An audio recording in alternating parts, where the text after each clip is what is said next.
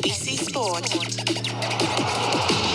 Hits it straight back to the bowler and a return catch. ABC Sports coverage of Australia versus India. Towards mid-on, strike the stumps. It's hit the stumps. Straight drive. It's meaty. It's monstrous. It's six. Live on your radio, ABC Sport Digital and the ABC Listen app.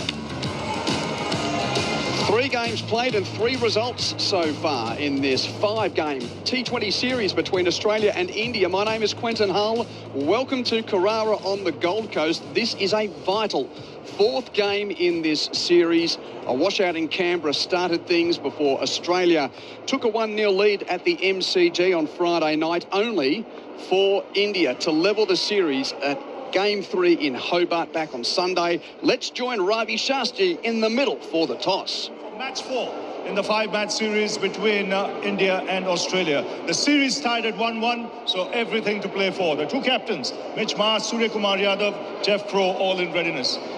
Mitch gives it a spin. Tails is the call. Heads it is. What have you decided, Mitch? We're going to bowl first. Do you play a lot here? What do you make of the surface? We don't play a lot here. It's obviously great to be on the Gold Coast, wonderful place. So we'll try and gather as much information about the surface as we can. And 1-1 in the series, so it's nicely poised.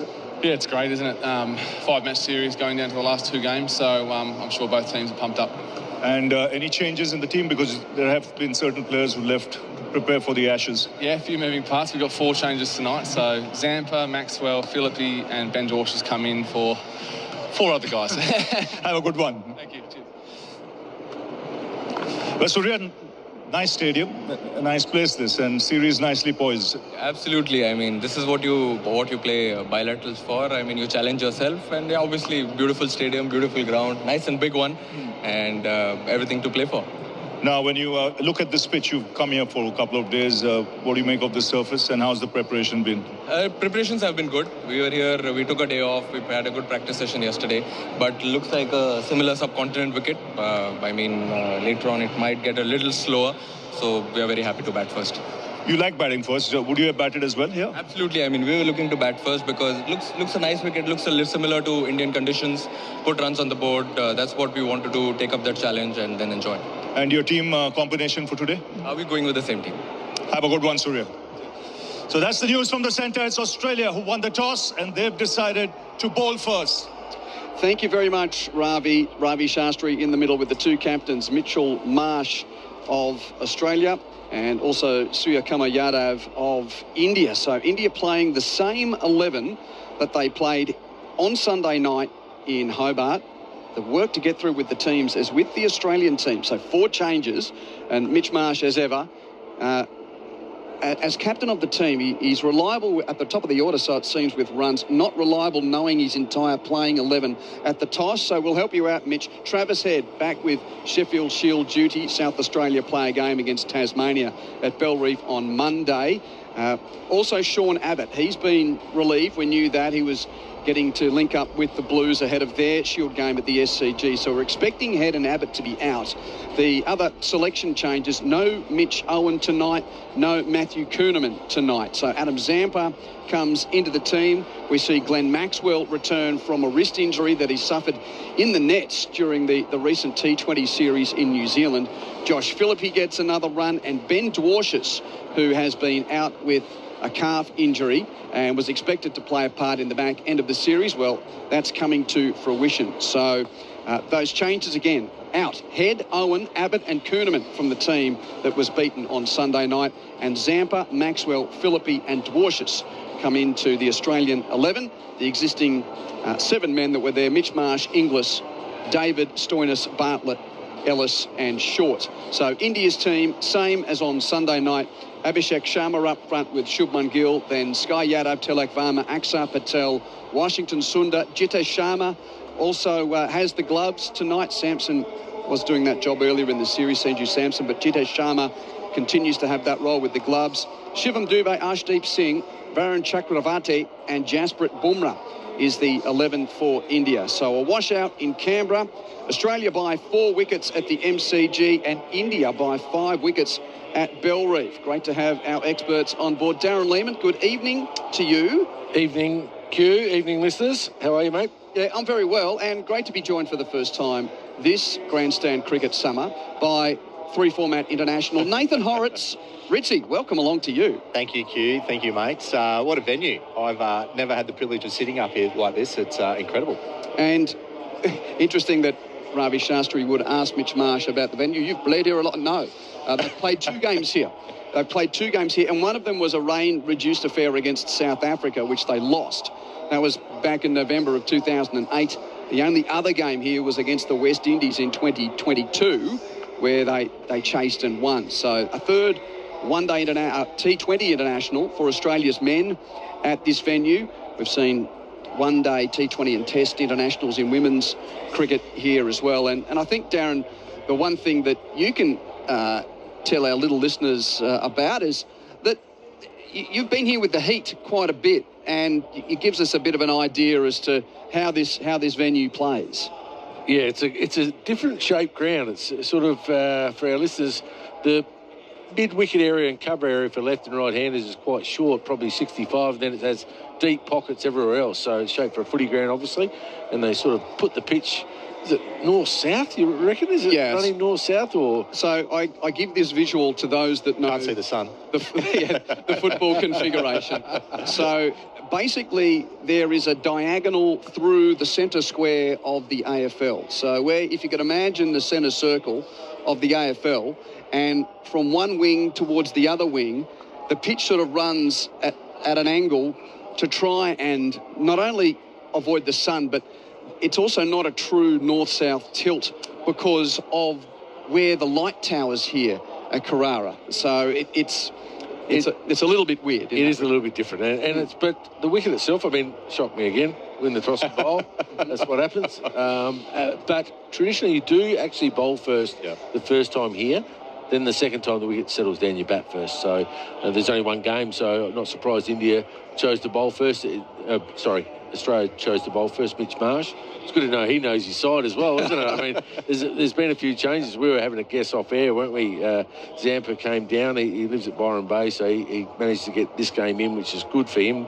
Kuhnemann misses out, which is, Kuhnemann being home, you'd love him. He's Gold Coast boy. You would have loved him to play. Head and Hoff, they're obviously getting ready for Shield Cricket and getting ready for the Ashes. There's no dramas there. Owen misses out. He's probably disappointed a little bit in his few games, but he's only had a few games, a young start, and they get another game in the Philippines. Obviously, Ben Dorshus comes back. Marley Beerbid, no spot for him. I'm a little bit surprised because if we look at the only thing missing from the Australian team, it's that 140-plus bowler, someone that's quick, Horry.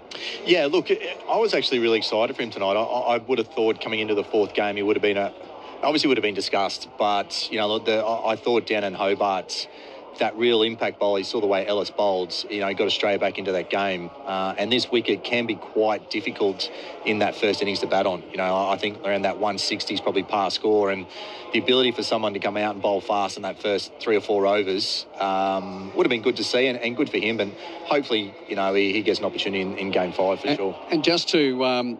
I hear our listeners saying, OK, Philippe and Inglis are in the same team. So Philippe playing as the specialist bat and Inglis as the keeper bat. Yeah, that's right. And Philippe, moves OK in the field, doesn't he? So no dramas there. Inglis, the keeper in the T20 format. I mean, it's a good side they've put out on paper. It's just that extra quick. Yeah. The 140. But Dorshus is not slow either for our listeners. He can get it through, and he'll take the new ball with Xavier Bartlett, you would think, early and try and swing the ball around and get some early wickets like they did at the MCG.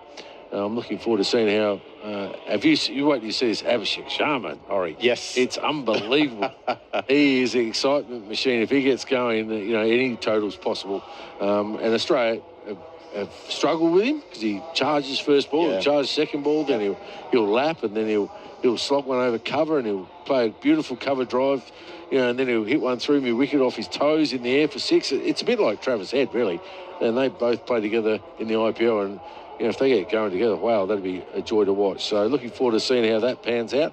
Ellis has been very good for Australia in the middle overs. Yep. I mean, he's almost that death bowler in middle overs. Yeah. He's got better and better. Captain of the Hurricanes, as we know. So they've just got a few tweaks, Australia leading in the T20. Obviously, heads away, and Hoff, you'd think they're both going to be in that World Cup side. So there's no problems there. It's more a case of, those guys getting ready for what is an unbelievable summer. And Nathan, I think this series is certainly about these two teams getting ready for that World Cup, which comes around early in the new year. Yep. India's got a bit more cricket than Australia before that. So I think from an Australian point of view and your knowledge of this team, what are the questions around the Australian T20 squad and also in subcontinental conditions? And I think I'm leading you down your art here, whether or not two specialist spinners will be played in that T20 World Cup. It's probably going to be, the key is going to be that first 6 overs and trying to work out, is Short and Maxwell, are they both going to be playing? I don't think both of them are going to fit into that side, but what role are they going to play, whoever plays in that first 6? As you said, like you watch Hoff, like even Xavier Bartlett, the way that those guys bowl with that new ball. But once you get into those conditions, Adam Zampa's the best white ball bowler in the world, with regard to spinning conditions, and he's very hard to get away. Can they get enough out of... I don't even think Glenn Maxwell's a part-timer, to be honest. I think he's outstanding. And same with Matty Short. Whether they need to realistically play a second full-time spinner, I'm not entirely sure. But, yeah, it's going to be interesting. Yeah, I'm with Horry there. I think Maxwell covers that second spinner role, but he's bowled enough in T20 and world cricket for Australia to be classified as a frontline spinner. So Kuhneman's still back up for Zampa, basically, in our best T20 team. I would think so. They'll take Kuhneman, there's no doubt about that. Yep. The other one they might look at is someone like Tanveer Sangha for those conditions as well, to back up for a leg spinner option in Zampa. But with Short and Maxwell, I get the feeling they're only going to take one of them. Yeah. Unless they've sort of not sold on Mitch Owen now. After his heroics last year, they can take both. Yep. And Short could be that spare batter where he can fit from 1 to 7 and bowl the overs at Maxwell if Maxwell gets injured, for example. Yep, yeah. No, I like that. Because, look, probably the biggest thing is, you look at guys like Stoinis and Timmy David. Look, now Timmy David's batting 4, and he can win the game in 5 or 6 overs these days. But the way Stoin played the other night, it was reminiscent of the way that he used to play when he was, coming through the system. And look, I guess the way those 3 guys, including Mitch Owen, they're all very, very similar. And you can't fit everybody up top. And it's going to be so crucial, those first 6 overs in those conditions of what they try to do. A couple of minutes before we welcome some listeners, just for those who have just joined, India sent in. Australia has won the toss. Head, Owen, Abbott, Kuhneman out of the team. Zampa, Maxwell, Philippi and Dwarshuis are playing. India has the same 11 as their victory at Belrive Oval on Sunday night. I was en route to the Melbourne Cup on Tuesday morning, and a very keen cricketing taxi driver having a chat with me about India's team. So he gave me safe passage to Flemington, thank you. But he was asking Buff about, he couldn't see why Arshdeep Singh is in the team. And he wanted, he basically wanted Kuldeep to get another game. Well, Kuldeep Yadav is left. India play a test match against South Africa this time, well, basically tomorrow next week. So there's all of those machinations as well. They're trying to manage themselves. We've got a big test series coming up, even sooner than the Ashes. Let's just hold there. Let's go back to the word. What was it? Machinations? Well, you are flogging me early here, Q. What is that? This is an ongoing joke. If you can't spell it, you can't say it. Oh, one. Both. Yes. What is it? Variations, right. Options. Thank you. Yes. I like that. I'll put that down in my thought. Jimmy Maxwell will be happy with that one. Yeah. Well, yeah. Now, what was the question again? Sorry. Arshdeep Singh. Oh, yeah, Arshdeep Singh. You're right. That taxi driver, we complained about it, didn't we? And then obviously he's playing and away he goes. He was excellent. He swings the ball early. He gives them variation. He should have been playing from game 1 for mine. MCG would have suited him perfectly. At least he's in. We saw him running around the oval before. I was going, well, you can't be not playing, surely. But he ran 2 or 3 laps. They're so fit. He's an exceptional bowler, an excitement machine. And he'll be one they have to watch early. Him and Boomer are a very good opening attack. The game's changed, isn't it? The game, especially as Horry said, the power play in India, the first 6 overs is going to be key to the tournament. Who gets away to a flyer? I think you're going to see teams just go. Load up and go. They're all playing 7 batters. The only ones that aren't, India, they're playing 1 extra bowler, which gets, if they lose wickets early, they can't win. And we'll delve into that a little deeper. By the way, the SMS line is up and running if you want to get in touch. 0467 920 222.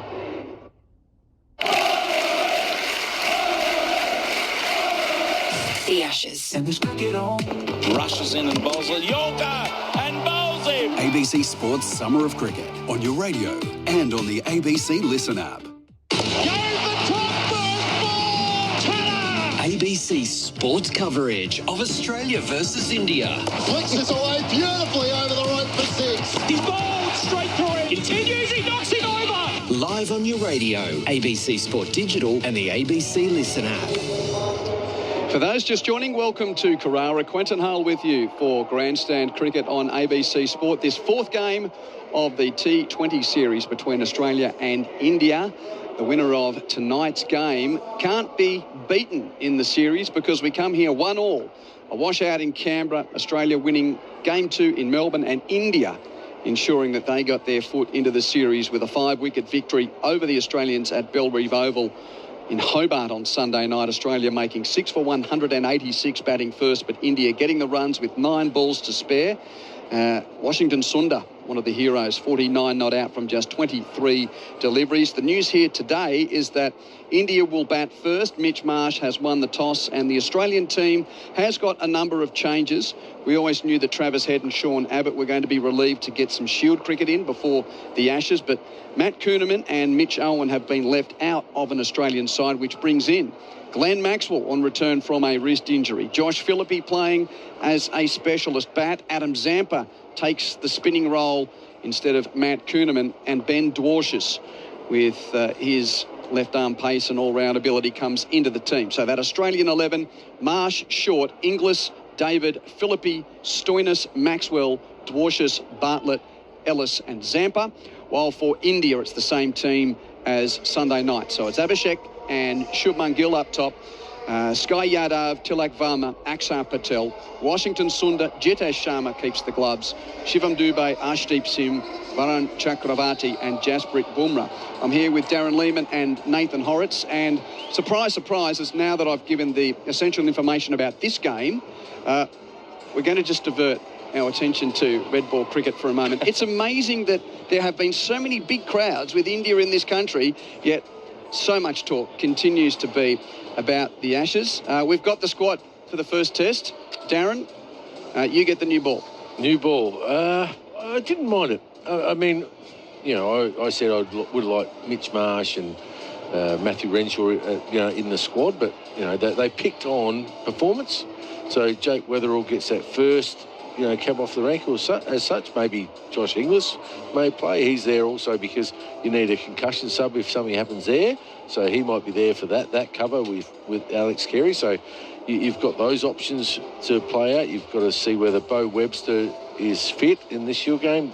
Cameron Green's fit in this Shield game. You've got plenty of options. If Jake Weatherall gets 100, you think he's going to open, wouldn't you? But if he doesn't, they could go other options. They could open with Marnus. There's many options they could play out. So the pleasing thing for me is they've gone with a squad that they can chop and change depending on conditions in Perth. Now, if it's overcast, as I said before, I mean, I'm playing Nathan Lyon. If the weather's perfect, you're playing Nathan Lyon. But if it's overcast and it's a 3-day game, they may not play Nathan Lyon. They may look at playing like a Webster as, the fourth bowler at bat 8, give us some depth because the spin won't have as much an effect. I think Nathan will play all the rest. There's no doubt about that whatsoever. And I think he'll have a big series. So I think he's got a big part to play because there's the big point of difference from the Australian team, the two spinners. It's just the first one. If conditions don't suit the spinner, do they go the other way? So they may look at that. But all in all, I'm pretty happy. I would have liked to... I'm not sure what's happened to Michael Nessa. He's fallen off the radar a little bit. He's had an outstanding couple of years. He didn't play the last Shield game, so whether he's injured, because Sean Abbott got picked in the squad, and I thought maybe Nessa or Abbott, you could have gone either way. But in general, as a whole, I think they've done a pretty good job considering the amount of teams we've picked for them over the last 2 weeks. Nathan Hauritz, what were your reactions? Look, I was really happy to see Weatherall get picked first and foremost. Look, I think that... Would you play him? Personally, I think he has to play. Being picked in that squad as the only other opener, I think he's just got to play with Usman. Whether or not he does is probably going to be the next question. Look, I think the selectors have shown a tendency to pick their best 6 batters, no matter where they bat in Shield cricket. Hence, Nathan McSweeney opening and then Steve Smith opening as well. I would love to see him play. Look, I'm probably the same opinion of Buff there with regards to Nathan Lyon playing in Perth. His record in Perth is outstanding, and he is going to be the point of difference.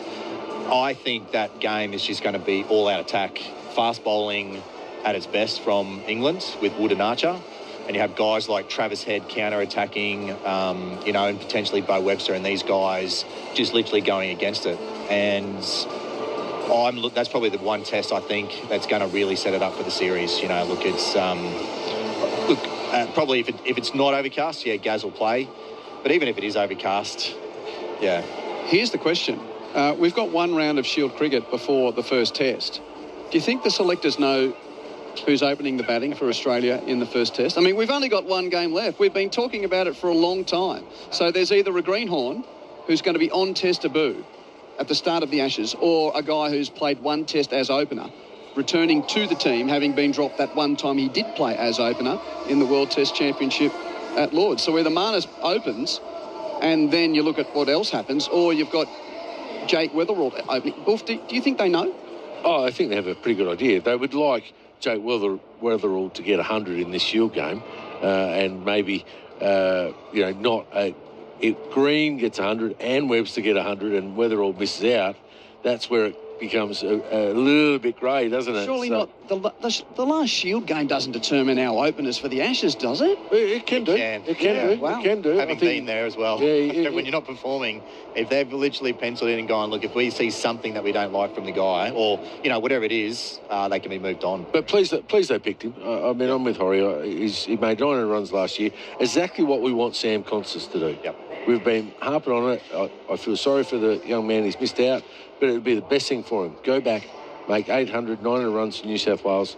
Stop all this reverse sweeping, because he's got a really nice technique when he just concentrates on actually good defence and then hitting the bad balls. And he's done that before. He's got caught up in all the hype.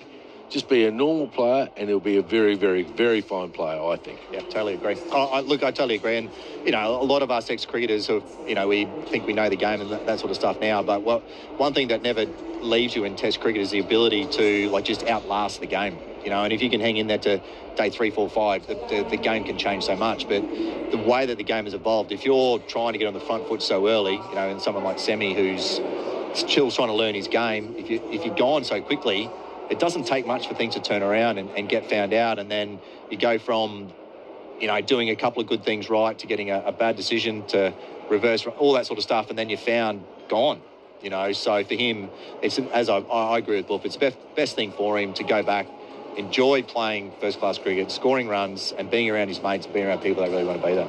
Nathan Hauritz and Darren Lehmann, your experts. I'm Quentin Hull. You're listening to Grandstand Cricket on ABC Sport. And yes, we will turn our attention to the game ahead of us now.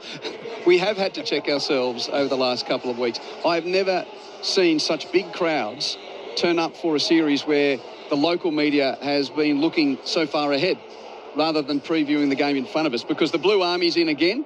It's another home away from home game for India. Plenty of Team India shirts here at Carrara. Australia winning the toss and India is going to bat first. And here's a text which ensures that we get out of Ashes mode and into this game. G'day to Troy and Georgie from Sandy Island and Moreton Bay. They say, hello lads, we've a medium pace attack tonight. Riley Meredith's an imperative to give Australia a 150k strike bowler. Question. We spoke about him at Hobart the other night. That's what they missed. They needed someone fast. And I think, maybe these games are telling them what they need. Because Xavier Bartlett and Sean Abbott were a little bit short the other night. I think X is probably in front of Sean Abbott at the moment in this format because he can swing the ball early. Just swings it that little bit more at the top, doesn't he? Yes. They're both, with regard to both bowl well at death, they both do different things. But, Xavier, just at that top mark, in those first couple of overs, he can swing it enough to take those wickets. But, that 150k an hour bowler is all they miss, I think. Yeah. That's all they're missing. If you add Maxwell into Head, those sort of players, they've got all bases covered for a World Cup. Just the extra quick that bowls enough speed for me. And the good news, we look to the skies, there's only a little bit of cloud about. We can just see the top of the Surfers Paradise skyline in the distance. And a little bit of a pink hue would be a good spot down there at the moment, Horry. But good spot to watch when it on TV, just right near the water. We've got a pretty good spot right here. 0467 920 222 if you want to get in touch. Australia winning the toss and sending India into bat. And just before Brett Sprigg comes in to join Horry for the opening, I went back and looked at the Big Bash League numbers for this ground, because we don't have heaps of 20-over cricket on this ground, but we've had a bit of men's domestic T20 stuff over the last couple of years, and it's 50-50. Whether you bat first or whether you chase, there is a 20 games played. Team batting first has won 10. Team batting second has won 10. And even at the toss, interesting, 6 times if you've won the toss in the BBL, they've chosen to bat first, win 3, lose 3. And then 14 times they've decided to chase, and it's a 7-7 split. So when it comes to that bigger statistical pool that we're pulling from, i.e. the men's 20-over games here, winning the toss and batting first means little statistically in that regard. You could literally just rock up and play the game. Yeah. Not even worry about what you need to do. So all that statistical planning doesn't matter at the end of the day. Nathan, great to have you on board the first time this summer. Stick around, because Brett Sprigg is about to join you for the opening of this 4th T20 encounter in gorgeous conditions at Carrara. The summer of cricket on ABC Sport is about to get even bigger. Well flighted down the track. For love, it goes aerial. Over cover. Oh, it's a 67. The big names. Legs for Milana King as she bowls. The ball smashes it over the right for 6. Ernie down the track she comes. It'll race to the road for 4. The big moments. Megan Shoot bowling to Jonathan. In the biggest and the best women's comp in the world. They'll take one. They want a second. The throw is strike again. It's a direct hit. It's perfect. It's the WBBL on radio, on digital, and the ABC Listener. Just look for the WBBL button starting this Sunday. Live coverage of Australia versus India on ABC Sport, your home of cricket.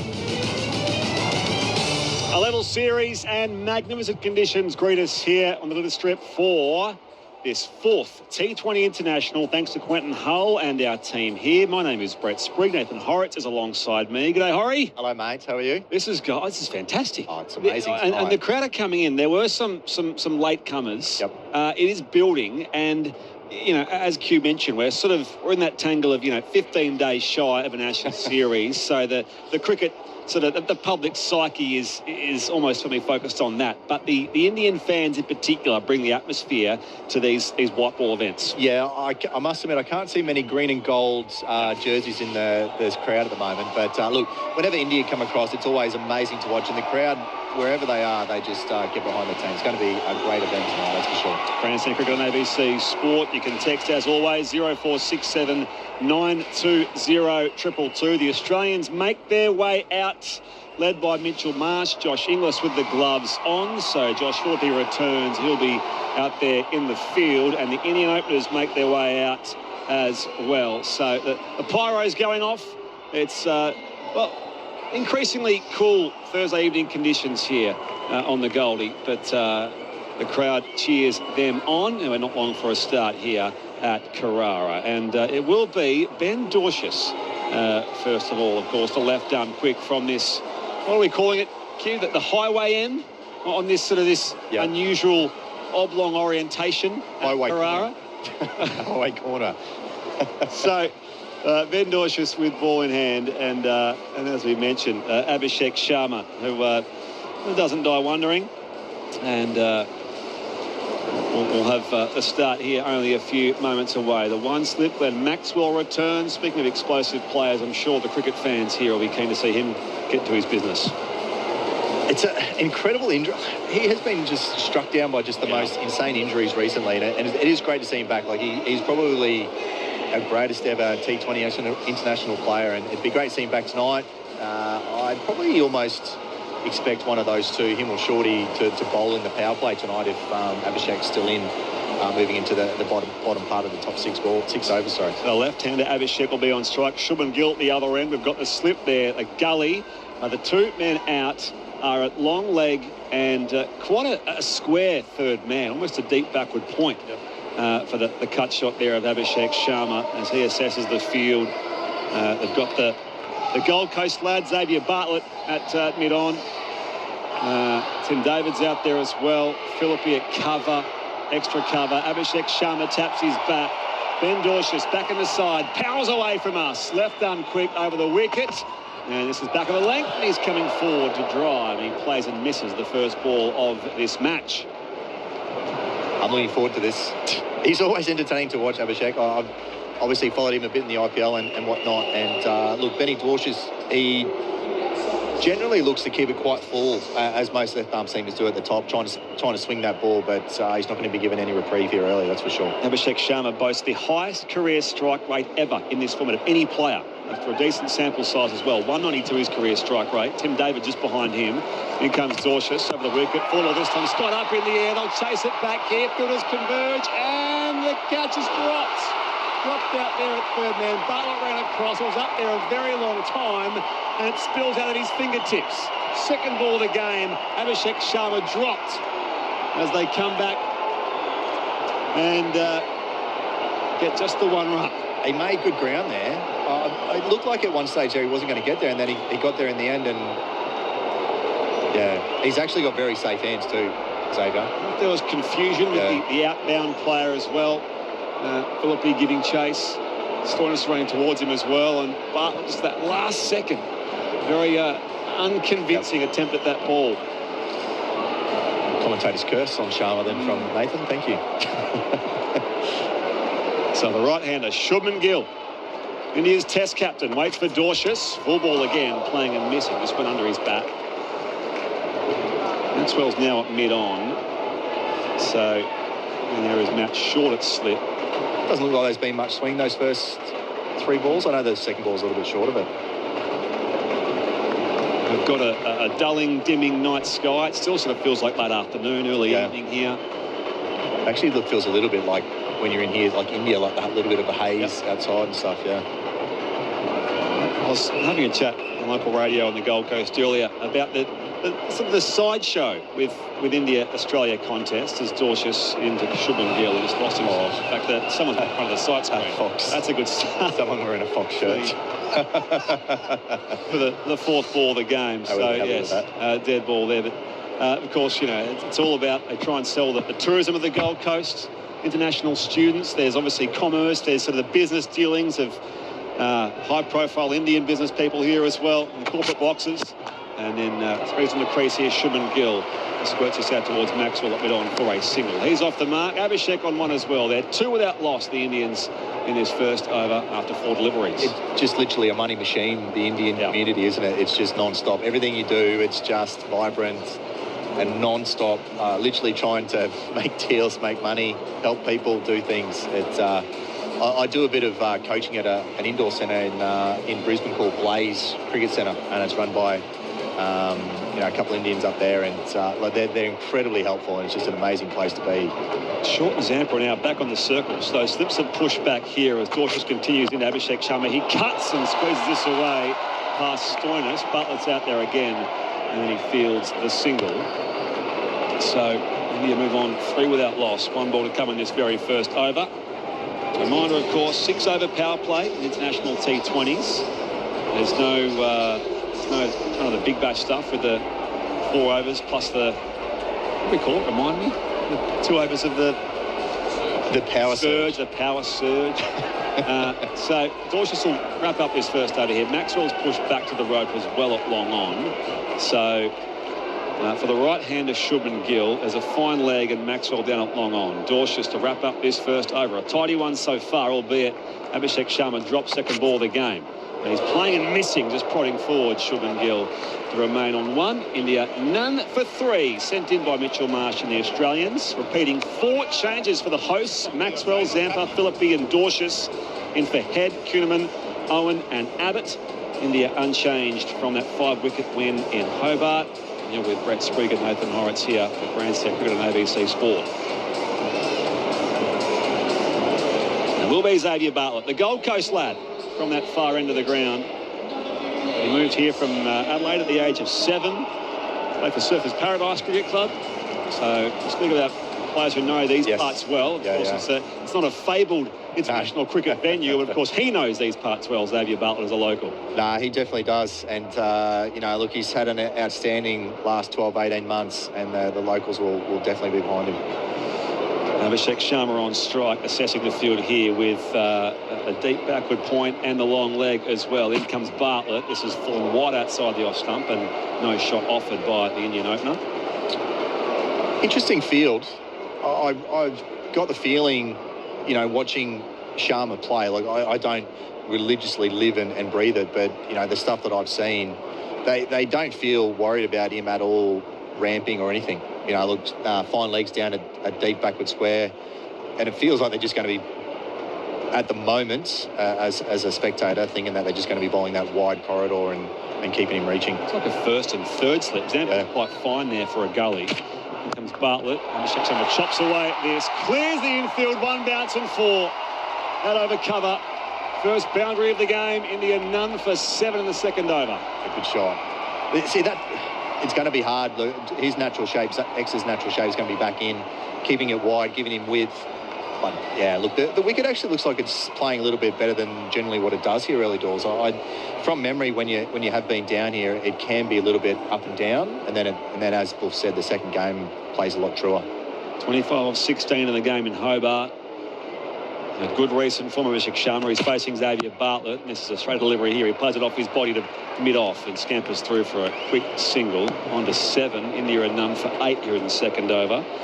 Top scored in the Melbourne game as well, with his 68 off 37. He's part of the tournament in the Asia Cup as well. Yep. So had a good across his 314 runs, strike rate 200 in the Asia Cup. So again, that's most of his career. 192 strike rate, which is extraordinary. It's incredible. Hey, it's just it literally is just the norm. Like if you're when you first started, you have to be over about 130. These days, you have to be over 150. Tim David's in the 170s, 180s, around there. And comes Xavier Bartlett, Shubman Gill on strike. Fielders encroach here, and this thick edge just runs down towards Ellis, Dorcius there on the rope at third man for a single. And he hits it 170, 180 as well. They're big balls that he hits. That's a huge hit the other night. India none for 9. Your text welcome 0467 920 222 here at Carrara on the Gold Coast. Those throughout the night as the LED lights just blazing up a little bit. Abhishek Sharma back on strike, gives himself room here, clears Marsh at mid-on, and this will run down to the rope and just kept alive down there. Great chase from Mitch Marsh, not renowned for his aerobic capacity, but he's hauled that in. Now they do complete 3. So that's a rare 3 in a T20. Abhishek on to 10. And India are none for 12 with 1 ball left in this second over. He was good pace there, the Bison. I haven't seen him move that fast for a long time. No, look, he's going to be tough. If they don't get on top of him early, they could get away here really quickly. I wouldn't be surprised to see if Sharma's facing the next ball, like in the next over, potentially Matt Short or Maxi having a crack early. Offside ring field, Short, Zampa, Stoinis there at extra cover. Tim David, mid-off is Mitch Marsh, who chased that ball to the rope successfully, saved a run. Gill facing Bartlett, plays it off his body here. Semi-defensively, they'll scamper through for 1. And that is just a single to complete the over here. So none for 13 India after 2 overs, with Abhishek Sharma on 10 and Shubman Gill on 3. Is this your first time at Carrara for cricket? Yep. Yes. So as Q mentioned, this is the 3rd men's international fixture. Yep. 2018, the Proteas beat Australia by 21 runs. 2022, Australia beat the West Indies by 3 wickets. In the second last ball, Marsh, Maxwell, David and Zampa all played in that game. But yes, it's not one of our regular international cricket venues. But it's the Gold Coast. It has a sense of party about it. Yep. So it's a leg by the way. Just double check that. 1 leg by, so none for 13. Dorcia starts new over here. Left arm quick into Shubman Gill. And he charges, stumps it back over the bowler's head. A few bounces, and it will beat Maxwell to the rope for 4. Wicket looks like it's playing quite nicely, I reckon. There doesn't look to be a great deal of swing, and it's coming through. I'd probably say, I think the average score is about 160 odd. You'd be probably thinking 180 tonight. Good conditions. A little bit of dew later on, so I'd be starting to look at that sort of score. A slight field adjustment here as that third man comes up inside the rope.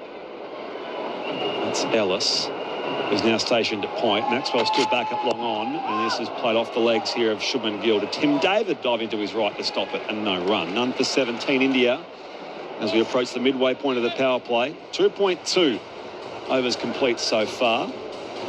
It's well executed. Mid-on going back. You can't miss there. You know, anything to the offside, it's 4 runs. So no change there in that field.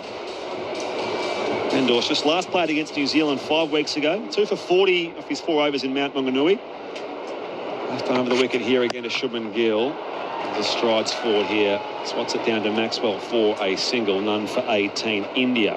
0467920222. Hi crew, thank you for the cricket you bring us. It's awesome. As a blind man, you keep me in the game. It's excellent. Can you tell me the schedule for the Women's Big Bash on Sunday? Murray from Geelong says go the Aussies. Yeah, that starts here in Queensland, in Brisbane.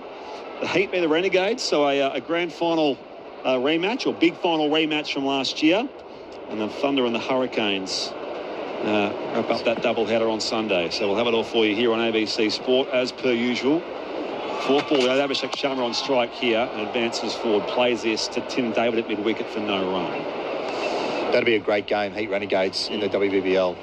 That Heat side, they've fallen short just a couple of times, and in the Spring Challenge they lost that again, but they've got some incredible cricketers coming through that group. You know, well looked after there by Motzer and Tomo there, but that'll be a great start to that WBBL. I think we'll have Grace Harris join us on Saturday at the Gabba, in fact. She'll be our special guest. She, second ball duck in that final last year. Dug in short here by Dorsius, up in the air, just clears Tim David at mid-wicket. They'll scamper back here for a second run. None for 20 here, India. Abhishek has 12 of those, and there's 1 ball left in this third over. Yeah, it's coming on nicely, very nicely. As I said, I'd like to see maybe Shorty or Maxi come on for 1 over to Abhishek. Try, and that ball's just that little bit newer skid on, but look, it's going to be new after 6 overs anyway. It's not going to change. Abhishek Sharma dropping the second ball of the game. Xavier Bartlett coming around from third man. With this man, Dorsius. New ball here is coming forward to Philippi, who fields at cover. Dot ball to complete the over. Halfway into the power play. So 3 overs complete here. India 20 without loss here. Grandstand cricket on ABC Sport with Brett Sprigg alongside Nathan Hauritz. Richard from Geelong. Got a few texts from Geelong here. Just tuning in while cooking risotto for dinner. We'll love that. Love that for you, Richard. Will we ever see a BBL team based on the Gold Coast? That would be a fantastic addition to the competition. And then says Geelong should have a team too. Well, the Renegades are sort of playing there. Yeah. Well, they're playing there more or less. They've had issues with Docklands, the surface there. They've also had issues at Kinnear Park as well, the Renegades. But the Heat, of course, play games here occasionally. So it is always talked about as a possible new franchise if they were to expand the Big Bash from the Gold Coast. Just not enough cricketers.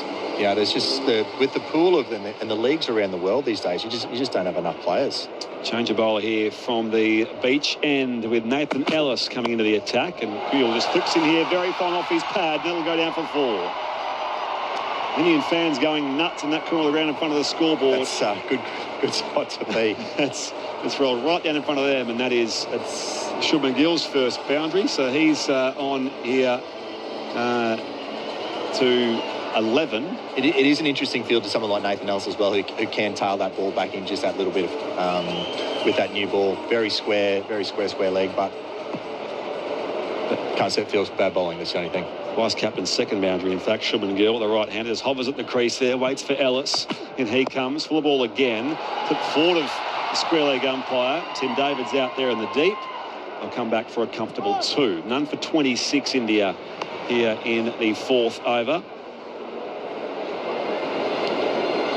I don't know if they had a franchise down at the Gold Coast. I don't know how big the cricket following is, with regard to, when the Heat play down here, when they're doing well, obviously they bring the Heat fans. They bring all that. I reckon you're probably more of a chance if you try to do a franchise somewhere, say, like Mackay or, Cairns or something like that, up in those stadiums. Good facilities there as well.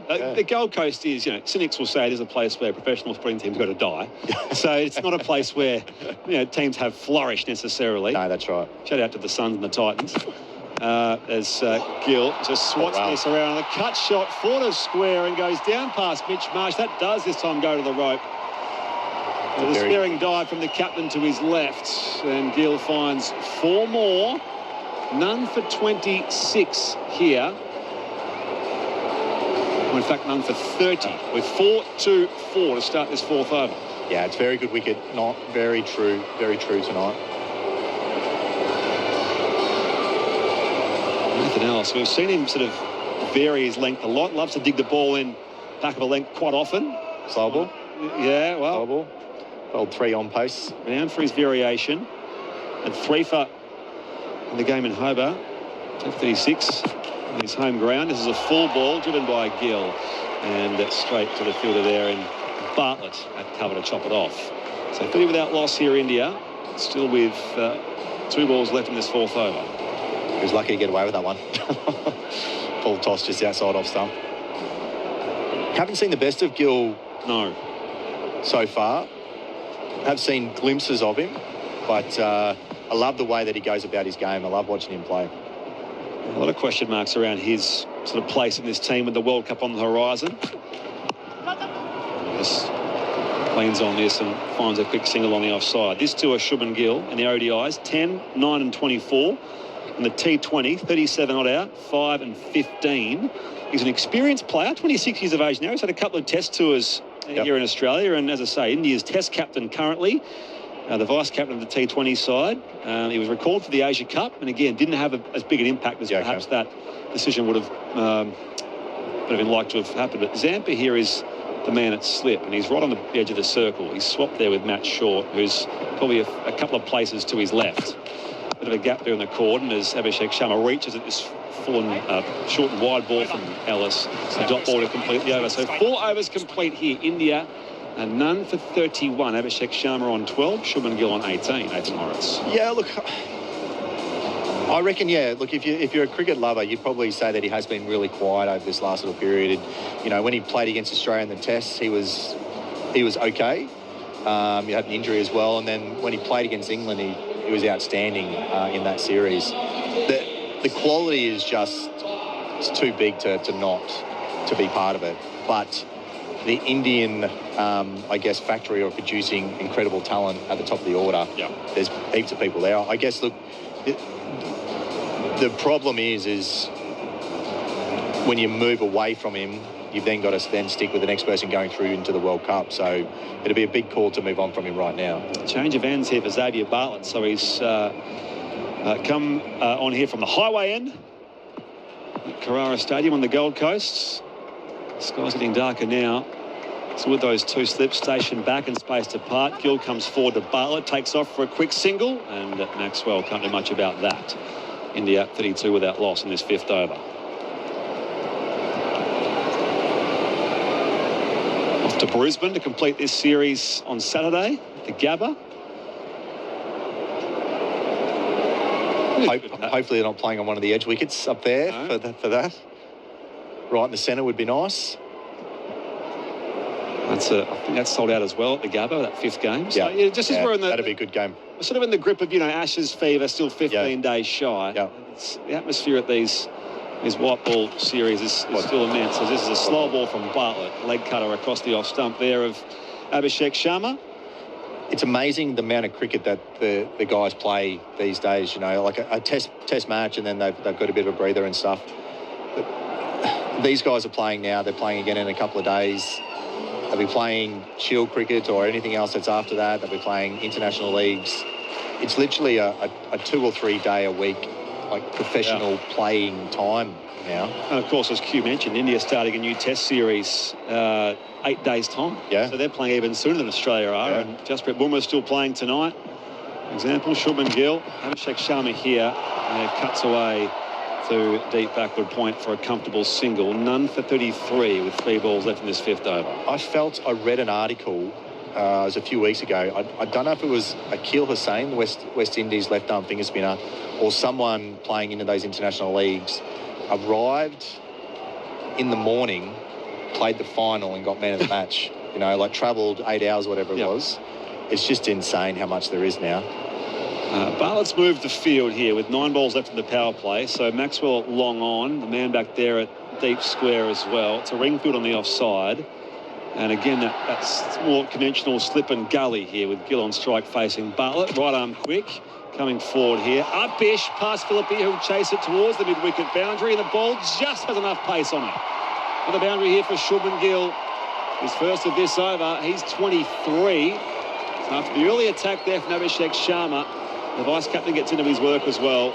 None for 37 India here with 2 balls left in this 5th over. That was well played. Like he came out the ball a lot more there. Early on in one of the earlier overs, Dorcius did the same thing, had mid-on back. Bowling to Gill, similar sort of ball. Gill stayed in his crease. Couldn't really do much with it. This time created a bit more of length toward himself and got the rewards. It was well played. So Gill gets set again. As Bartlett powers in past the umpire. Comes forward and defends as Gill. Enough for a single, though. Throw comes to the non-striker's end. And it was well done down there from Ellis, but they do get the single. None for 38. So keeping the strike here, should well, change the strike here, but Gill may well have it again next over with 1 left in the power play. Gill on 24, Abhishek Sharma on 13.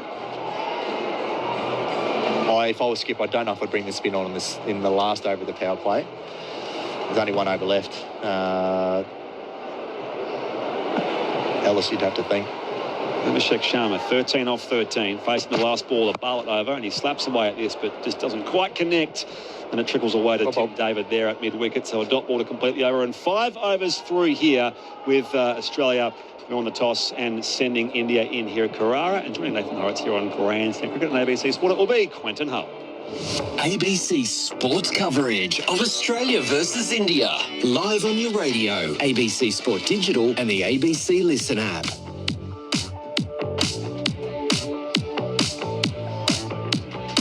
They can say what they like about Gold Coast sporting teams, but this is a great venue. Oh, it's amazing. It's a terrific venue. Yeah. It's like, you feel so close to the action where we are right now. Like some stadiums you go to, you do feel a little bit distance, but you're right on top. You're very close. As a crowd, it's it's got that similar sort of vibe.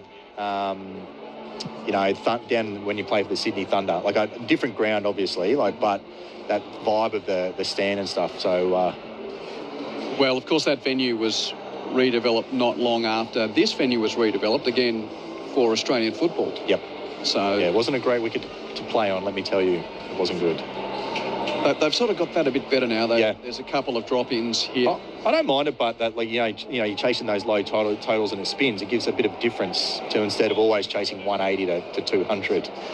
Marcus Stoinis is going to bowl the last over of the power play. India none for 38. Shubman's on 24 as he's on strike to Stoinis. Bowls into his hip. He takes the single to square leg. Thinks for a second, but Zampa scurries around from 45 to keep it to 1. So Australia sending India in, and the changes: Head out, Abbott out, out for shield duty and prep for the Ashes. Owen dropped, Kuhnemann dropped, Zampa, Maxwell, Philippi, Dwarshuis all into the team. India with the same team that won on Sunday night, and this man Abhishek Sharma, what's he got for it? He's going slowly at 13 from 14 balls. Ritzy, he's been trying to absolutely murder anything back of a length. This field's deep cover, deep backward square. Yeah, they're the 2 security guards out on the rope. Still 5 balls left before they can send the outriders. Bouncer from David. Stoinis pulled out over mid-wicket for 4. Philippi was in the infield. I don't think he got all of that, Abhishek Sharma, but he hits it for 4 nonetheless. Moves to 17. Tried to bluff him, didn't he? And India none for 43. Yeah, I wonder what sort of set play that was, having deep cover and bouncing with only 1 back. It's I don't know if you want to be looking to bluff too much in those first 6, but it might have been a set play for the boys. Now they've got 2 back. He's in a bit of a hole now to wrestle this back, whether he goes back of a length or full. Stoinis tries again into the body of Abhishek. Gives himself room to squirt a ball which was outside leg stump on the bounce to mid-off and takes the single. Maxwell was there, so Stoinis following him. And Abhishek moves to 18, none for 45. Well bowled. 44, should I say. Very well bowled. Looking at this 44. Yeah. So he's always looking to be bowling those tough overs, isn't he, Stein? So same field, except they've got a 45 in. The right-hander now on strike. Stoinis over the wicket to Shubman Gill. Taps and runs. He's happy enough to give Abhishek the last couple of balls, I think, of the power play. That was a dead set, get to the other end. It was just a knock and run with no one in the infield. So I think he knows his role here. Shubman gets to the other end, moves to 26, and Abhishek's got 2 balls to try and hit a boundary with only 2 men out. One thing he can guarantee is that he's going to try. He'll have a go for it. So, again, deep backward square and deep mid-wicket are out. And then every other fielder in the infield on the edge. Mid-on's the only one on the onside and a ring on the offside. Stoinis to the left-hander. Oh, it's a bouncer which comes off the splice of the bat. Or did it strike him? It certainly ballooned out in the offside. He's taking his helmet off. His back was to us as that ball was delivered. I think that probably hit him on the lower part of the grill. I reckon it did. So we'll have to have a look. Oh, got him. He was sort of fending the ball off at his throat, and I thought for a moment he got some splice on that, but let's have another look. Good bounce from Stoinis. And, yeah, it just took a little bit of his grill, so we'll get things checked out. He certainly doesn't look like he's in any type of distress, Abhishek Sharma. But a good ball. No, very good. Hit him. Yeah, just hit him just missed his jaw, didn't it? Yep, underneath. Yeah. No, he seems to be okay. You have to be so careful these days, don't you? Everything that's going on. And if you want to get in touch, 0467 920 222. Wazza asks, why are they playing on the Gold Coast and not a capital city? Well, they're exposing some cricket to this venue. Yep.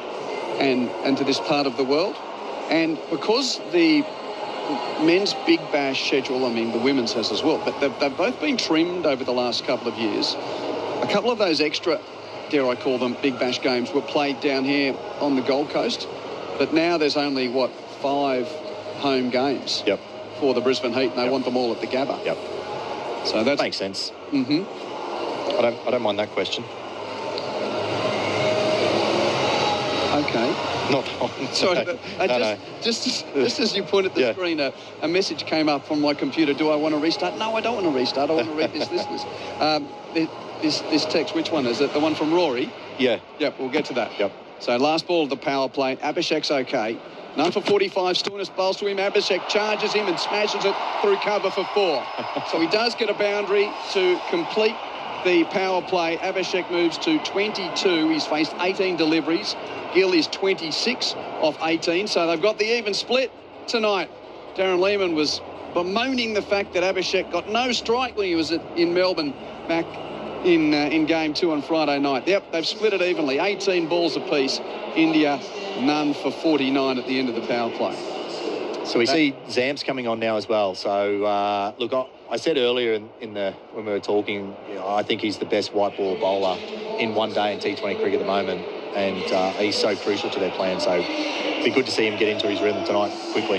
This text is from one of our loyal listeners, Rory, who's another of our visually impaired listeners. G'day, Rory. He says, I love the commentary. I think DRS and third umpire review process needs to be sped up. It's so slow, it drives me insane. I think if a decision can't be reached within 30 seconds, then it should default to the on-field call. That would help speed things up. Thank you, Rory. Yeah, I like that. I totally agree.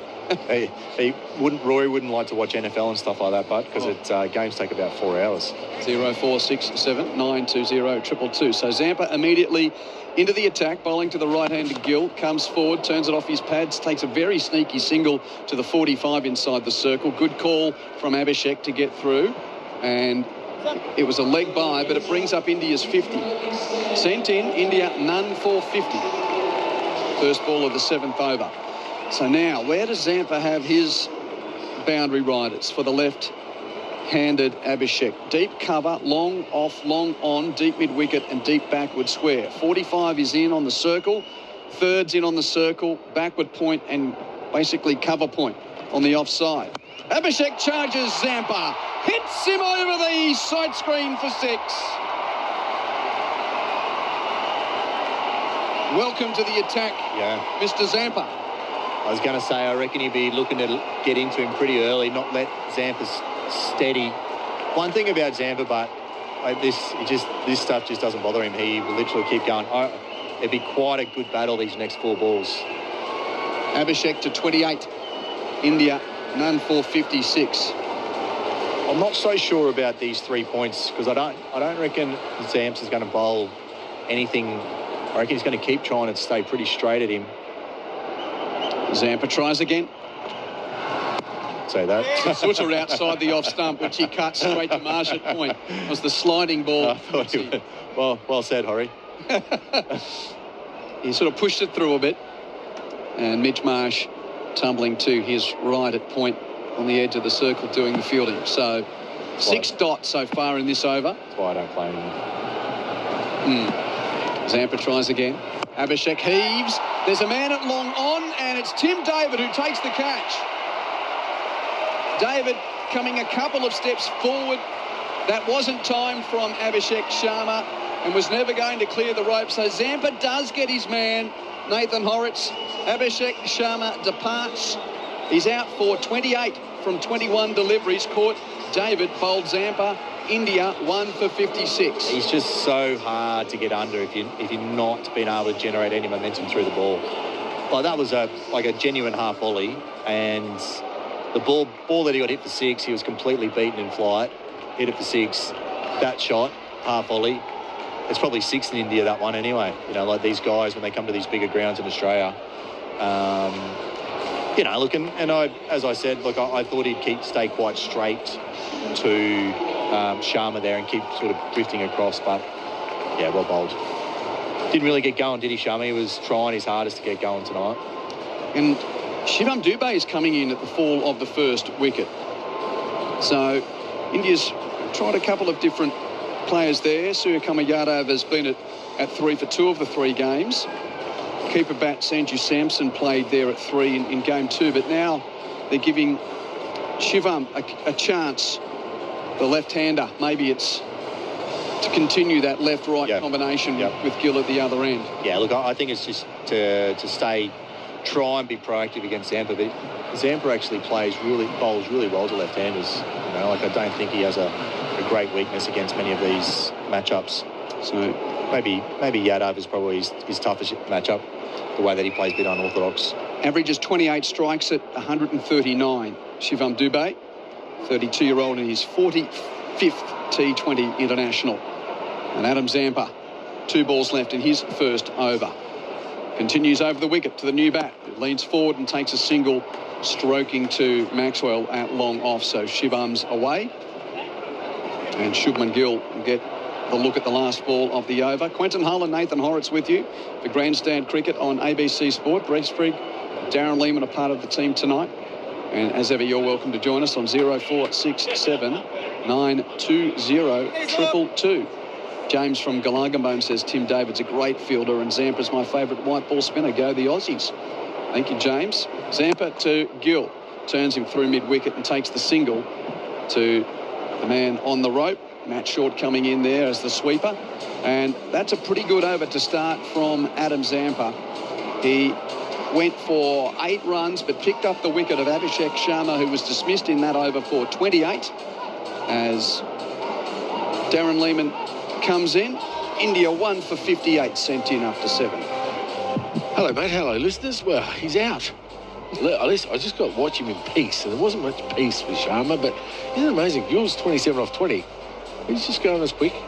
Goes about his work, doesn't he? He hasn't gone on with it. And that's probably the only thing about him in this T20 series. But, well, it's a nice start. They'll be happy with that, India. Getting away to a bit of a flyer. Drop catch early, hurt. Big X. Home crowd, he would have been disappointed, Big X, with that. Well, I think he was worried about this man running towards him as well. Stoinis bowls a bouncer down the leg side. Shubman looks at the umpire and says, is that a sundry? No, it's not. A legal delivery. Yeah, Stoinis was at mid-wicket running deep and Bartlett was running in, and I did see Big X have a look. Yes. Look, he's a big man, Stoinis. You don't want him running into him, but so is X. I think that's probably a fair fight, to be honest, in the weight category, but we don't want Steve or Jason Gillespie here at Carrara. Thank you very much. No, that's exactly right. I tell you why they're digging in for this is the boundary is quite big on the leg side here for Stoinis. Who's bowling to Gill. Slower delivery. Shubman checks his shot and decides to tap it on the onside for a single. He seems very happy to get to the other end at the moment. Shubman Gill moves to 28 from 21 deliveries, 1 for 59. Obviously left-right, continue on with Dubé going up the order tonight. Well, Varma could have come up the order with his left-hander. But he hasn't had much of a go, has he, Dubé? He's sort of been in a couple of times, but got out early in Melbourne. Yeah, late on there, he made 4 from 2 balls and then not required on Sunday night. So, and he wasn't a part of the 50-over squad. So, I will be interested to see where Axar Patel bats tonight. Because if he bats above Washington Sundar, I'm a bad judge. Washington Sundar played beautifully the other night, didn't he? 49 and got him home easily in a canter. So Dubé facing Stoinis. On his pads, he struck on the pad, but no appeal, and he takes a leg by. Was there an inside edge on it? We'll wait for the umpire's call. No, all pad, but no appeal. Indeed, a run, though. 1 for 60. Now,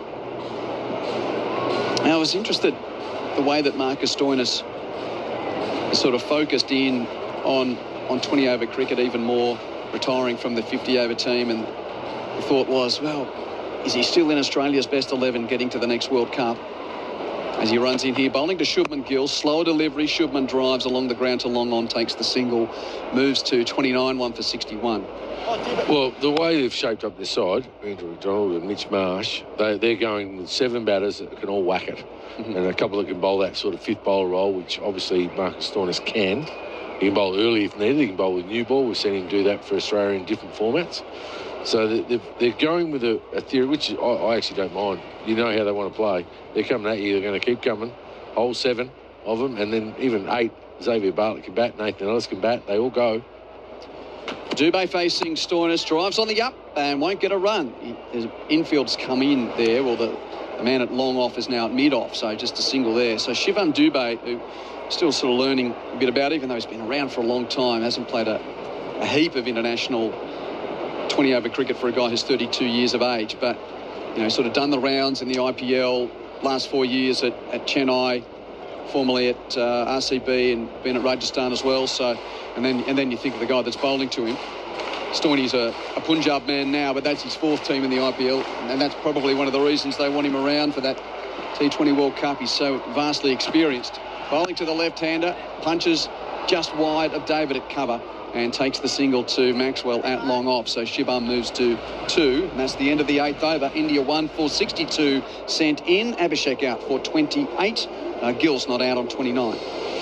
Yeah, I mean, I'm looking at the Indian team, and their top 4, I go, wow. Not so much Dubé, but, when I go Yadav, the skipper, Varma, that top 4, that gives me a little bit shivers. But the rest don't. Washington Sundar did the other night. I thought he played beautifully, but I still reckon they're a little bit short in the batting department. That'll be the big one for me, what they do there. They've got enough bowling options, but their batting just looks a little bit thin if you lose early wickets. If you don't, they'll make enough. There's no doubt about that. But you look at a couple of blokes. We brought up one, Hardik Pandya. If he comes back into you, that's a good number 5, 6, and then they're starting to get some depth. Dwarshuis back into the attack, outside the off stump and cut beautifully by Dubé to backward point for 4. That shot was on the rope and not too far away. Scurried to his right, but the dive is in vain. And that's a beautiful shot. Good cricket shot from Shivam Dubé, moves to 6, India 1 for 66. Just shows there's room for cricket shots in this game as well, isn't it? The way he played that beautifully. Leonard beat backward point, beat the deep cover. Timed it beautifully, went for 4. And you were speaking about this Indian team as Dwarshuis tries again, left arm over. Tap and go on the offside. Yep, they'll get through. Shubman very quick to respond from the non-striker's end on the dead bat just to the right of Stoinis at cover. So Shivam moves to 7, 1 for 67. I think we're all hoping to see a bit more of Yashasvi Jaiswal in this white ball series. We hardly got to see him at all, did we? No, we didn't. He was in the 50-over squad. Now he's back home getting ready for the test match. Yeah, he was around. It was a bit of a surprise. I mean, they're 50 over side with Rohit Sharma and Virat Kohli, and they've got some depth there because Jaiswal couldn't even get into it. Yep. So I don't no problems with their 50 over format, and then Pandya can come into that as well. So their 50 over format's fine. It's their T20. They look like they're just not sure, are they, with what they want to do. They've got Axar Patel batting 5, which is too high for mine. Cautious to Gill. Short outside the off stump, cut, but straight to backward point. And Ellis does the fielding, no run there. A rare dot ball. Score remains 1 for 67 in the 9th over. So, you know, they're probably the one that, if you look at two of the settled sides, I would say India, yes, they're number one, but, you know, they will play better at home as well. The grounds are smaller. They played well here, obviously, last game, but they will play better at home. So maybe they know something we don't with those conditions. Cautious to Gill, slower, but driven very straight, just down the offside of the pitch. Maxwell scurries around from long on to keep the scoring to 1. Yeah, just a bit of a check drive there. Dwarshuis going through all his pace variations here as Shubman moves to 30, 1 for 68. I'll tell you what, we did have some interesting questions early on. We've got another one here from... where is it from? Jimbo in Newcastle. How was Darren Lehmann's dinner tonight, considering what happened in Tasmania? And for the listeners, I did say food wasn't great. They left Dizzy off the menu. Oh, really? No vegan meal for Diz. He wasn't happy, the big fella. Shivam Dubé facing Dwarshuis. Again, change of pace outside off stump and cut on the bump to the sweeper for a single. Dubé to 8, 1 for 69. Do tell. But beautiful fruit platter tonight and burger for the lads. I think everyone's pretty happy with it. Really? So, yeah, I haven't had the hamburger. I haven't had the hamburger, but I had the fruit platter. It was beautiful. Yeah. But we're in Queensland. You're not going to complain about fruit, are we? No. Gorgeous. It was unbelievable. So thank you, the catering staff here. And Rob from Albury. G'day, Q. I'm listening while having a beverage in the backyard on a beautiful spring evening in Albury, which he says is almost a Riverina shout-out. He knows I'm a Wagga boy. Ah, there you go. G'day, Rob. Dwarshuis to Shubman. Short, mistimed pull off a bottom edge. He'll get a couple down to fine leg. The man in the deep behind square is very square, and that's gone fine off a mistimed bottom edge. 2 for Shubman Gill to move to 32, 1 for 71, and that's the end of the 9th over. 9 runs coming from that over. Abhishek Sharma, the only man dismissed for 28. Yep, nice over. Both sides wouldn't have been too happy, too unhappy there. 9 off it though, but Xavier Bartlett coming back on now to chop and change their bowlers. Did they not bring the oysters out for the T20 at Bell Reef? Usually you get some oysters at the Must have been because I was there, mate. Yeah. No? Oh, that might have been in the boardroom. Wasn't in our facility. X-Man's going to have another go. Xavier Bartlett, 2 overs, none for 16. Continues to impress in the early stages of his international career, which is all white ball at the moment. You wonder, with the demographic of the Australian red ball attack, whether that's on his horizon. Bowling to the left-handed Dubé. It's in the slot, mistimed drive down the onside of the pitch for a single. He's probably missed out there. It was a little over-pitched from X, and he only got 1. Well bowled. Yeah. I thought it was good length. He's trying to hit a hard length here and let the wicket do the work. It's slowed up a bit, hasn't it? They've slowed up a bit, India as well. So, Xavier Bartlett, where do I see him? I see him being a very good bowler in England. Yep. I think that 27 Ashes series will be somewhere he gets to. That's obviously 2 years away. We'll have some retirements by then, won't we, you would think?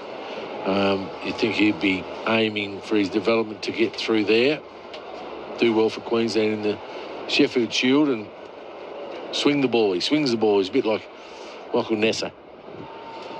He's got Shubman Gill in his sights now. Bartlett. Right arm over, pull shot from Gill, mistimed, straight to Kuhnemann, who's sub-fielding. He's at mid-wicket, prevents a run. No Kuhnemann tonight, no Abbott, no Head, no Owen. Zampa, Maxwell, Philippi, Dwarshuis all coming into the Australian team, same 11 for India. So what's interesting for our listeners here as well is fine leg is quite square, very square in fact.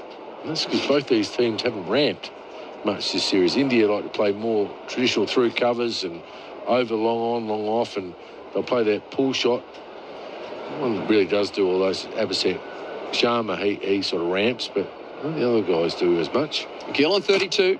Short ball from Bartlett, pulled hard out to the sweeper at deep mid-wicket. That's Kuhnemann doing the fielding, keeping the scoring to 1. Gill to 33, 1 for 73. Who's off the ground? Let's have a check. I'll tell you what, everyone comes off the ground these days. David's there. Ellis is there. Stoinis at mid-wicket. Philippi's now going to... No, in fact, the lefty's on strike, so that's not mid-wicket, that's cover. Philippi was going out, so he's there. Dorcius. Maxwell's there. Marsh is there. Zampa might be off the ground. Getting signals everywhere. Anyway, we've got Bartlett bowling to Dubé. It's on his pads, inside edge onto pad. Bowler fields in his follow-through dot ball. I tell you what, Buff, I must admit I don't watch a lot of it, but you keep across the numbers. San Francisco Unicorns. No, what's happened there? That's the US team where X-Man got a lot of 20-over wickets. Did he? Yeah. Oh, okay, there you go. I don't keep much of an eye on that, do I? No. Haven't got a gig over there yet? No. Most are getting gigs over in the US for right, okay. 20-over teams. A man of your resume, thought you might be in line for a trip stateside. Dubé facing Bartlett, short and pulled, but straight to mid-wicket and straight to Marsh, who does the fielding, no run. Yeah, no, I haven't had any conversations about that league. I'm actually quite happy working here with you, Q. Yeah. To be perfectly honest. Good. And Northamptonshire, and that's enough. Okay. I don't want to be travelling the world again. I did that for a long period of time. Well, you can get games everywhere these days, can't you? Oh, you can, yeah. It's amazing. And I don't know whether I'd be allowed in. I don't know where this is going to go. There's a ... there. I'll just go to the cricket. The left-hander Dubé gets a Yorker from Bartlett, digs it out, and they brought third man up. So it's squirted in between Kuhnemann and also Ellis. Kuhnemann does the scurrying, sliding and fielding, throws it up to Ellis. He returns and they get a couple of runs on a good Yorker from Bartlett at the end of the 10th over. It still cost him a couple of runs, just 4 runs from the over. India 1 for 75. That's halfway. Dubé's 11, Gill's 33. Abhishek, the man, out for 28. And Brett Sprigg's coming in with Darren Lehmann. Australia versus India on ABC Sport, your home of cricket.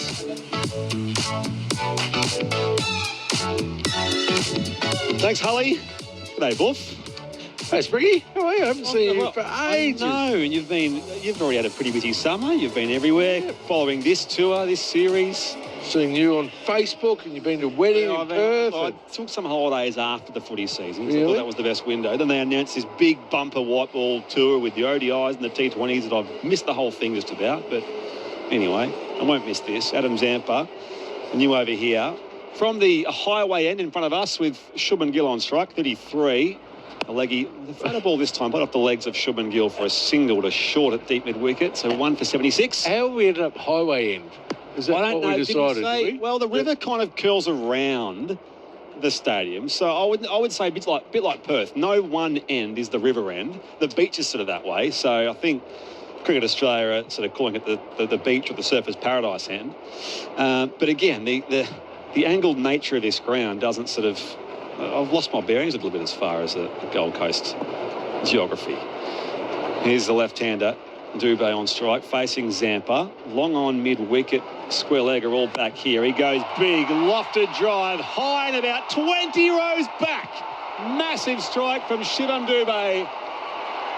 India 1 for 82. Well, after 11 off Lebanon, he's played one good cut shot, and then that is a beautiful power shot, that. Just over pitched, step hit, if you like, straight down the ground. That's gone a long way back. That's a good strike. That's gone 30 metres back over the fence. It is short end, but that's still gone a long way. That's 6 anywhere in Australian grounds. Have to go get another ball, probably. Well, have we got your thoughts, by the way, on the new Big Bash initiative, which allows fans to keep the ball in the first over of the game? Have you seen this? In the first over? They announced this today. It's a bit like the baseball. You can keep the ball if it's in the first over of the innings. What if it for a 6? For a 6. Well, no, if it bounces, you can keep it as well. Really? Yeah. Oh my God, that's going to be expensive. They're $120 a ball. How many sixes? How many big boundaries go on the first? Oh, it's a T20, but It's just the first over, though, so it's not like... Of every Big Bash game. I like the initiative. Yeah. Clubs will be sending anyone there to get the ball. They're so expensive, cricket balls these days. I mean, they would be $120 a ball, I reckon. There's a good, even more. There's a new ball being checked out here. Let's see if we can replace that one that Shivam Dubé just belted back over the bowler's head. I'm not sure what it landed on the concrete. It's just, yeah, that was absolutely smashed, dude. Good shot. Just got a fraction full, didn't he, Adam Zampa? He knows that. Class bowler. He'll probably get a wicket this over. He'll bowl him wrong and he'll do something silly. He's Australia's most successful wicket taker in this format, and he's, I think, 50 wickets more than the next most, which is Josh Hazlewood. So he's obviously played a lot more than Josh Hazlewood, who is a 3-format player. He's been a mainstay of the white ball squads, Adam Zampa, for a number of years now. There's been a sort of a will he or won't he nature about whether he would make an assault on red ball cricket, but I think he understands that opportunity's gone, and he's playing his trade here as Australia's premier leg spinner. And there he is into Dubé, and he edges this ball here, and now giving chase. Van Dorschus toward the rope at third man, hauls it in, and he complete 2 runs, 1 for 84. Well, it did go with the wrong one. Nicked it, beat the man. Look at 3 men behind point. It's really because they're trying to cover that the shorter boundary on the cover side. That's why they've got the 3 points in place. What does Zampa do here? Into Dubé. Flutter ball this time outside the off stump, and that's signalled wide. One of the sundries column, 1 for 85 India, with Dubé on 19, Gill on 34. Well, he's trying to tempt him to come down the wicket. He's thinking he's going to come down. He's throwing it wide. I think you should just go higher and slower, but just don't get it in a step hit zone. So he's got a good reach. Dubé, get the length right, and he might beat him that way. 4th ball the over. Bottled up here by Zampa, tucked away very fine by Dubé. Stoinis chasing it toward the rope, and he will let them complete the 2 runs. It's a bit slower, wasn't it? He's trying to change his pace. That's what he's been very good at over a long period of time now, Adam Zampa. Changing his pace. 1 for 87 India, sent in by Mitch Marsh and the Australians. Total of 4 changes for the hosts as Zampa continues. Again, flat and wide outside the off stump. Cut away. Maxwell and Short converge. Just the 1 run there for India. 1 for 88. Dubé 22. Brett Sprigg alongside Darren Lehmann here. Grandstand cricket on ABC Sport at a near full Carrara Stadium. Yeah, crowds come in, haven't they? Sprigg, sort of a bit late, weren't they? Maybe they got caught off with change of daylight saving here in Queensland.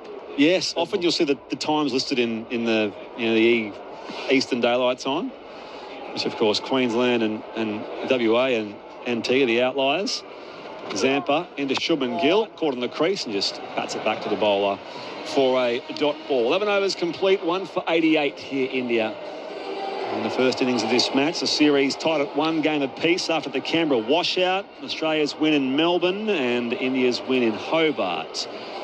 Dom in Faulkner says in Japan during the World Baseball Classic, that's like their World Cup, after superstar Shohei Ohtani hit a home run, the crowd passed the ball around themselves and took photos with it before returning it to the person who caught it. That is just Japan's social custom done so well. That'd be in America. No, Japan. Oh, well, yeah, and he's obviously their hero. He plays in America, but they hosted the World Cup or the World Baseball Classic. Well, that's just in Japan. You can do that. They're so polite. They're so considerate of each other. That's good, isn't it? Yeah, they wouldn't have it in America. Well no done. way. Well done. You over here, as in comes Ellis and coming forward on the drive. Shivam Dubé, 188 India. It certainly wouldn't happen in America.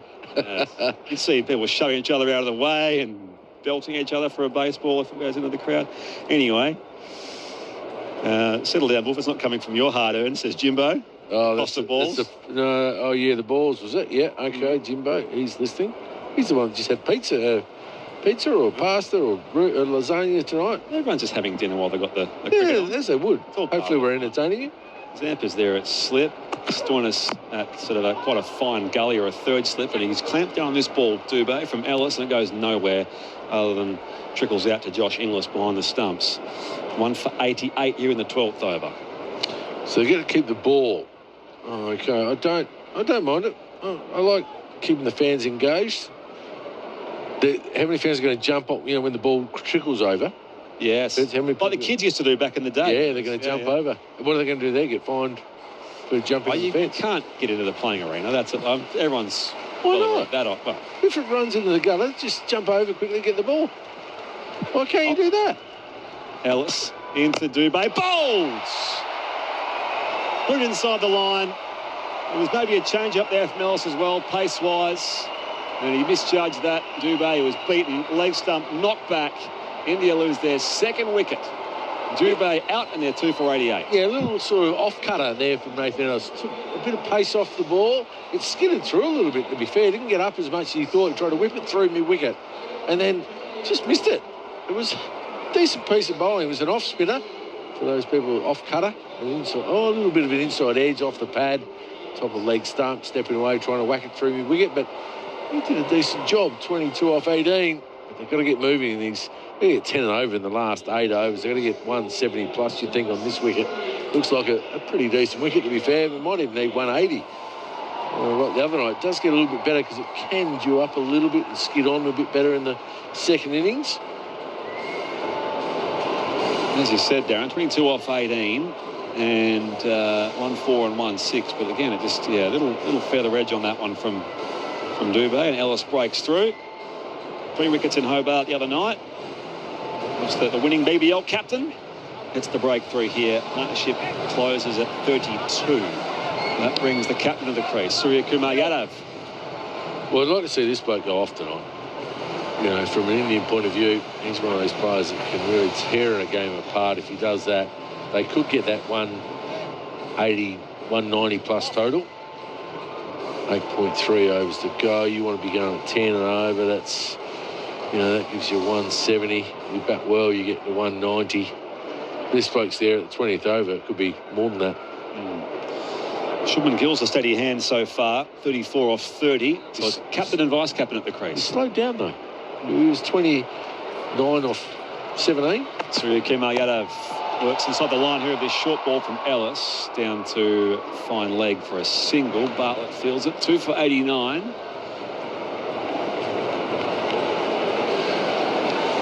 So India unchanged from that win in Hobart, as you said. But you want to wonder at what point they give Jasprit Bumrah. He's their spearhead of their test attack. So they've got a test match. They host South Africa in 2 tests starting next week and 3 ODIs and 5 T20s. So it's a multi-format, sort of a full series. Has he been named in their squad for the test match? I would imagine he'd be. Yeah, I would think so. I imagine why you'd think he'd be leaving after tonight then, wouldn't you? Yes. You'd have to get home. Unlikely to be playing 6 days out from a test match. Well, then again, Ellis in here to Shubman Gill and clips it off his pads here. Forward of square for a comfortable single, 2 for 90. See Richard Pants back in the test side. Ashes Vijay as well, of course, had a breakout series here in Australia. We're at this bloke, though, Nitish Kumar Reddy, who's come back into this squad but not playing tonight in the T20s. No, not playing. He had a couple of injuries and then getting ready for test match. Now, obviously, he's in the squad. Kuldeep Yadav's gone to prepare for that, gone home. Mohammad Siraz will be the same, getting ready. Akash Deep will be getting ready in India. Last ball, the 12th coming up. Ellis comes powering in past the umpire. And Surya Kumar Yadav comes forward and defends on the onside for no run. So a subdued end to this over. As we've seen across the last ball of overs in this innings so far, India remains on 2 for 90 after 12. Surya Kumar Yadav on 1, Shubman Gill on 35. Yeah, it could go anyway this innings. Depends what happens in the last 8 overs. If they get off to a real flyer now and really go, or Zampa gets a wicket this over and squeezes, that could be the difference. A couple of big overs either way. Obviously, Varma to come, Axar Patel, Chatish, the keeper, Washington Sundar, who played well the other night. I will note, it's actually Washington Sundar's first visit back to Queensland since his eventful test debut. Of course, that win at the Gabba half a decade ago now, which inspired him to name his dog Gabba. Zampa in here again to Shubman Gill flights it down the ground here to short. who's at cow corner, just the single, 2 for 91. Was short, a little bit short, and he steps towards that ball. I think he could have got there. He took the wrong angle. A little bit. Yeah, I think he could have had a go at that and had a catch. And one of the things you do want to see is people in this format, the fielding is normally excellent. And it was safe. There was nothing wrong with that. I just thought it was an opportunity. He could have really gone at a better angle and gone on a 45 and attacked the ball and got there and had a dive at it. Because you really need to get one of these two out. If they do that, then they can really squeeze India.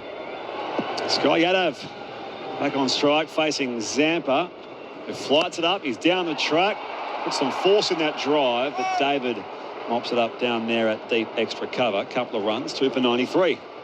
Nice shot over cover, into his work straight away. That's what you want from your captain, be busy. They've got no time to really, take some time to play yourself in. You need a couple of balls, but he'll attack the mid-wicket boundary, which is short, and go over cover to the spin. So long on, long off. There's deep point, deep backward square, and in fact there's probably just a deep field of forward square as well as trying to see it regulation mid-wicket. This goes up in the air, slog, sweep, may just carry the journey, and does, hits the rope. And Surya Kumar Yadav. Short was running around, so too Maxwell, and the ball just hits the rope. Good enough for 6 runs. And India ticks along here, 2 for 99. Well, it's just got there. I think he's too square, Matt Short, out there, because they've got no 45, so they had the deep back square a lot finer, but I would rather see the 45 back in, and you can square all those up, and he probably catches that on the rope. To be fair, it's one of those ones that you get your field right, especially against certain players, and it's hit the Toblerone on the full, so that'll be 6. But really should have been out if they had the right field there. They got the field wrong. And pushed him back there now, so he's at a more regulation deep mid-wicket. Umpire confirms 6. Opens up the sweep shot for the skipper now. Hard sweep. Or he could go again to the short boundary. That was his first boundary as well. Zampa tries again here. 4th ball the over. But this time, same result. Make no mistake this time, that's gone second tier. Back-to-back 6s for Surya Kumar Yadav. And India reaches 3 figures. 3 for 105. And it's game of chance, isn't it, mate? We said that first ball, the over, where they could have taken a wicket. They had a new batter. If they have a dive, Matt Short has a real crack at it. And now what's happened is they got 1, obviously, 2, 6, 6. So the game, again, turns 15 off 4. And he might say, this is the over. I'm going because it's short side and it's Zampa. I can go over cover if I want. I can keep going square over my wicket if I want to. I'll bowl a lot flatter here. The stumps. Zampa in again, outside the off stump this time, and let go by Surya Kumar Yadav. Oh, it's signalled wide. A late call from the umpire. Enough to bowl it again. 2 for 106. Well, it's a bit tight. Good bowling from Adam Zampa there. Went slower and wider. Got it inside the line, but umpire gave it a wide. So we're now 16 off 4 now. And here comes Zampa. So we out just ball just kicks on him when he just guides around the offside for a single. 2 for 107. 24 for 11 last start in Hobart for Surya Kumar Yadav. Yeah, he was just about to get going. Chip 1 to cover, but caught. It's funny because he's 35 years old, but in international terms, he's not an experienced player, and yet already has the 3rd most runs for India in this format, behind Rohit and Virat. He's got one. He's captain as well, isn't he? Yeah, captain of this side now. Here's the Test captain, Gill, back on strike. He looks a good player, Gill. He will try and go mid-wicket, same area. Square mid-wicket, long on, long off, deep cover, back on the rope here as he comes forward and just, in a subdued nature, strokes this down to David at long off for a single to keep the strike at least. Gill, he's 37. India 2 for 108 here, having been sent in by Mitch Marsh and the Australians. Well, that's a big over. 18? 18 off the over. 10 off it. Interesting thing there, Gill's come back to almost a run of ball. 37 off 33. They've done a good job with him. He's almost decided I'm going to play the anchor role and get the skipper on strike and just knock it around. 7 overs to go. 10 and over gets them 180. 12 and over will get them the total they want. I think it's a 180 plus, having a look at the wicket, so the way it's played. Stoinis to resume. None for 14 off his 2 overs so far. We'll continue from the so-called beach end. Beach end. I mean, there are beaches out there. There's beaches everywhere. We're in southern Queensland. Zampa remains at that fly-slip position here. Cutting the crease with Schumann-Gill, playing across the line. Finger goes up. Straight away he's reviewed it. He's reviewed it. I fancy that's because Darren Lehmann, he may have got an edge on that. So he must have hit it. They can call it a run now if they review it. Inside edge. The leg by. I think we'll get an idea pretty soon on the first replay whether this is the case. But he was confident, wasn't he, Schumann-Gill? Out. But the problem with that now is this, with the review process. They crossed, he's hit it, they knew they were going to get a run. Now it's a dot, not a run. Yep. So if you lose by 1, that's a bit of trouble, isn't it? Yeah, thank you. We're going to go to RTS. Looks like a potential deviation there, but we'll check with RTS, please. Voice of third umpire, Sean Craig. I tell you what it has. It's come off the middle of the bat. Yeah, he's just sort of he's glanced that into his pad. Definitely had a spike. And missing leg as well. And the only problem with this now, it's a dot ball. Or have they changed the laws of the game to go back that's to... essentially dead ball, but it's a dot, so it's... Instead of a 1. Yeah. And he's back on strike. Indian fans cheer. Schumann-Gill keeps the strike. Oh, hang on. He's just mentioned crossed his arms, the umpire, as a dead ball. Does that mean they've changed? Oh, it's like it's a dead ball. So there's not even a dot. Because it's DRS. Okay. Full ball. No, I don't know. Digs it out from Stoinis. That's a dot ball. No, okay. No change to DRS was a signal. So that's a dot ball. So he's bowled 2 dot balls now. And he should be bowling the skipper. Okay, yeah. I'm not sure that's right, you know. Once they've seen that and they've run through, they should say, look. Once they clear the LB. Yeah, and he's hit it. It's 1. Mind? Gill, 37 back on strike facing Stoinis. And he heaves this. High over long on. All the way back for a big 6. Halfway up the grandstand. One of the biggest hits of the night. That's 10 rows into the second tier. That's a big hit. I mean, yes, it's the short side there.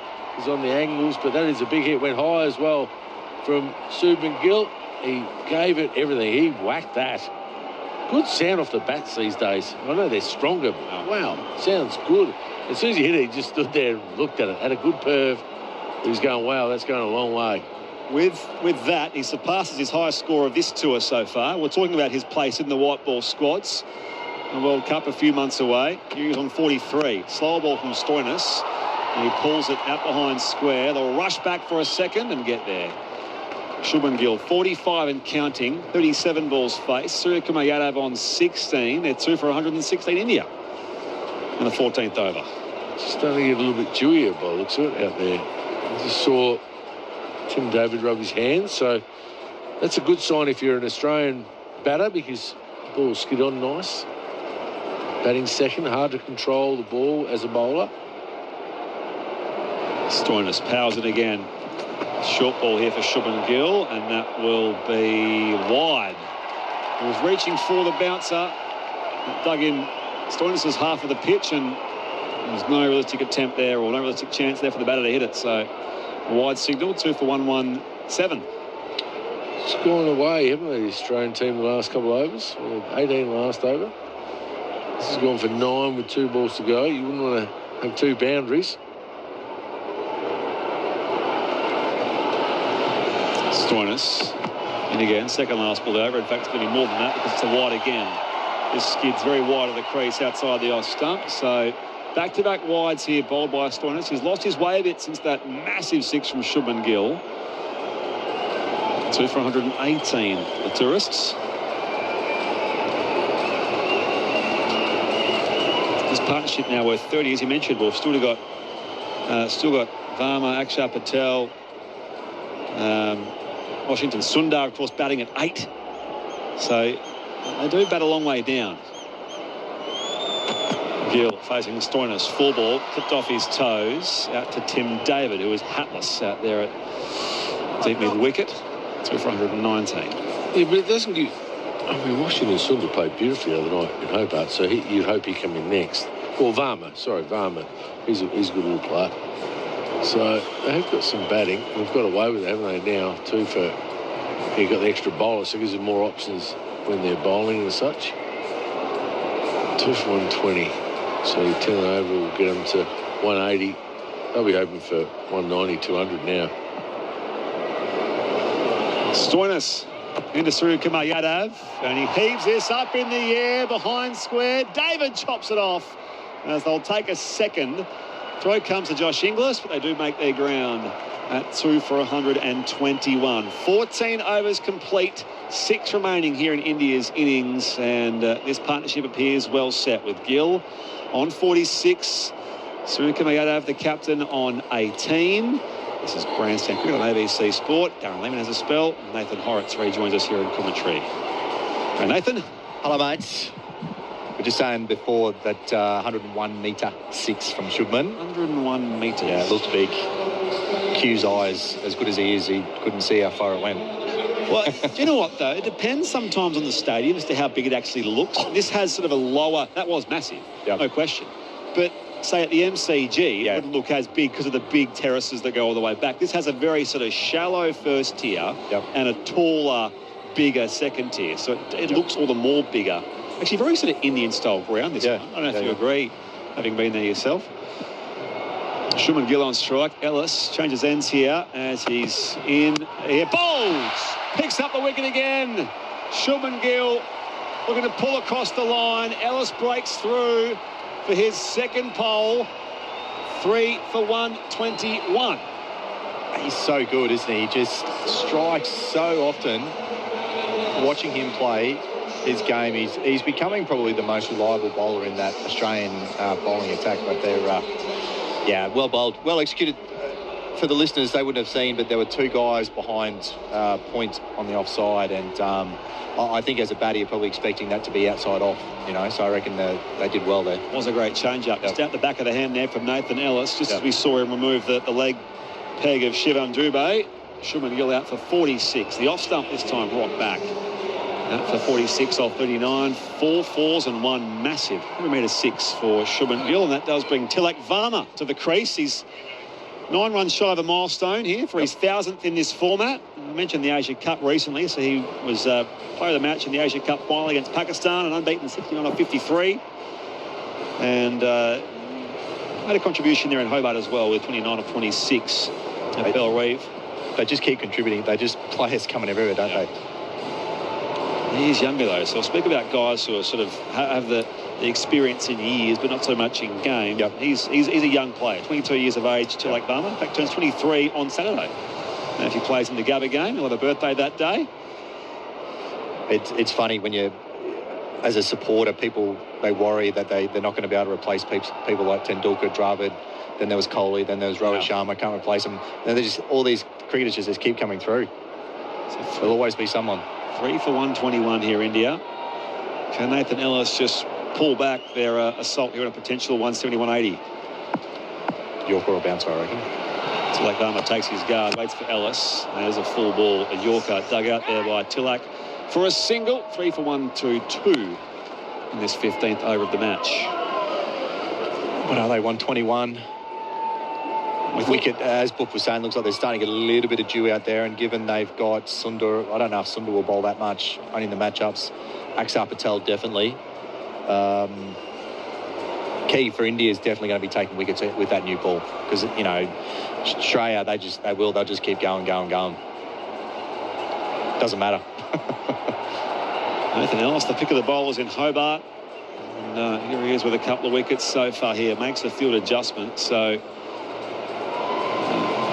he's just moved that deep mid wicket again quite square. That's where Matt Short is. Maxwell in front of us here at long on.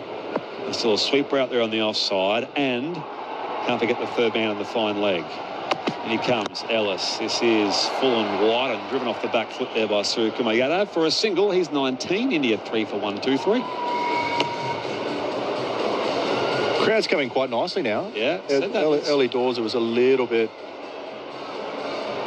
very much pro-India, but I think it'll probably only be 90% Indians now and 10% Australia. I think the Gabba's sold out on Saturday as well. Yeah, that'll be amazing. It's so good, that Brisbane crowd, they're just so good following Australia in the Brisbane Heat.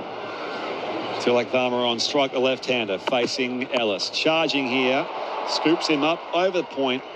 The fielder in the deep for a single. Matt Short collects it. 3 for 124 here with 2 balls to come in this 15th over.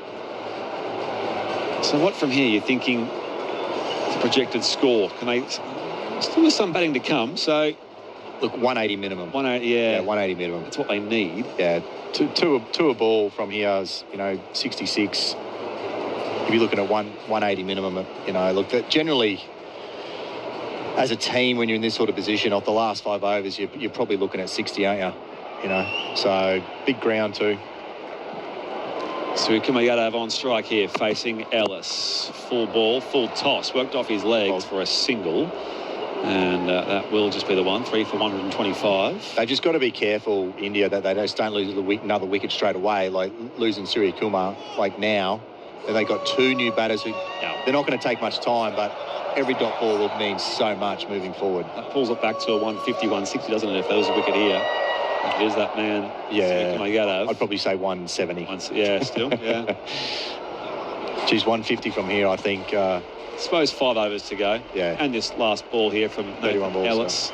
Tilak Varma facing it here. And again, good change of pace there from Nathan Ellis. Dot ball to finish off the over. 3 for 125 with 30 balls left in the Indian innings. And joining Nathan Hauritz, here will be Quentin Hull. Live coverage of the cricket. Australia versus India on ABC Sport. Your home of cricket.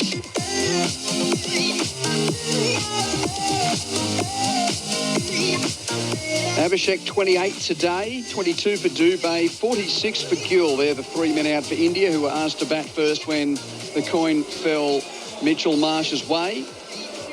And Xavier Bartlett's going to return to the attack. We get to the last 5 overs of the Indian innings. The X-Man, 3 overs, none for 20.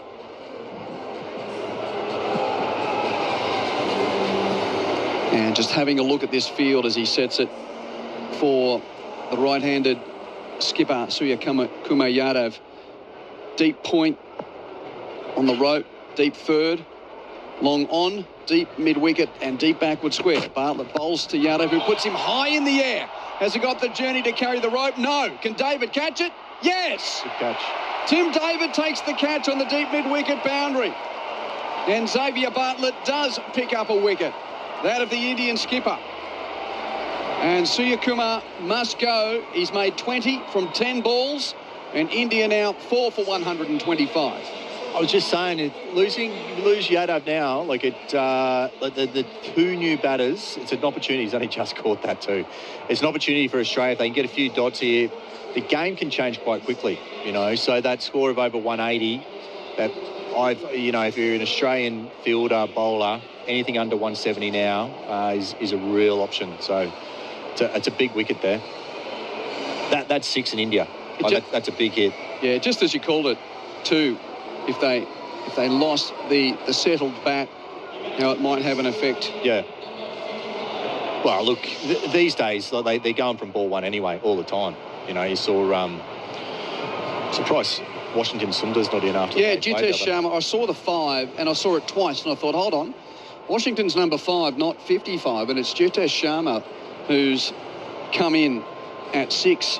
Probably the only thing that I would say is that he's a little bit more unorthodox. So just trying to fix them up and hit different balls is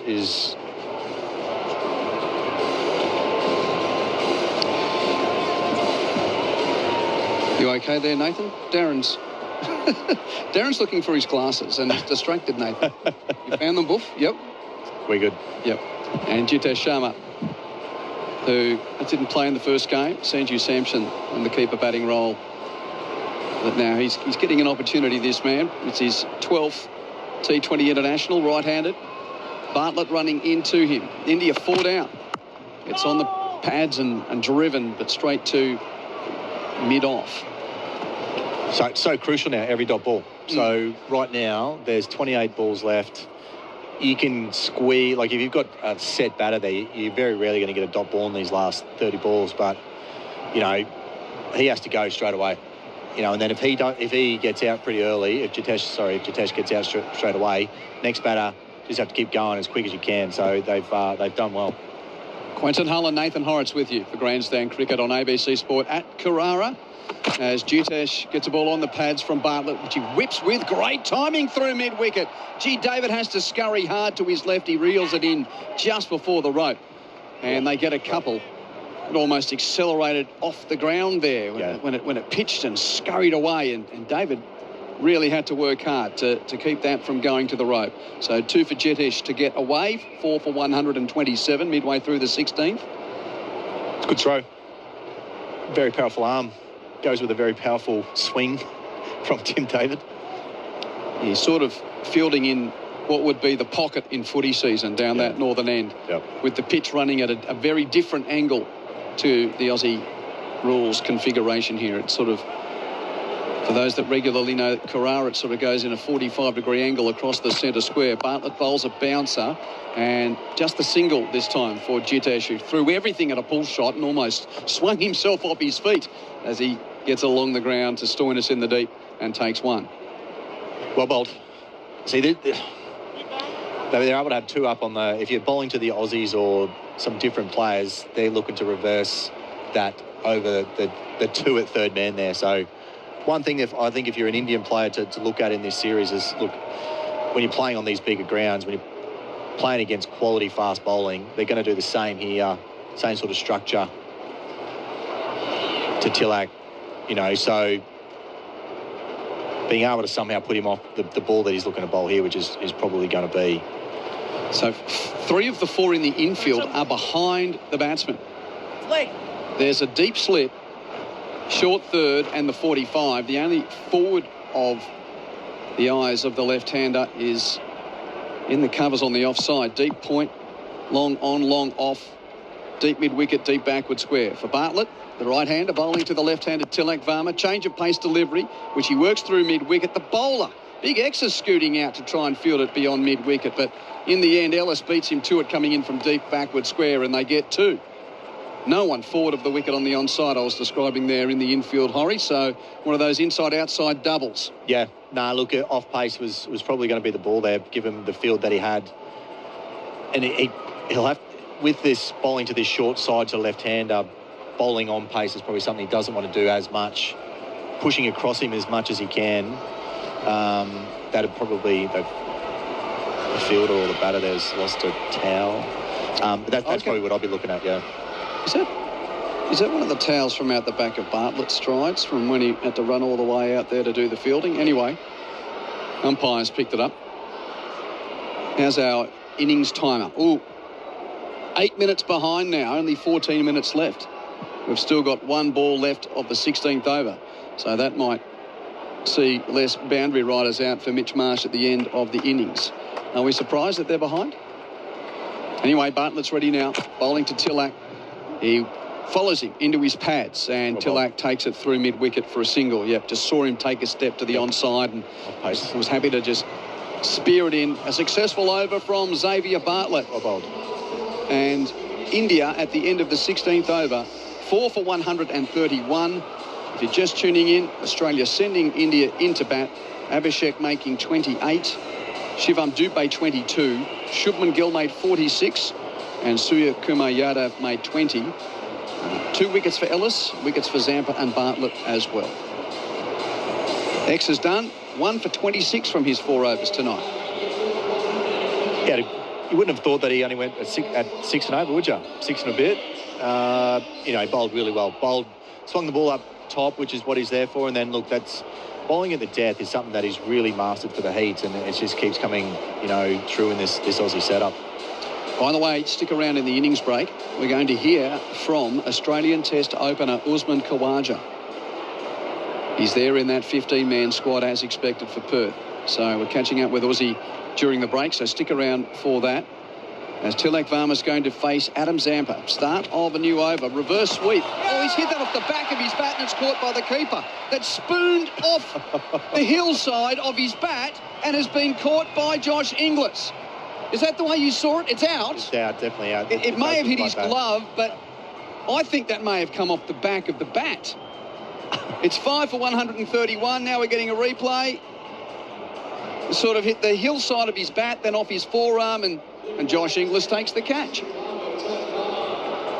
Ooh, just. Bit of ridge, bit of glove. Maybe.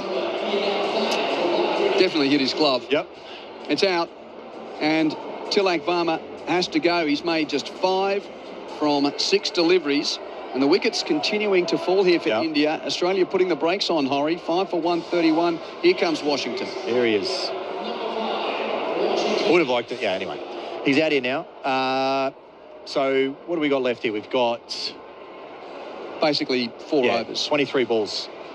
Geez, they've put themselves under the pump here. They've lost 3 for not many. Well, they were 2 for 121, so they've lost 3 for 10. 3 for 10. Good piece of keeping too from Inglis. Very aware there. Not really expecting the ball to react that way. Keepers are never going to give that catch up. Yep. So Washington's on strike. Facing Zampa. Sweeps with force. Between deep square and deep fine leg. Oh, and there's a misfield on the rope. It's gone for 4. Ben Dwarshuis had made ground in plenty of time, but did not get down low enough or just had a fumble. One or the other. Should have stopped it. It's gone for 4. I reckon it started to spin after that second bounce. Just coming round and a little bit dewy as well. No excuse. Happens. Oh, it's not a good-looking replay. No, it's not. But so Washington's away with an immediate boundary. India 5 for 135. Zampa over the wicket to the lefty. A drag down, but dragged down by the batsman too. Flat bats it to long on for a single. Intentional drag down, though, must be said. He's got all of those varietals, Adam Zampa. Oh, he has copped a little bit tonight, but he's still taken 2 wickets. And I think in this format, the more wickets you take, you at least bringing the game back into your favour a little bit more. Obviously, you're not trying to go at 12s and 13s and over, but if he walks away tonight and takes another wicket 3 for 50, and they end up not getting to 180, he's definitely got him back in the game. Voice of 3-format international Nathan Hauritz with you on Grandstand Cricket on ABC Sport. What a gorgeous Thursday night it is at Carrara. And now it's Jitesh facing Zampa. He's down to sweep. Hit on the pad. Big appeal. Not out, says the umpire. And a run, perhaps. Australia's got their challenges. They might as well go here. It's pretty close, a big shout from Inglis from behind the wicket. Mitch Marsh has come in. They're going for it. I just don't know whether it hit his bottom of his glove or anything. Well, they've got challenges to burn. So third umpire to director. We have a review for LBW. The on-field decision is not out. Sean Craig start with front on is the third umpire. So seeing if Jitesh Sharma has been trapped. LBW on the sweep shot here. What's your call? Or you see the replay? Unless he's hit it, he's out. Okay.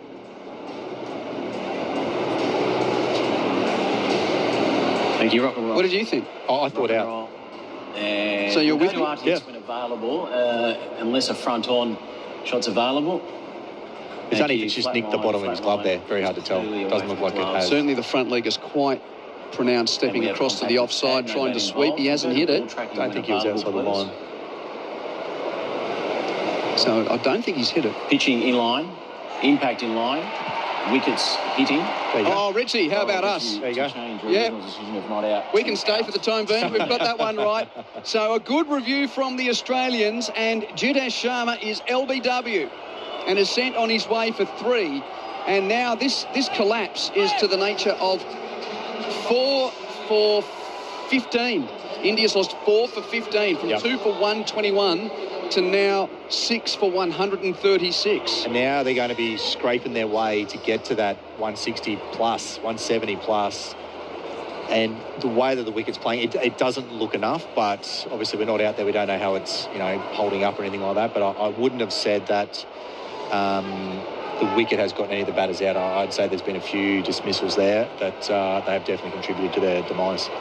Buff was wondering when's Axar Patel going to bat. Now, Buff, at 8, at dangerous times. So here it is. They're 6 for 136. They're in a bit of a hole. They've lost 4 for 15, but they've got Washington and Axar out there. So if they get going, 190 could still be on the cards. Oh, jeez. Well, these two. Oh, jeez. 190. So 54 off 20 balls. Yeah. Okay. Well, I'm not saying it will happen, but I think more so the nature of the discussion is they're in a hole and they've got these two that might be able to dig them out of it. Axar faces Zampa, drives but straight to mid-wicket on the bump. Nice piece of fielding by Ellis. The problem now is they're not coming in at 4 for 136. They're coming in at 6 for 136. So to take a risk straight away to make it 7 for 136, they're going to have to at least soak up a few balls first. Otherwise, they're going to be all out for under 160. Last ball of Zampa's spell. He's got 3 for 44. A flatter ball speared in at the top of off stump. It's cut off the stumps for a single by Axar, who's away. Moves to 1. 6 for 137 at the end of another exemplary spell from Adam Zampa. 4 overs, 3 for 45. And India, after 17, 6 for 137. I'm going to say, Q, 167. Okay. Might have been a bit of an ambit claim with 190. No. I don't. Look, you're allowed to say what you watch this. Well, no, we'll go with that. 23 and a half hours a day. So 167? I'm 167. 167. Yep. Okay. Yep. Ben Dwarsh is coming back into the attack. Look, the one thing is the lefties, they've got 2 overs to the short side. So they'd be wanting to try and take some sort of advantage this over. Axar Patel faces Dwarshus, plays a late cut, which will get a single down to deep third man. Zampa comes off the rope to do the fielding. To be fair, if Washington plays the way he did, the way down in Hobart, 190, here we go. They'll get that easy. So the way he batted down there. Can I give it to you for getting splinters? You were giving it to me. No, you're 167. I reckon you're probably. I'm saying 167. Well, you're the expert. It's your job to be closer. No. So where is the security for Dwarsh? He's got long on, deep mid-wicket, deep fine leg, deep third man, deep cover point. The left armour bowling to Washington. Sundar drives on the up, over cover for 4. That's a good shot. Xavier Bartlett was there, but it went over Big X. And brutal force to get that one away for a boundary. Washington moves on to 5, or is it 9? 9. Washington to 9, 6 for 142. I'll tell you one thing that will come out of this series is this guy batting higher. I think he's wasted so far down.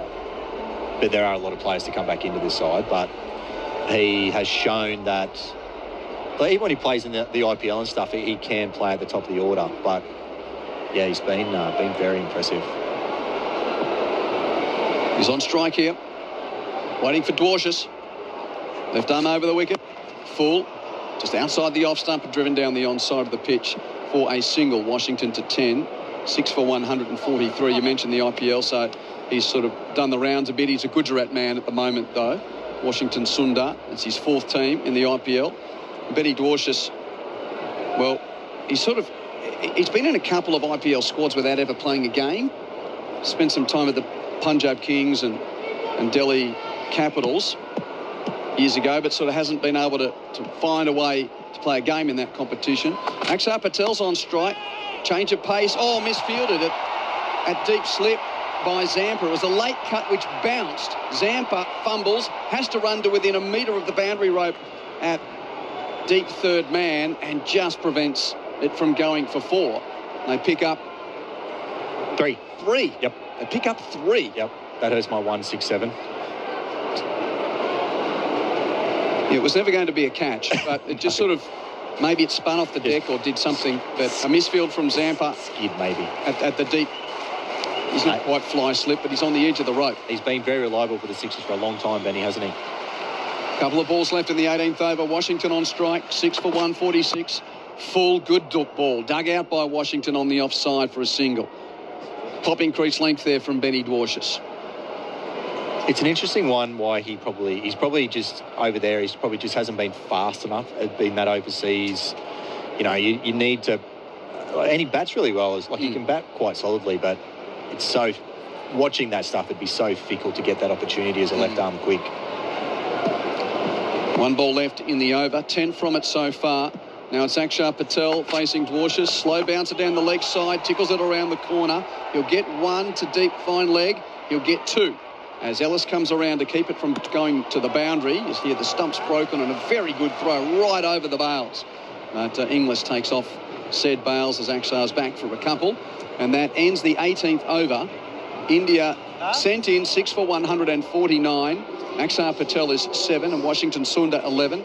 Grandstand cricket on ABC Sport with Quentin Hull and Nathan Hauritz at the Gold Coast, Carrara here. Just the third men's T20 International at this venue, which has hosted women's Test cricket. Australia and India played a Test here. Played a few other white ball games as well. Hosted 20 games in the Big Bash. It's a magnificent venue. And Nathan Ellis is going to come in for the penultimate over. So 12 off that previous over. What do you think Nathan's first ball is going to be, Q? Watching Nathan all the time, you know, it's normally bouncer, Yorker, slow ball. With this field that he's got. Slow bouncer. Slow bouncer, okay. Doesn't want it full. He hasn't got as much support straight. Full-ish. It's a slower ball which is spooned off the outside of the blade, which doesn't carry to Philippe, who's rushing in from deep backward point, but had to stop and let it bounce in front of him to ensure that he kept the scoring to 1. So Nathan Ellis, he's got the 2 wickets tonight, putting together a pretty good resume of this series. 2 for 21 in game 2, 3 for 36 in game 3, and now 2 for 18 tonight. Yeah, he's been outstanding tonight, and he was very good the other down at Hobart. He picked up 1 wicket in Canberra before the rain got in the way as well. So lots of wickets. He's bowling to Akshar Patel. That's very wide though. Will be rebowled. Lucky to hit cut strip. Yeah. Wide outside the off stump. I reckon after Washington just dispatched him, you know, first boardroom down at Hobart, I don't reckon he'll try that again. But the only difference is it's a lot bigger boundary here. I think, look, staying wide for this last little bit, pace off, it's going to be his best option. And using that probably short ball as a bit of a shock, but yeah, it'll be a big call. Akshar Patel tapping away. Ellis with that energetic approach. Yorker jammed out, went straight to Inglis, throws the stumps down at the striker's end, but Akshar's back in his ground. Well bowled. Amazing. Excellent execution. By the way, that second T20 game between New Zealand and the West Indies is over. Mikey from Bendigo sent me a text. Thanks, Mikey. He's one of our long-time listeners. He said the West Indies nearly got out of that. Yeah, New Zealand made 5 for 207. West Indies 8 for 204. New Zealand won by just 3 runs. Thanks, Mikey. 0467920222. India 6 for 151. Second last over. Ellis wide outside the off stump. Jammed down on. Won the backward point. So boundary not coming there for Akshar Patel, who moves to 8. He's faced 7 deliveries. And this over's been pretty good so far from Ellis. 1 wide. .1. Amazing execution. Nothing's changing. Field's exactly the same. Well, 2 lefties helps. So it's Washington's turn to face the music. Ellis, who starts his run up like he's here at the Commonwealth Games about to complete the long jump. Oh, and he aborts. He got into his delivery stride and didn't let go. Yes, speaking of this venue, it was a wonderful athletic stadium when they transformed it for the 2018 Commonwealth Games. And you look at Nathan Ellis and you think he's like Jai Tarima or Gary Honey or Brooke Stratton, you know, just about to compete in the long jump. Starts just beyond the circle, little steps, and then the leap, which he really accelerates. Runs into Washington, drives him straight to Kuhnemann at mid-off. Kuhnemann, the subfielder, takes the catch. And Ellis has another wicket. No explosion from Washington today. He's out for 12 from 7 deliveries. And Australia has done an excellent job pegging this Indian platform back. The tourists now 7 for 152 with 8 balls left. It was probably there to hit, wasn't it? Just lost his shape. Geez, they've done well, the Aussies. Nathan Ellis, Adam Zampa bowled outstandingly. So Ellis now has 1, 3, 6, 9 wickets in the series so far. He's probably been one of the top 3 or 4 bowlers in the Big Bash for the last probably 5 years, hasn't he? Like just the way he bowls, and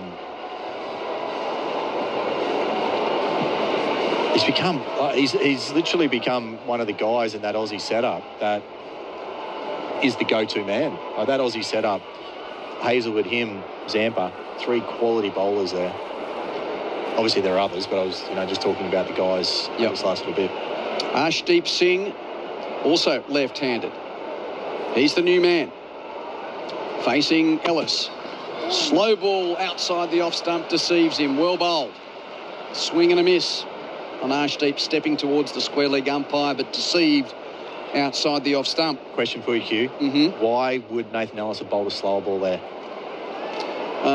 Probably to ensure the new bat had to make all of the power. Yes, very good. Do I pass? Yes, 100%. Okay. Because if he's trying to bowl that Yorker again, and against the tail ender, which I was, you're swinging like a rusty gate, and you've got more chance of edging it through third man. Ellis to Arshdeep Singh again outside the off stump. Is that wide? Yes. Extraordinary. Arshdeep took a step to the leg and then ended up off the pitch on the offside, trying to chase a wide one. So that's going to be rebowled.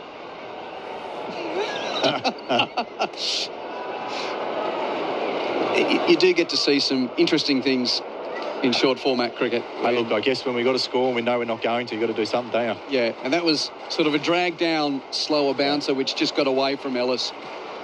Still trying to complete his spell. Last ball of the 19th over.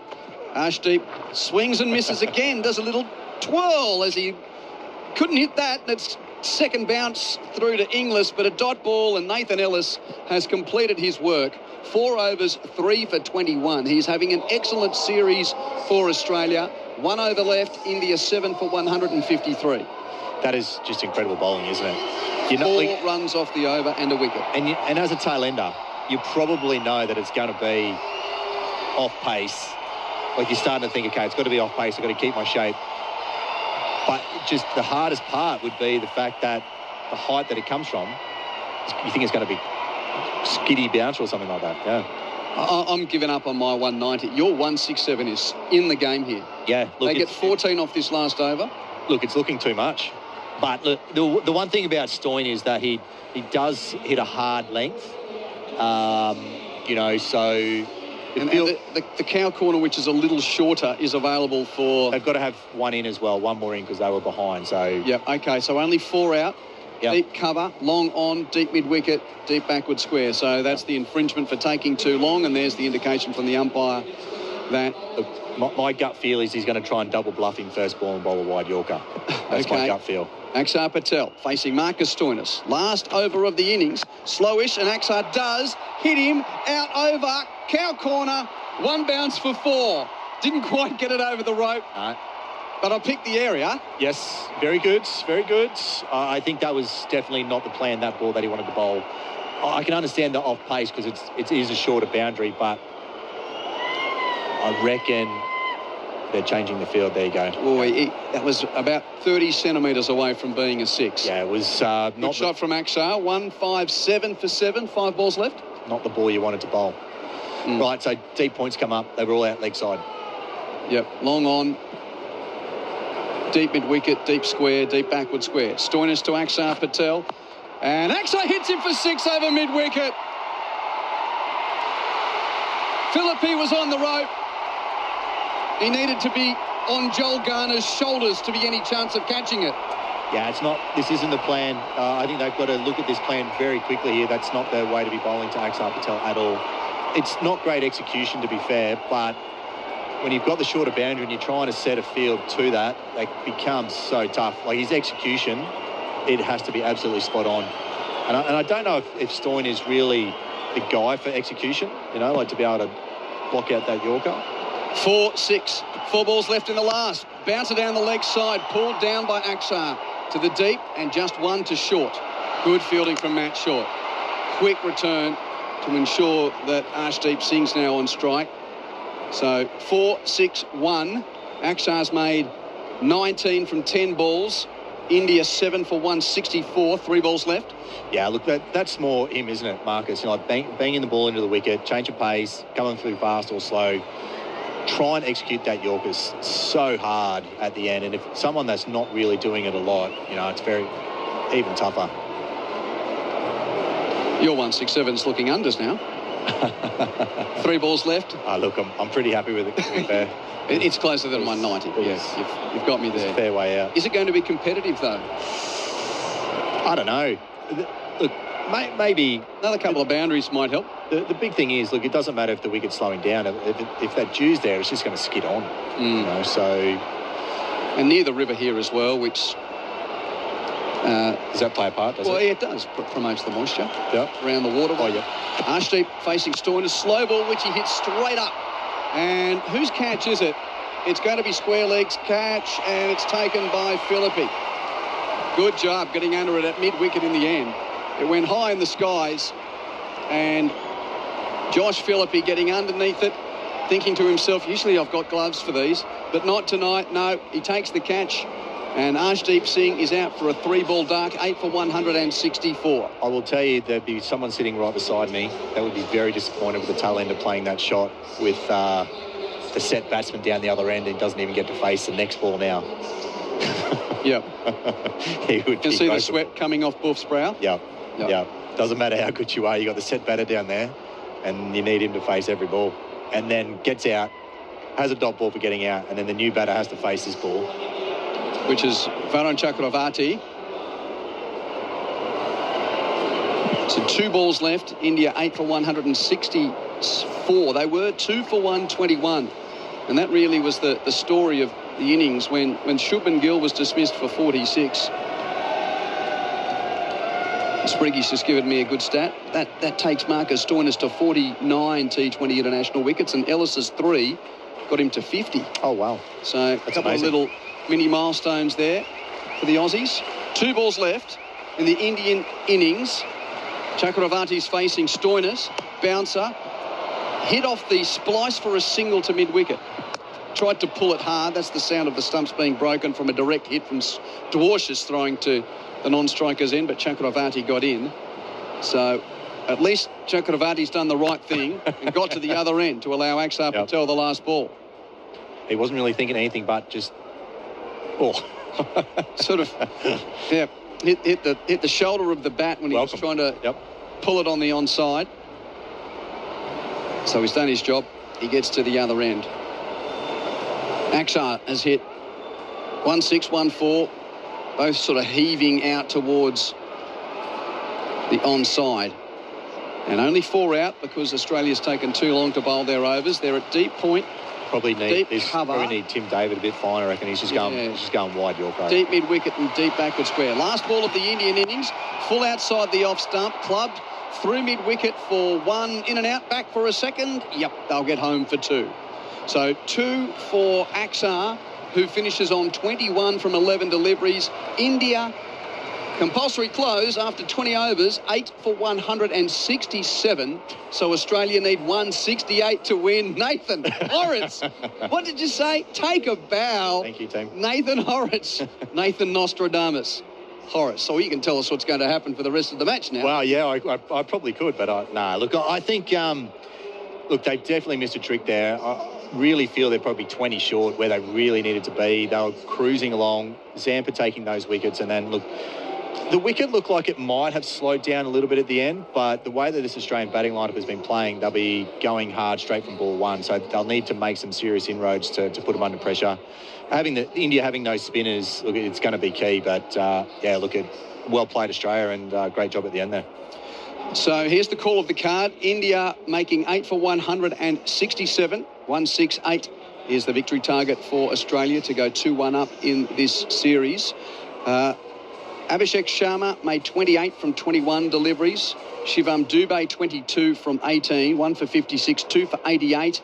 And then they were rolling along at 2 for 121, and then that little semi-collapse. Shubman Gill out for 46 from 39 balls. Followed closely by Surya Kumar Yadav, who made 20 from 10 deliveries. Then Tilak Varma 5 from 6. Jitesh Sharma made only 3. Washington Sundar made 12. And Arshdeep Singh, 0. So those wickets falling at 121, 125, 131, 136, 152, 164. So a really good strike back from the Australians there. Akshar Patel finished not out 21 from 11 deliveries. Varun Chakravarti faced 1 ball and got a single from it. Australia's bowling figures: Dwarshuis 4 overs, none for 31. Bartlett 4 overs, 1 for 26. Ellis 4 overs, 3 for 21. Stoinis 4 overs, 1 for 41. And Zampa 4 overs, 3 for 45. So 3 for Ellis, 3 for Zampa, and pretty neat for Mitchell Marsh. 5 bowlers used and all get their 4 overs. 1, 6, 8 to win for Australia, Nathan Hauritz. Yeah, look, it's probably one of the good things out of that for Australia is Marcus Stoinis bowling 4 overs as well. You see him probably playing a key role in that World Cup moving forward, and getting him bowling some of those tough overs and that last over at the end. It's good to see. And probably moving forward, maybe the next game at the Gabba, getting Maxwell bowling and maybe Matt Short and stuff. But Nathan Ellis there, he bowled, he's just so hard to predict when you're at when you're at that striker's end. But also on top of that is his execution around that game and just delivering on what he's trying to do. Good on you, Nathan, and well done. It's hard when we play games we don't get it right very often. No, look, and sometimes you do, and look, I'll take it. Yep. Next time I'll be well off, but tonight it's one of those moments where I can live and talk and say that I got it right. And I'm at least going to wait until after the innings break before you tell us what's going to happen in the second half, because we want our listeners to stick around. Nathan Hauritz, Darren Lehmann, your experts at Carrara, Quentin Hull and Brett Sprigg calling the action with India sent in 8 for 167. Stick around, because before we get to the Australian chase, we will hear from Australian opener in the Test match arena, Usman Khawaja. But before that, let's take a break for the latest from the ABC Newsroom.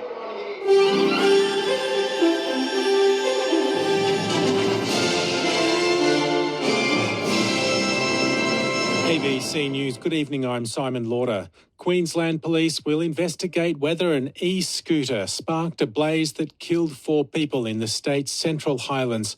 A man aged in his 30s, a teenage girl and 2 toddlers, a boy and a girl, died in this morning's fire at Emerald. 2 other people managed to escape. Senior Sergeant Peter McFarlane says it's heartbreaking. It was a very sad and tragic scene inside and outside of that fire. So we have a lot of families gathered around there, very tight-knit families, extended families here in Emerald, and they are gathering around to support each other. Labor's Environment Protection Reform Bill has passed the lower house and will now need to be negotiated with the Coalition or the Greens. Laura Lavelle reports. The government's proposed laws would set up fast tracks for major energy and housing projects, while also setting tougher rules to protect the environment. The Coalition wants to ensure rules to block some projects are not too burdensome, while the Greens say stronger climate consideration should be in the bill. It will now be scrutinised at an inquiry, with the government hoping it can be passed before Christmas. Environment Minister Murray Watt remains open to a deal with either party. All Northern Territory Police staff will receive anti-racism training as part of the force's first anti-racism action plan. The strategy was commissioned after the Northern Territory coroner found the force bore the hallmarks of systemic racism in her findings about the shooting death of Kumanjai Walker in Yuendamu. Aranda woman and Executive Director of Cultural Reform Command, Leanne Little, says people expect police to be professional. This strategy is about confronting that reality with honesty and courage. And the time for courageous conversations is now. Victorian underworld figure Tony Mockbell has had another legal win after his jail sentence for a major drug trafficking scheme was reduced. He Here's court reporter Christian Silva. When Tony Mockbell was jailed for 3 decades in 2012, his sentence included a 20-year stint for a drug scheme known as Magnum. Mockbell trafficked about 41 kilograms of meth between 2006 and 2007 while in Greece and on the run from Australian police. Today, the Court of Appeal reduced the Magnum sentence to time already served behind bars. Mockbell has been out of prison and on bail since April, and today's result means it's even less likely he'll be forced back into custody. He'll be back in court this month for another drug case, but it's unclear whether that will proceed to trial. A man has been found guilty of murdering his ex-partner in her Sydney apartment. Court reporter Jamie McKinnell has more.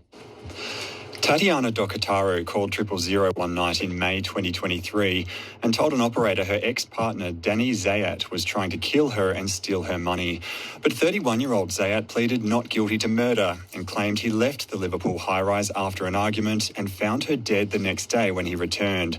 A Supreme Court jury took about 3.5 days to return a majority 11-1 guilty verdict after hearing Ms Dokataru's cause of death was blunt force head injury. During the trial, they also saw abusive messages from Zayat, and the Crown said he had a tendency to be physically violent. And if you're in an abusive situation or know someone who is, call 1-800-RESPECT. That's 1-800-737-732. Aid agencies in the Philippines say the immediate needs of people are overwhelming after Typhoon Kalmegi left more than 110 people dead in central regions. The storm has flooded entire towns on Cebu, the region's most populous island, where hundreds of thousands of people have been displaced. It comes just over a month after a magnitude 6.9 earthquake killed dozens in northern Cebu.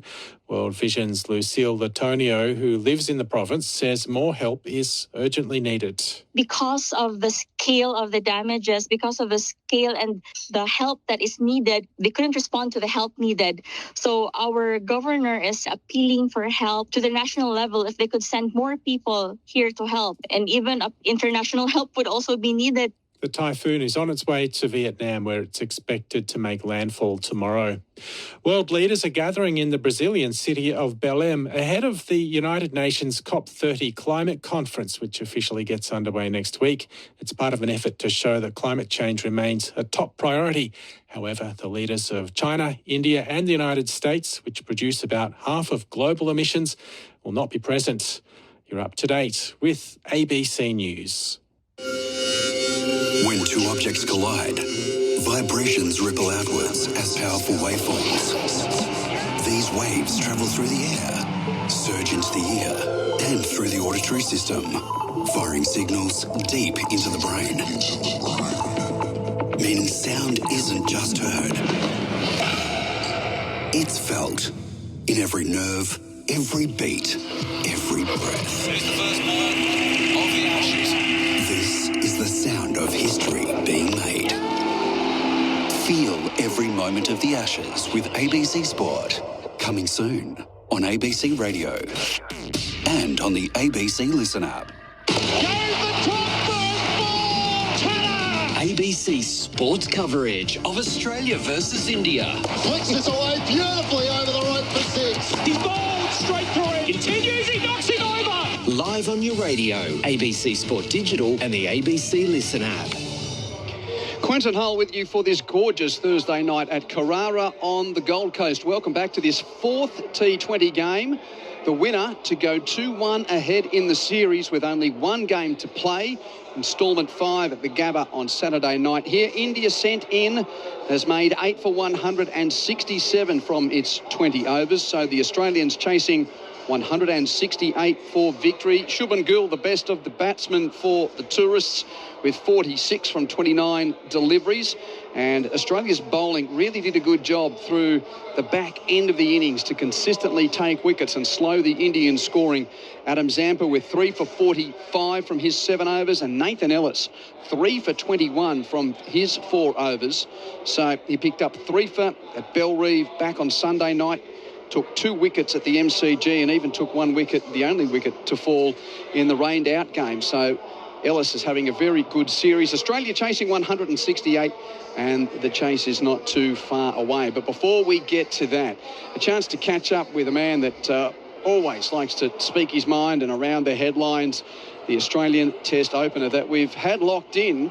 We still don't know who his partner is going to be for the first Ashes Test in Perth. We speak of Usman Khawaja, who is a part of that 15-man squad that was named yesterday, and our very own Brett Sprigg caught up with the man known as Uzi a short time ago.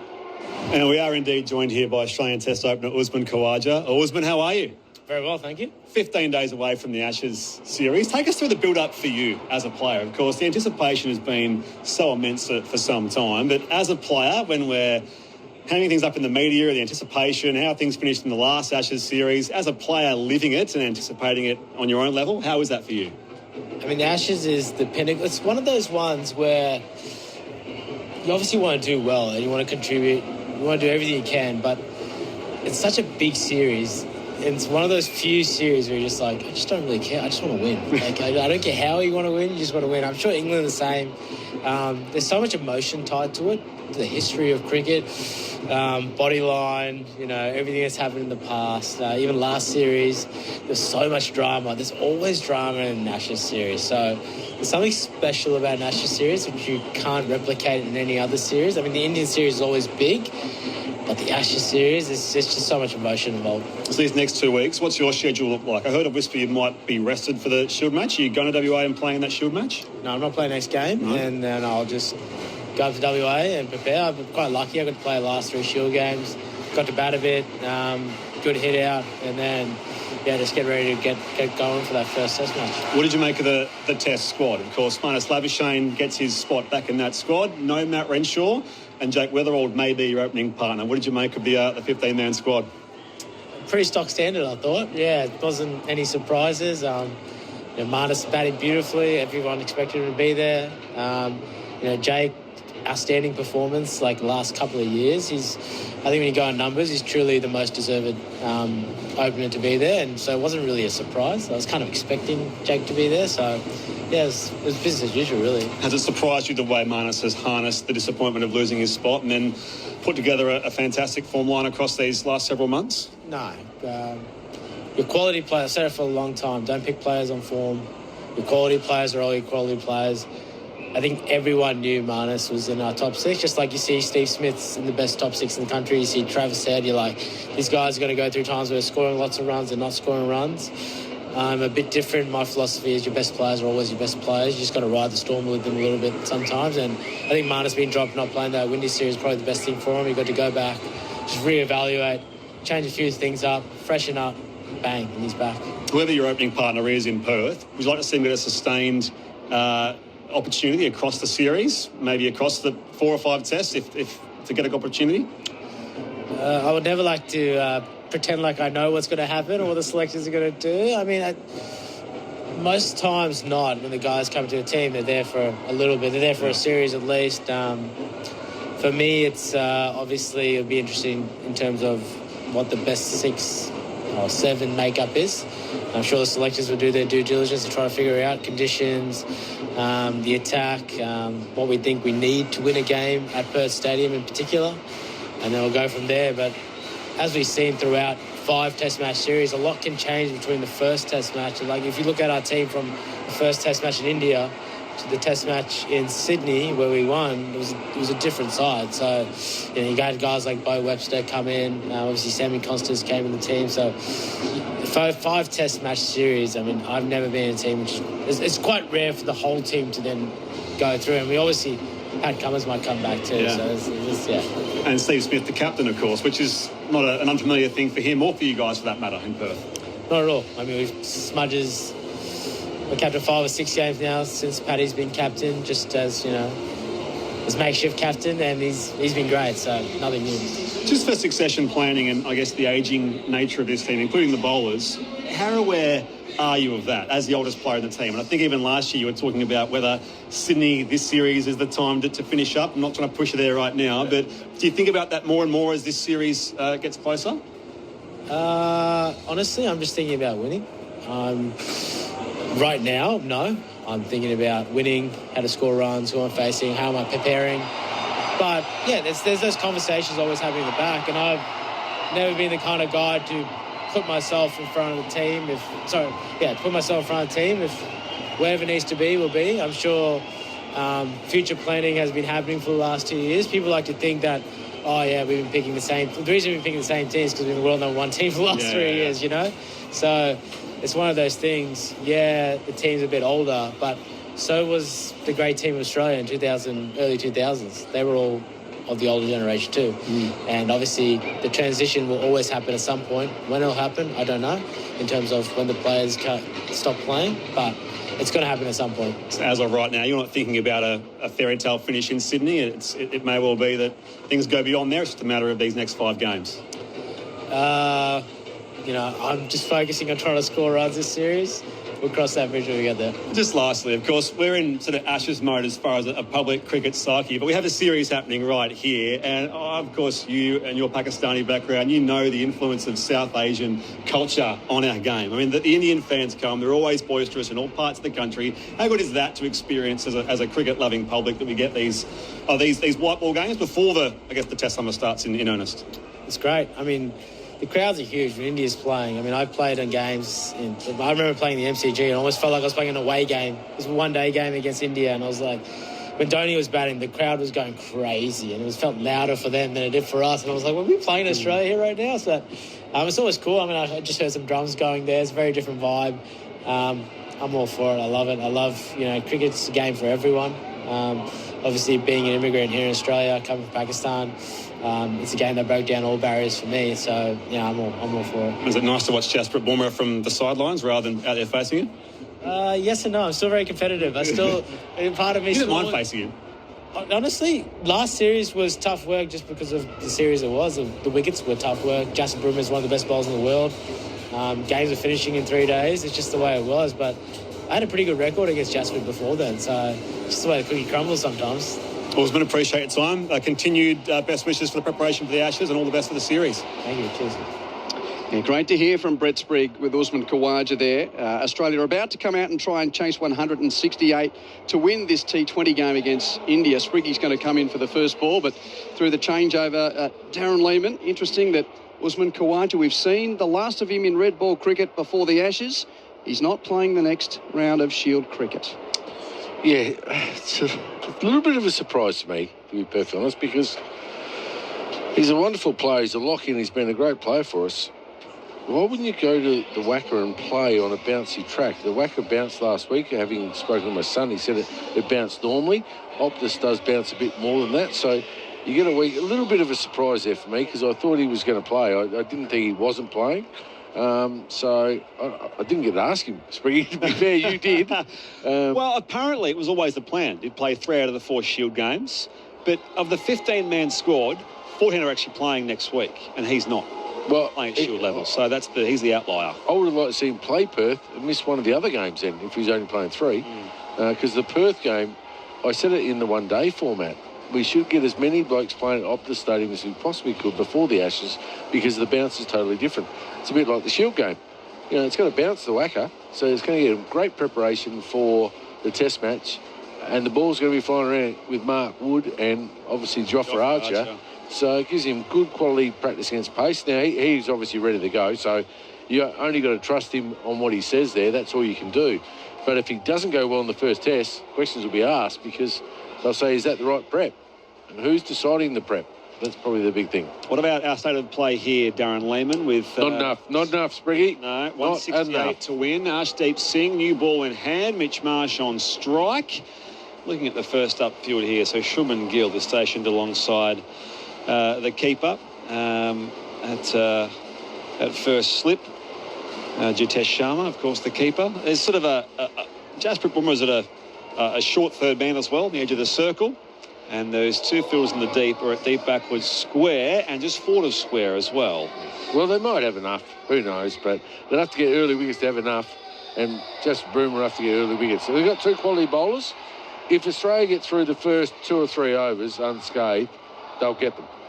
Arshdeep Singh, 3 wickets in that game in Hobart. He's the most successful bowler for India in this format. The only bowler to have got 100 wickets or pass that milestone, Arshdeep Singh. And here he is, powering in, left arm over the wicket. Mitchell Marsh waits at the crease here and just works it off his pad down behind square for a single, chasing 168. They are none for one, the Australians. And what an opportunity for Matt Short. This is the game where he can lock himself into that role as either 1 to 7 in the T20 World Cup side, because if he gets a start, gets off to a flyer and canters home, they'll go, well, that's a great option for us. He can bowl, good fielder, leads obviously the strikers, so he knows the game well enough.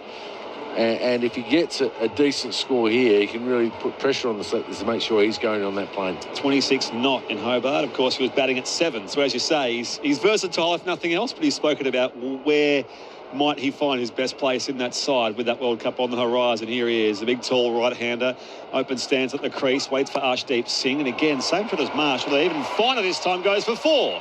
Off the mark with a boundary is Matt Short. And Australia begins strongly here, none for 5, chasing 168. Well, 2 straight. Nice start. Great start if you're opening batter. Leg stump, swing it in. Just go with the swing. And everyone has their square leg or fine leg, 2 square in mind. Get it finer because it goes down the short side so often. I'm just moving it a bit finer now, but it won't be enough. If he bowls that line and gets it fine, it's going to go for 4 each and every time. Just his line, get outside off stump, swing into off stump. 74 or 78 in the Adelaide one-day international, and he's straight at the crease here and defending Matt Short. He spoke about his vulnerability, I guess, Wolf, against spin as well. Wants to improve on his efforts against spin bowlers, so especially with the World Cup in the subcontinent. Well, he has to, because he struggled this series, in the one-day series. He struggled as well with his play, because he's too scared to leave the crease. He's got great reach, but if they bowl a good length to him and don't give any step hits or actually get not too short on him, he hasn't got much weight through the ball. So he's got to learn to actually pick length better. If he does that, he'll be fine. He's a good player. He can strike it all around the ground. He's just got to get smarter on his feet. Matt Short, as the fielders encroach here, he's in the pull shot, but a little too early. That's under the gloves of Jitesh Sharma, the keeper. As I mentioned, Arshdeep Singh, we thought he might miss. We saw him running laps before the game, and we thought, is he going to be rotated out again? Because he's only played one of the first 3 games in this series, and of course now he's playing again. So he's played 2 out of the 4. Of course, Canberra was a washout anyway. But he is their most successful bowler in T20s for India all time. Yeah, he should be playing all of them, I think. Unless they're getting him ready for a test match, which they could be. Picked up headingless and Stoinis in Hobart. Full ball here for Short. Slapped down the ground here and diving across at mid-off to stop it. And it was a nice diving save from the fielder out there. And they get just the 1 run. So it was well done there, Shubman Gill. None for 6, the Australians, with Short on to 5. Well, he's trying to swing it back into Short there and hit off stump, because if there's one little weakness with Matt Short, it's the ball coming back into him or angling into off stump. So that's what they're trying to do with Matt Short. Can't forget he also had finger surgery last week. It was a very quick return, Matt Short, from having the finger worked on. Here he is, Mitchell Marsh at the crease, guides it away here to Gully. So he suffered the injury, was it in the Adelaide ODI? It was one of the ODIs, and sort of came back, played in the Hobart game and whatever else. So end of the over, by the way. None for 6, chasing 168, the Australians. And as I said, 6 runs off that first over. That's a good story, though, Sprigg, because it brings to mind, I was speaking to a former Australian wicketkeeper who will remain nameless, Brad Haddon. Okay, yes. And he said he had the same thing, and it's not that big a deal. He should have played the next game. Really? He said it's not too bad. But a keeper would say that, of course. Yeah, the fingers are so important. Probably all the more reason why. You're probably right. Anyway. Jasprit Bumrah, a superstar of world cricket, will take up the attack from this other end. Are we going with the highway end? Is that what they're calling it? Highway River? It sort of snakes around here. Anyway, it's Jasprit Bumrah, and he's a very good bowler. 98 wickets in this format at 18. He'll be the second to achieve that 100-wicket milestone behind Arshdeep Singh if he gets a couple of poles tonight. Well, he'll have to get 101. He'll have to get 3 tonight for them to win, which he could do, because he's an absolute superstar. He will worry Matt Short coming back into the pads. Slip in place, Matt Short facing him, and he's coming forward, playing and missing on that Jasprit Bumrah length that was quite full, just knowing onto the off stump, and Matt Short was beaten that time. He's got such a good wrist for our listeners. That's a perfect seam. He swung that one out. So he might go out, and then he'll just swing one back in, and you can't tell his action. It's unbelievable. It's short run up, sort of stumbles in, doesn't he? And then just lets it go at pace. 135 that one was. So the first ball was just warming up. Now it'll probably go in swinger. First toured Australia 9 years ago, Jasprit Bumrah. In he comes past the umpire, Matt Short, and plays at this and opens the face there to backward point, no run. If I'm Matt Short, I'm blocking and getting off strike. I'll tell you what he would do with me.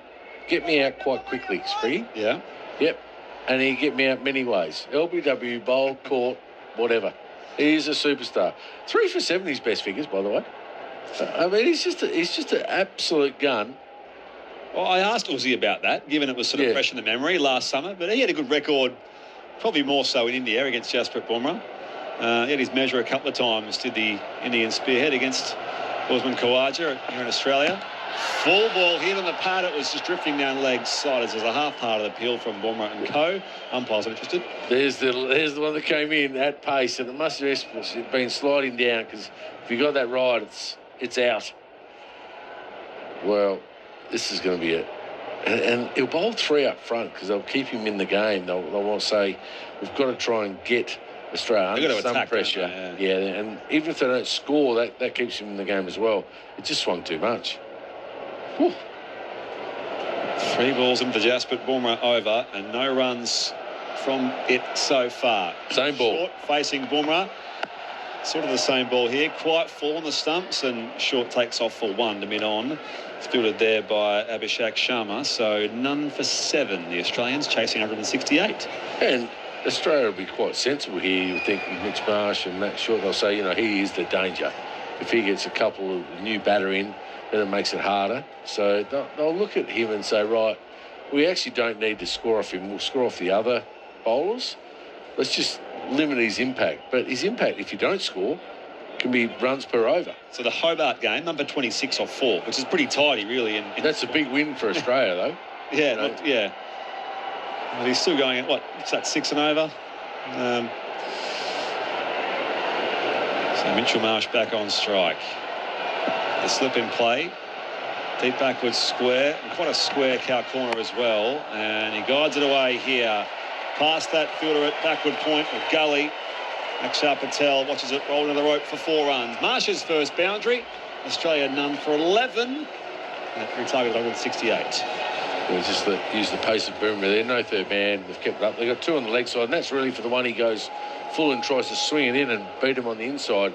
He got it wrong the other night. Mitch Marsh picked him up and got him through square leg, but now they've decided to switch that, bring the fine leg up inside the circle and have a third man back, which I still can't believe. They should have a slip. Well, yeah, they are putting a slip in. I was going to say, best bowler in the world, you don't have a slip first over, you're struggling. The slip remains there for now. Last ball of this over. Marsh waits for Bumrah coming forward here to mid-wicket. Collected down there by Chakravarti. A dot ball to finish off the second over of the run chase. Bumrah's first over. None for 11, the Australians. 168, that victory target.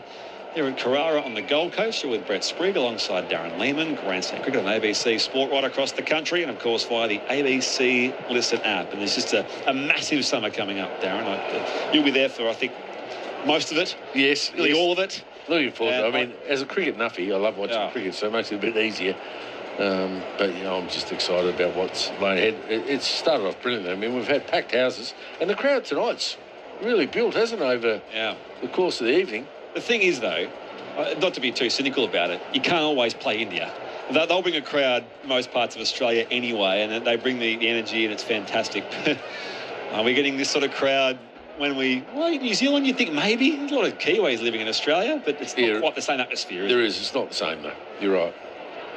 Anyway, it's a nice way to start the summer. Arshdeep Singh in here to Matt Short again. An open stance at the crease. Wingfield on the offside, but he clears over the bowler's head. It's one step down the track into the sight screen for 6. Well, that's what he can do. You said Adelaide Oval all the time. Good wicket, comes onto the bat, picks it up. Good bat swing, Matt Short, when it's up in his eye line and in his arc. If they drop short, he'll pull it over mid-wicket and play through point really well. But when they do that, and they're trying to beat him on the inside, I get that. It was just a fraction full. We actually went off pace there. A little slow ball, little leg cutter there from Don't know why you're going off pace when you bowl 150 clicks, young man. Just swing it at pace. Short. Face up again here, and he's beaten for pace this time. Just offensively prods it back to the bowler. Especially when you get a new ball. It's only, what, 12 balls old and you're trying to bowl a slow ball. Swing it at pace and you'll get wickets. Arshdeep, you're a good bowler. Matt Short actually turns 30 on Saturday, so he's got a birthday in a couple of days' time. Oh, is he? On match day? Yes, which he shares with Tilak Varma, who's 23. So there you go. Oh, wait. You ever play on your birthday? You must have it. Over thousands of years of playing different levels. Matt Short again. Carves this back past the bowler. Couple of bounces this time. Back one bounce and 4 in front of the sights. Been it vacant long off. None for 21. So a strong start here in this third over of the run chase. Well, doesn't he look a lot more accomplished at the top of the order? And that's what you get when you have someone that does it so well for a BBL team and IPL team and all around the world when he's opening. He hasn't had the opportunity because Travis Head's in the side and Mitch Marsh. They've done a great job for Australia over the last 12, 18 months. But Matt Short, if he gets a chance, this role he can make his own. And then you start to look at, if he really brains him tonight and gets off to a flyer, does Mitch Marsh bat 3? Travis Head bat 3? It's a packed offside field here as again Short comes forward defensively here. They'll get a quick single as Marsh took off on striker's end and one more to Matt Short. He's 17. Australia none for 22. Target 168 here in the third over. If they get through, Jasper Broom's next over unscathed, they'll get him. Well, consider the fact as well that India in the power play, none for 49, didn't lose a wicket and then collapsed. Yeah, that's true. And we've had some collapses, haven't we, throughout the one-day series and the T20 series, but I just get the feeling it looks like it's coming on a little bit better. Maybe a bit of dew, it's just becoming a better wicket to bat on. And Mitch Marsh just guides this here to the fielder at point for no run. So Matt Short, it's his 20th T20. You mentioned the point he has to prove. Averages 22, highest score 66. So the numbers aren't, amazing for him at this early point in his career, despite the fact we know what he's capable of. And things become a bit more dinkum when there's a World Cup squad being picked, which is what his motivation is, to prove he can bat either opening or middle to lower order, as he's done recently as well. Trying to hold down that place in the Australian team. The World Cup on the horizon. Meanwhile, Mitch Marsh moves into the line here. Is hooked down in front of us. One bounce for 4. Just dug it in that time, did Arshdeep Singh, and Marsh unconvincingly, sort of top edgy, in fact, as it went for 4.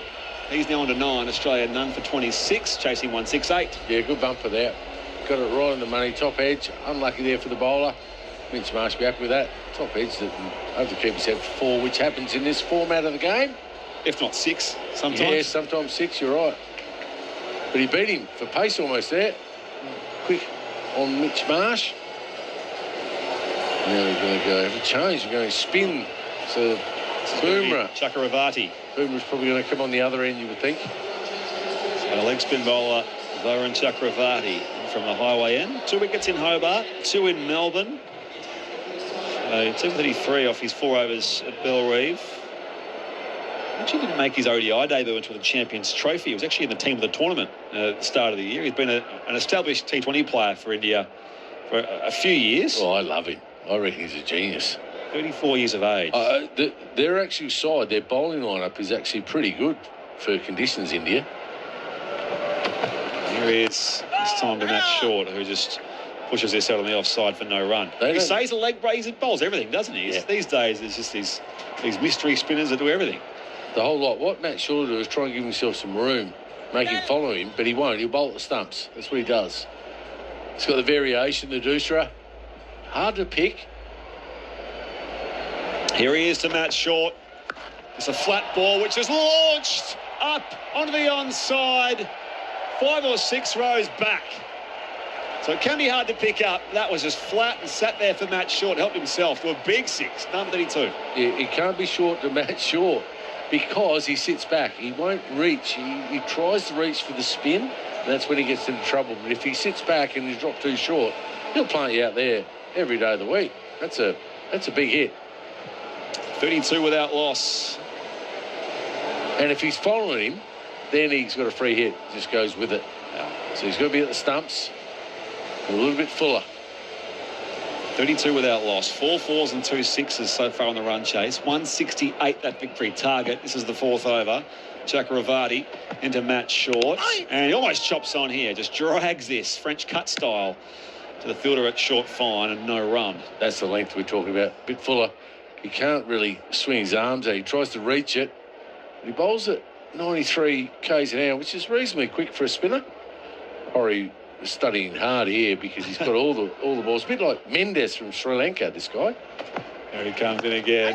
And that short cramp of the crease just squeezes this out to Arshdeep Singh at mid-wicket. Yeah, for our listeners, Ajinta Mendes, I think it was. Horry would have watched him a bit. He had the same thing. Once you get used to them, the mystery spinners, it becomes a lot easier. But for 12, 18 months, you don't know what's going on. Yeah. They burst onto the scene and they make an impact straight away, as Mendes certainly did. Second last ball before that. It's a full ball here, dragged away by Short. Arshdeep Singh shies at the stumps at the non-striker's end. And the fielder backing up down there, Shubman Gill. Just sort of shake his hand as it came at a bit of pace. Got him the wrong part of the finger. So 33 without loss now, the Australians. 1 ball left in the 4th over. Was there any chance here? Just seeing the side on replay. No, he was home. Marsh back on strike facing Chakravarti. This is back of a length, and again, this is sort of tugged away by Mitch Marsh unconvincingly. I'll rush back for a second, though. It's well run by the Aussie openers to reach 35. Still without loss here. 2 overs left in the power play, so 4 overs complete.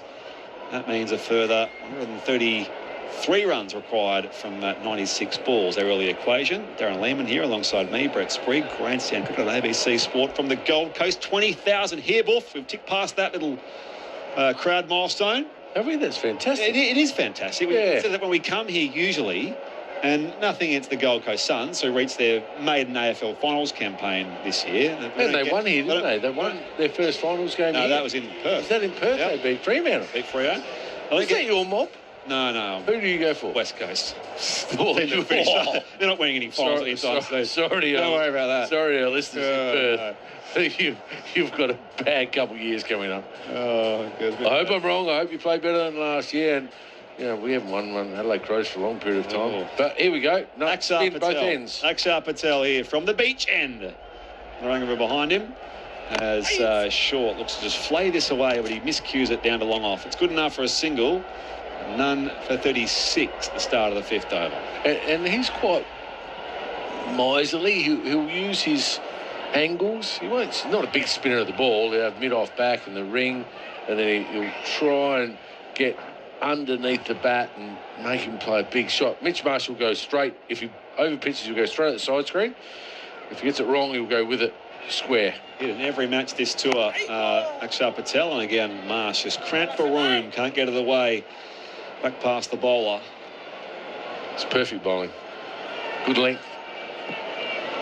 As I said, long off back for Mitch Marsh and also deep square leg, and he's coming forward, sort of half a step forward, then back again. So they're going off pace, which is really interesting. So they might think Boomer's the one to bowl to all the other boys. Save Boomer up, which is not a bad ploy. You've got to get a wicket, though. That's our left arm around the wicket. Mitch Marsh guides this away here to mid-on for a quick single. Direct hit does come from the fielder there, but the batter well made his ground. So, none for 37. Can they peg the Australians back a little bit here? Still with 9 balls, in fact, 8 balls left in the power play. It's going to get the last over in the power play. They've probably got to go to Boomer. It's just to keep it in control. 25 runs for Matt Short so far. He's down and sweeping. Big loud appeal from bowler and keeper. Umpire is unmoved. This is where I love it. The Indian cricket team. It's got to be close. It'd have to be close. It's got to straighten. That's the thing. He's not a big spinner of the ball. They have reviewed it, I think. No. Timer ticks down. I thought I saw a signal there come from the bowler, but... Yeah, they reviewed it? Well, they have reviewed it. Oh, it just came from Surya Kumar Yadav there very late. Third umpire to director. That's the we have a review. Third umpire, Sean Craig. On-field decision is not out. It's fair delivery. Start with front on, please. So from our angle, which is sort of slightly on the angle. If it straightens, it's out. Yeah. If it's not, it might have just kept going. Hit him quite full. Oh, yeah. It's hit him on middle and off. We'll go to RTS just to double check. Hit him on middle and off. There's no under edge or glove on that. Well, is it umpire's call impact? Gap down. Oh, I think that's got him. Yeah, that's coming back on the middle stump, and he should be on his way here, Matt Short. Pitching outside off, impact in line. Red. And Matt Short's got to go. Good decision, good review. Oh, it's tight though, wasn't it? Impact in line, just hitting. Shows middle of the leg on the impact, or the wicket impact. But anyway, that is Australia's first wicket lost. Matt Short out for 37. Beg your pardon. 37 is the first wicket to fall. Just been instructed by Ben Cutting here, just being very rude. Matt Short, 25 of 19 balls faced. He is out. Mitch Marsh remains there. And now Josh Inglis will join his fellow West Australian at the crease. Well, that's a big wicket for the Indian team. They needed one in the power play. They can control the power surge down the play. Last over, they can get another one, then look out from there. It's even better again. But that's a good result for India. Matt Short will be disappointed missing that one because that's a sweep shot. He plays so well for the Adelaide Strikers. Hadn't played it well early on in the one-day series, so it's just one of those ones that can be, you miss it. Good review because it didn't spin back, it didn't straighten. So it just hit him, didn't it? Just in line, just hit him. That's all it has to do. Last ball, the fifth over here with a new batter at the crease, Josh Inglis, of course, who's captained this Australian white ball team. In the year of his Test debut as well, which he made back in Sri Lanka, 100-on debut.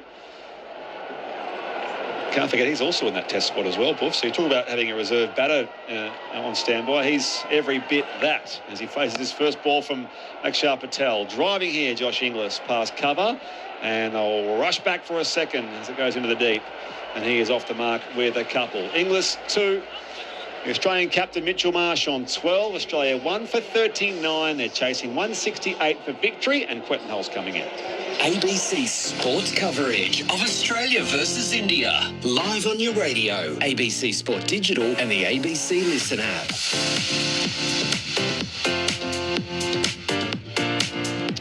I know we work one more before the power play, Buff, but that's, dare I call it, quarter time, 5 overs in.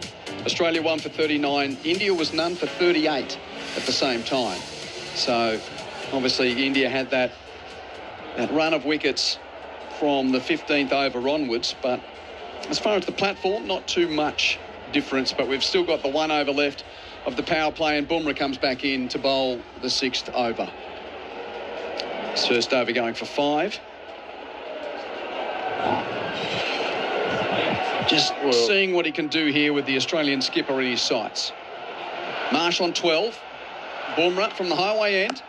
Marsh defends. Yep, quick single on the offside. And Inglis responds. They get through for the run. Good single. Don't try 2 minutes against Bumrah. Just get through this last over. If they get to India, what were they? 1 for 49 after 6? I think they were none for 49 after 6. Correct. None for 49. So, you know, that's one of those ones. You just take par and Bumrah's bowled 2. You actually be quite happy with that, I think, from an Australia point of view, because Bumrah's only got 2 to go. He'll definitely bowl 1 at the end. So it's a big 5 balls here. They'll be trying to get another wicket. Great atmosphere outside. Just had a little sneak around the public for this over from Bumrah. Short and cut by Inglis for 4. Gets it very fine. Beats Short 3rd. And down to the boundary for 4.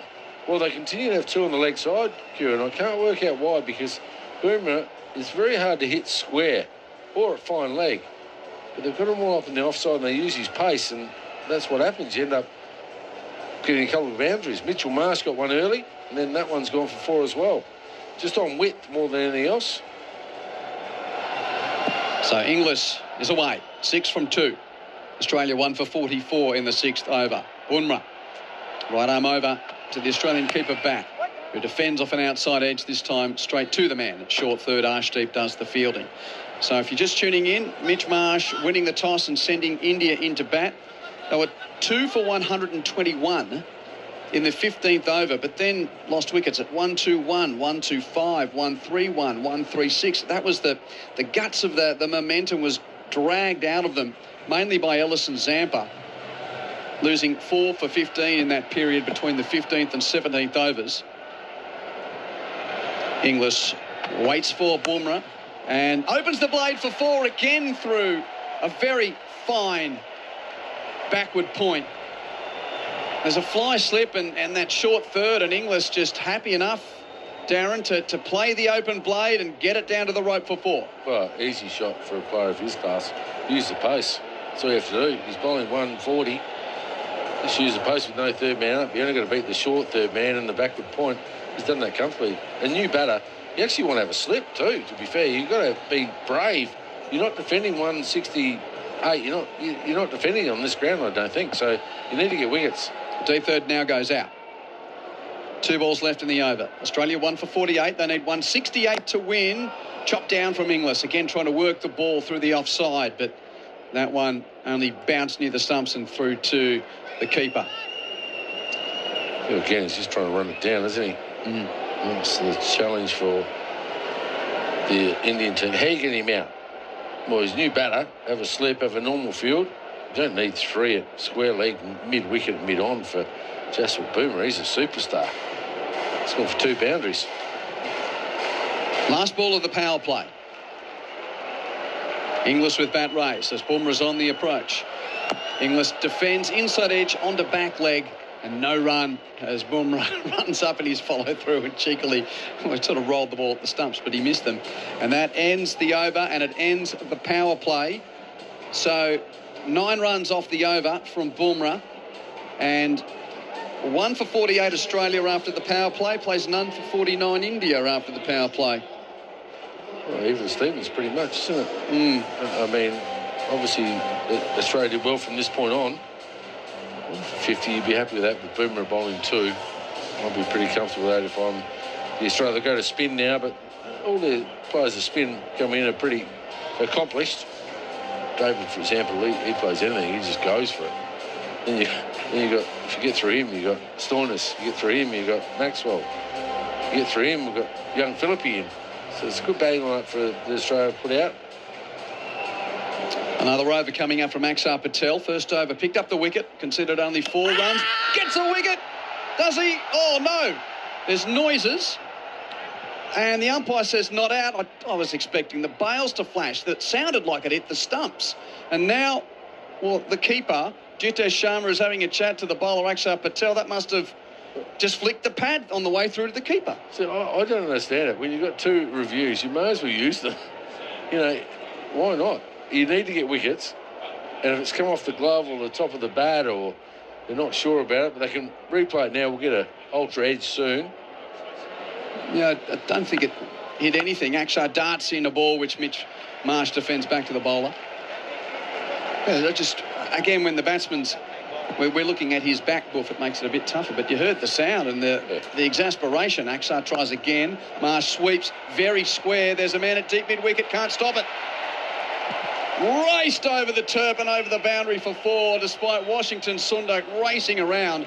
But that flew off the bat from the Australian skipper. Well, he hit that hard. he does hit him hard.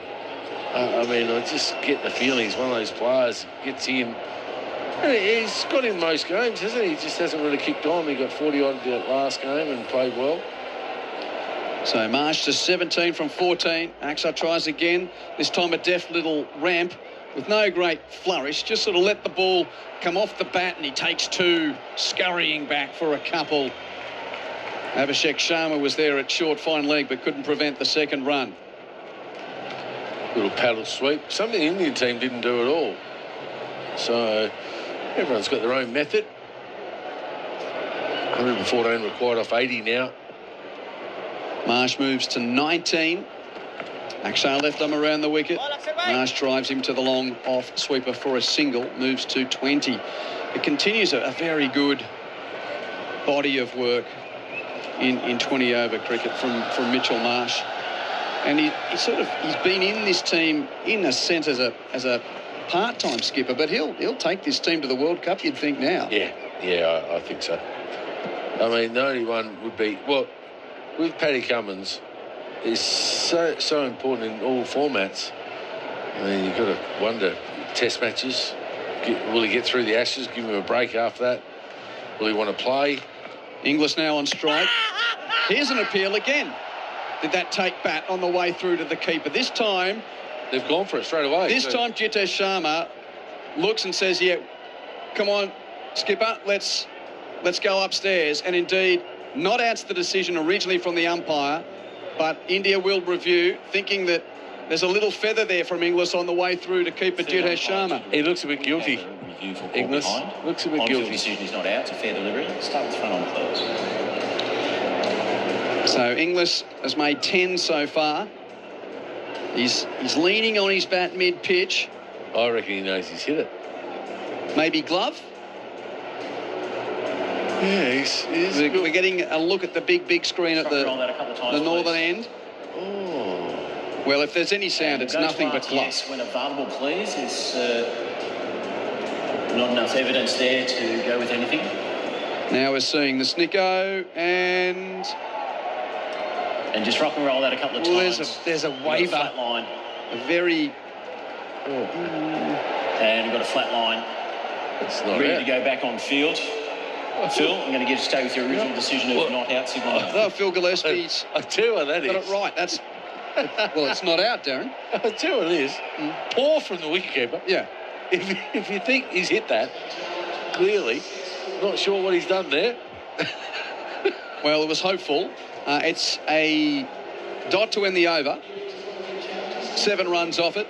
Australia 1 for 55, needing 168 to win.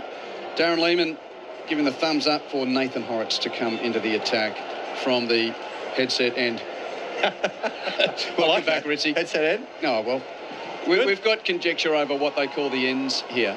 Probably the Cairns end. Yep, the Cairns. Pointing towards Cairns. This is the broadcast end, and we'll get to see Varun Chakravarti continue. Let's talk about Mitch Marsh's body of work in 20-over cricket this season, and the season sort of goes all the way back to August the 10th in Darwin when we started that series against South Africa. Marsh drives down the onside, takes a single, moves to 21. It's 1 for 56, so he made 13, 22 and 54 against South Africa.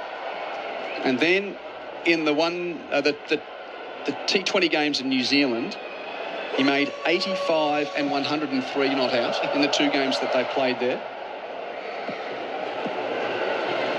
As it's now Inglis on strike. Chakravarti full. Inglis advances and drives respectfully along the deck to deep mid-wicket for a single. Moves to 11, 1 for 57. So Marsh didn't get a bat in the first game in Canberra because of the washout. 46 at the MCG, only 11 at Bellerive. But those numbers in 20-over cricket opening up. He's, 21 not tonight on strike. Facing Chakravarti. Missed times, a loft down the ground. Might be caught at long off. Is dropped. Dropped.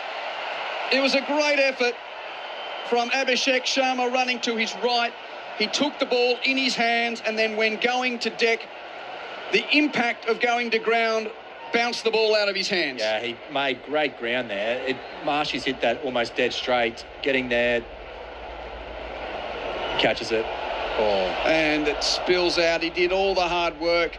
It sort of stayed in that first contact with the ground, and then it just found a way the ball to worm out of those 2 hands.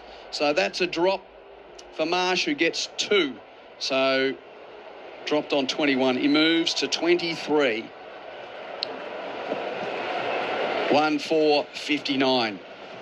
Chakravarti tries again. Marsh cuts out to deep point, takes the single. That would have been handy. Well, I'm not pointing at the obvious there, but look, they need something here, India, at the moment. Look, the only way Australia's really going to get themselves under pressure is soaking up too many dot balls and then just playing a rash shot. They've got their batting depth there to take it as deep as they need to. Yeah, they're looking very good at the moment. Chakravarti over the wicket. darts it in. Inglis off the back foot takes one. The keeper's after it. Jitesh Sharma running all the way out to mid-wicket. He did enough to prevent the second. Coming in from the boundary, there was some help from Shubman Gill. But, boy, the keeper had to do some hard work there. And Mitch Marsh picks up his gloves and... He probably felt compelled to do that after the call behind call. The wiki sort of ripped off one of his gloves and Marsh picked it up and chucked it to him. And you were talking about Marshy earlier, and also the pace that he scored those runs as well. You know, I could imagine to be over 150, 160. Marsh faces and drives. Oh, he takes a single on the most beautifully timed defensive prod, but reels his head back because he realised he hit it straight to Tilak Varma at long on. So just a single to end the over. Marsh is 25 from 20 deliveries. Inglis is 12. He's faced 9 balls. Matt Short made 25 from 19. It was out LBW to Axar Patel in the 5th over with the score on 37. So 8 overs done. Australia 1 for 62, needing 168 to win. Quentin Hull with Nathan Hauritz for Grandstand Cricket on ABC Sport. And we'll be with you again on Saturday night at the Gabba. Start of the WBBL as well this weekend. Doubleheader from Allan Border Field opens it up. All of that WBBL available for you on the ABC Listen app. So just as the World Cup for women is done, which was on the pink ball, that's now the WBBL. Way to get in touch on the Listen app as Axar starts a new over. Marsh sweeps very hard, beats Abhishek Sharma at deep square for 4. And again, the outfielder wasn't far from that, but it's just too powerful from the Bison. Gone like a traceable at that. I'm trying to see... Marshy's definitely changed his stance over this last little bit, facing these spinners a bit lower in the ball. But he is hitting that ball so hard. 25 from 20. I'll make it 31 from 21 as the scoreboard updates. Next delivery, missed time from Marsh. Try to heave it through the offside, off a bottom edge back to the bowler. So hold on, the scoreboard's doing a few things out there. What is he? Yep, 29 from 21. 1 for 66 the score. Yep, they've got it right. Now make it 30 from 23. They've got the ball. He swept there and he gets a single. I almost feel like he scores all over the place. He's picking the delivery to go harder. Looks like Axar's arm gets that a lot low. Like, I don't know if it does, but from here it looks like it gets a lot lower, and Marshy's already getting down into that as soon as he sees it. Now Inglis facing the left arm around the wicket, darted in towards the bottom of leg stump, squirted out by Inglis, but stopped in the covers. Shivam Dubé doing the fielding. Well, you'd know, Ritzy, you've got a pretty quick sense when a bowler's worked out your change-ups. you know the feeling? Yes. Yes, if I'm bowling to a bloke that I'm spinning the ball away from and they start sweeping me, I'm in big trouble. Inglis is bowled.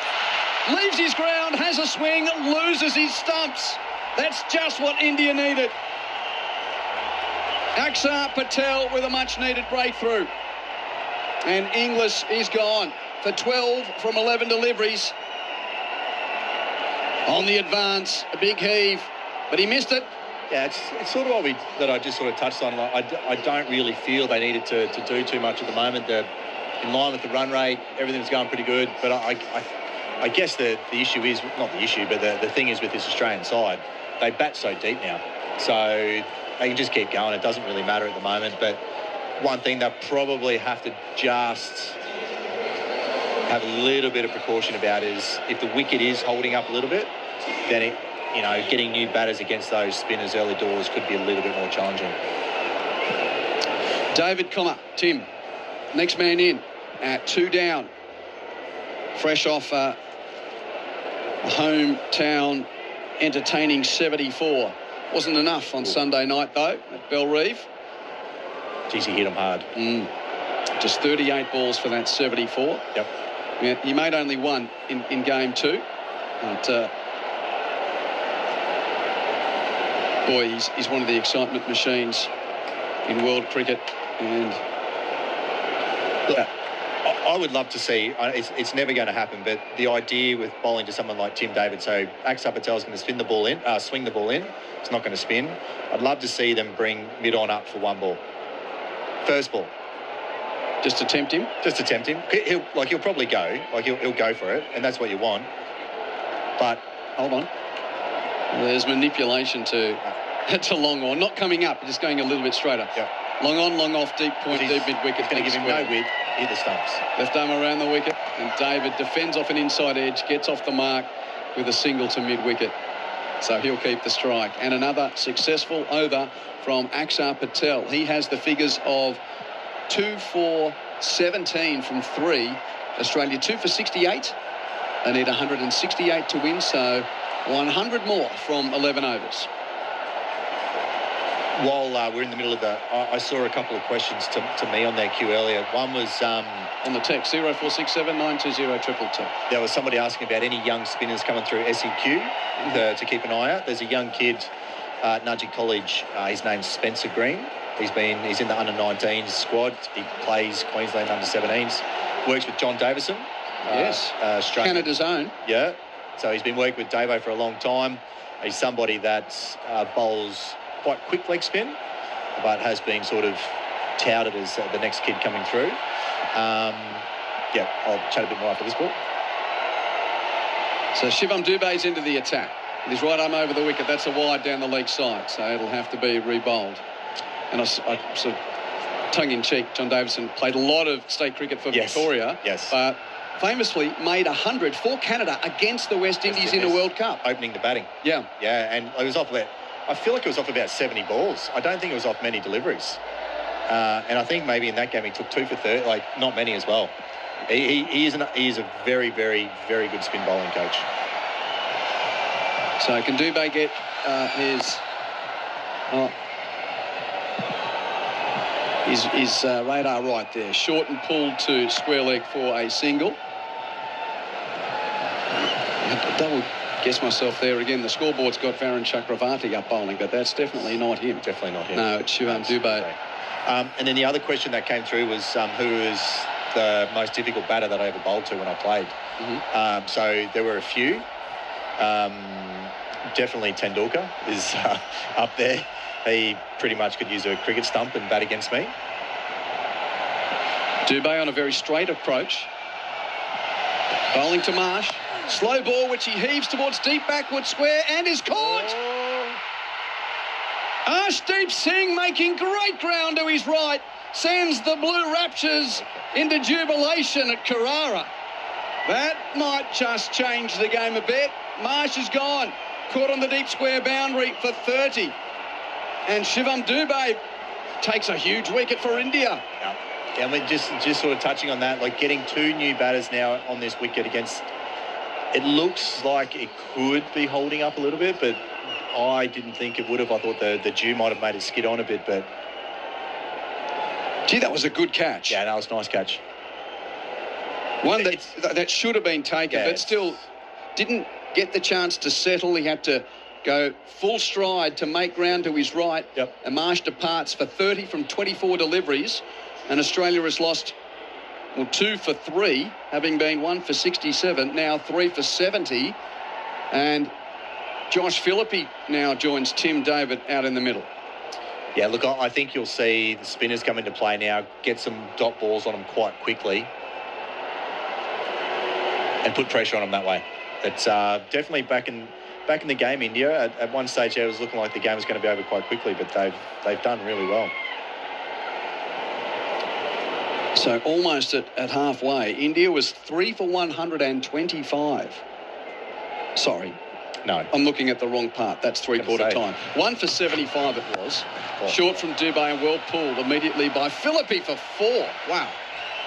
That raced off the bat. So Philippe's away immediately.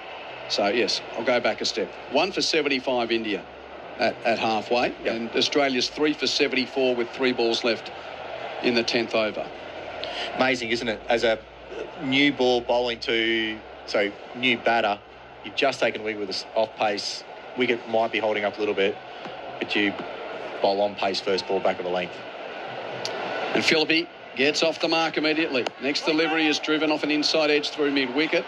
Takes 1 to the deep, thinks of a second. Thinks better of it. Just the single. So Philippe to 5, 3 for 75.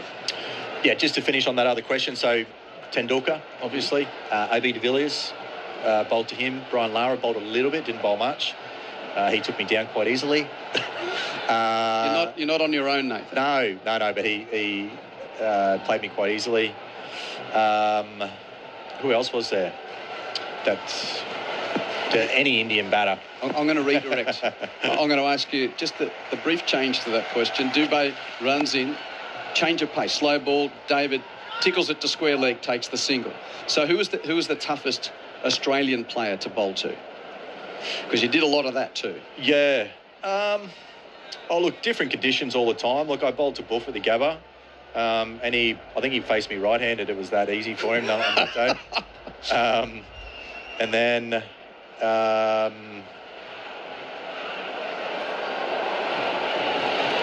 It's all right. You can take. David Hussey was a very hard player to bowl to at times. Like, he would never really let me, because I was always sort of just drifting the ball away from him. But on a turning wicket, a little bit different. Last ball of the over from Dubé, bowling to Philippi, who works the ball from outside the off stump, a whipped single to deep square, and he saunters through for a run. So that is 10 overs done in Australia's chase. They need 168 to win, and so far have lost Short for 25, Inglis 12, and Marsh in that over for 30.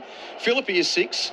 David is 3. The Australians 3 for 77. Keep those texts coming on 0467 920 222 as Brett Sprigg comes in to join Nathan Hauritz. Live coverage of the cricket. Australia versus India on ABC Sport, your home of cricket. Thanks, Q. So halfway through the run chase by way of overs, still under halfway to the required total, Nathan Hauritz. This game is intriguingly poised. Yeah, it is. It is. Look, I think with 2 new batters in, I'd have to say India probably just hold the upper hand. Especially now, look, they take a wicket here, or even if this over, let's say the next few overs go for less than 5. Looks like it's getting a little bit harder. Lauren Chakravarti will continue from the beach end down and kind of paddle it here. Philippi, big loud appeal from the bowler. And it's just come off the under edge there of Philippi's bat. And will get a single. Get a single? It may have been a leg by as well. Noise in there. But anyway, it's 3 for 78 of the Australians. I'll finish off the question from Q. Yes. Aaron Finch was a guy, he used to love facing me. I was talking to Cutsy on the way down, talking about the biggest sixes I've been hit for, and there's been plenty. And I remember one game in the Gabba, I don't know if Buff was coach then, but Finchy, we were on like the furthest side next to the Cricketers Club. Yep. So from the furthest wicket, I was bowling from the far end, and he hit me second tier at the Gabba, and there was nobody in nobody watching Queensland play, and it made the biggest echo, and the ball went so far, and Finchy was like, Horry, that's massive. He said that about his own shot. Yeah. In mid-air, I'm like, oh, wow, that's very big. It was a leg by the end. There was a late call from the umpire. So 3 for 78, at least it remains on the total. There's something special about the way that those stadiums echo. Like the MCG during a Sheffield Shield match and the SCG, the Gabba, when they're pretty much empty. Yeah. Here comes Chakravarti here into Tim David, who cuts for an easy single on the offside. 3 for 79. David now on to 4. Yeah, it's a very humbling experience when you hear the crack of the ball off the bat, and then it just takes an eternity to land, and when it does, and then what makes it even worse is when they're looking for about 15 minutes to get the ball. Gunther off the text notes that you are very humble when talking about your own bowling. You're very self-deprecating. It's because the thing have to be. But it's funny how you describe Sachin Tendulkar, who, of course, we all... Philippi here is facing Chakravarti and coming for whipping away on the offside, the onside, 4 to square for a single, 3 for 80. So, that sort of trumps all, really, I think, as far as Sachin. Yeah, he's, like a generational, one of the all-time greats. Yep. And then you go into, like, some very good players that are either long-time domestic players in Australia or international players, like Aaron Finch and David Hussey, of course, played for Australia in the shorter flats. But it's just funny to hear those guys in the same conversation, but of course that's your experience as bowling to them, and obviously had some great battles in the domestic scene across against those guys. Yeah, and look, back when I was playing, the Gabba was probably a little bit different than what it is now, and when I got the opportunity, not saying that I'd be bowling any different. Tim David here facing Chakravarti, and this is just dropped back short of a length, and he pulls 1 bounce and 4 out through in between square leg and mid wicket. boundary there for Tim David. Doubles his score on to 8. Australia are 3 for 84 and 168. They're exactly halfway to that victory target. He'd be disappointed there, I reckon. He's missed his length because I really do think he's got an opportunity to get David out this over. If there's any sort of weakness of the way David plays, it'd be against like the ball spinning away from him early. You know, like ball spinning in, but you have to get it right. If you miss, you saw down in Hobart what he can do, but if you get it right, because he's going to go at the ball, there's going to be an opportunity. So if he can get this middle stump line and just off pace a little bit. David waits for Chakravarti, and it's Fuller, and he comes forward and defends on the offside for no run. But it's funny, at least during your time, there was no dog track at the Gabba. That was well before your time. So the indignity of being hit on the dog track, I'm sure, was probably something that got the spinners before your time. Yeah, look, that was just my life growing up, watching Jacko bowl and Trevor Holmes and stuff back then. The last ball, 11th over, Chakravarti to Tim David, and he plays across the line at this. Hit him on the pad, maybe some bat on that, but it drops on the offside. Safely, but unconvincingly so far for Tim David, who was 8 from 8. Philippines 7 off 5, 3 for 84. The Aussies, as I mentioned, halfway to that target of 168 here on the Gold Coast. They could potentially, what are we at, 11 overs. Bumrah's got 2. They really need another wicket in these next couple of overs. Bumrah bowling to Philippi. I couldn't tell you how much Philippi would have even faced at Bumrah because I don't think Josh has played much IPL, if any. I think he's obviously been over there a little bit. He's been in the mix, yeah. You know, coming out straight away to start against Bumrah. Philippi's a quality player, but you know, facing Bumrah quite quickly, quite early in the spell. Shivam Dubey will continue from the end closest to us here at Carrara. And he is right on over the wicket here, and it's just pulled down into the turf by Josh Philippi, down to long on for a single, 3 for 85. He actually got Tim David out in Hobart, 1 for 43. Of course, Tim David did some damage in that game, 74 off 38. I'd love a knock like that from him today, wouldn't they? Yeah, look, I think with this field, and it's hard because Tim David's reach is so long, it's got to be off pace, wide as you possibly can, and literally just hope that he hits it to the guide 95 metres out of deep point. That's probably the way that I'd be trying to operate, I reckon. Paul Saner's going back over out here. David. And he does launch this up high over cow corner into the third tier of Carrara Stadium. Absolutely huge from Tim David. That's bad bowling. Full-length ball from Shivam Dubey on leg stump. Oh. And Tim David just helped himself. That's not good ball. That's definitely not where. That's a coach killer. That slow ball just outside leg stump to the short boundary. That bigger than Gill's hit at the other end? That was. Nah, I don't reckon. I reckon. Wow. Gill still has the biggest hit of the night. Yeah. We'll see a measurement shortly, but I'm sure that was that's a good swing. Bounced off the fence of the third tier. I wonder what he plays off at golf. It'd probably be 4 or 5. That was a golf swing, wasn't it? That was just. That's a beautiful swing. Down the line at Royal Pines, just over here. I think. All right. 77 off 52 is the equation, by the way. So we're getting close to these decisive moments of the game. Long off, long on, deep mid wicket are all back here. David waits, and he pulls this up in the air, miscues and caught it mid-off. Wow. And comes around from extra cover. A simple catch taken. That's very well bowled. Jeez, that's not one ball that I was thinking. I reckon Tim David was not thinking that at all either. It just jumped up on him. Again, it was probably off pace a little bit. And the catch taken by Surya Kumar Yadav brings about the 4th Aussie wicket to fall. 4 for 91. David's out for 14. These are decisive moments, as we say, Nathan Hauritz. Yep. And now Marcus Stoinis joins Josh Philippi. Yeah, very clever. Well done. I like that. The person beside me had written down 3 numbers what the next 3 shots are going to be. So. He was expecting more of what we saw of it, yeah. Well, look, I was thinking that he was just going to go wide, slow ball or something like that. Just it looked like it was maybe cross-seam. But, look, 77 off 51, they're just going to keep going. That's pretty much the way that they keep talking about the way they're going to play the game, you know. So they've sent in Stoinis. Of course, Maxwell still to come. And you're into the tail. Yeah. Dorshus, Bartlett, Ellis Zampa. Oh, I've got another one here. Yeah. Jimbo sent tons of questions. Yeah, I like that question. I've actually got a good one. Okay. We'll stay with Shivam Dubé here, who's made a couple of breakthroughs in these last couple of overs. Here he is, new batsman Stoinis on strike, up and defending on the offside. Who is your bunny, is the question. Yeah, look, I like that. Thanks, Jimbo. Get me back feeling a bit better about myself. But when we played the Ashes, I got Andrew Strauss out, so I bowled to him 4 times in tests, like not many because the game was moving. Got him out twice in tests, and then in the one day, as we played a 7-match one-day series, I got him out 5 times. Wow. Yeah. So bad bunny. Yeah, by the end he was reverse sweeping and wasn't getting anywhere. Former England captain. Here is Stoinis, and again just struggling for him on the crease, and plays it to Ashdeep Singh there at mid-wicket for no run. 4 for 91. 168 is Australia's victory target. Philippines there on 8. So again, it's 2 new batters. By the way, speaking of England captains and Ashes tours, of course that's coming up. There's been limited cricket played at this ground internationally, men's cricket and women's cricket for that matter.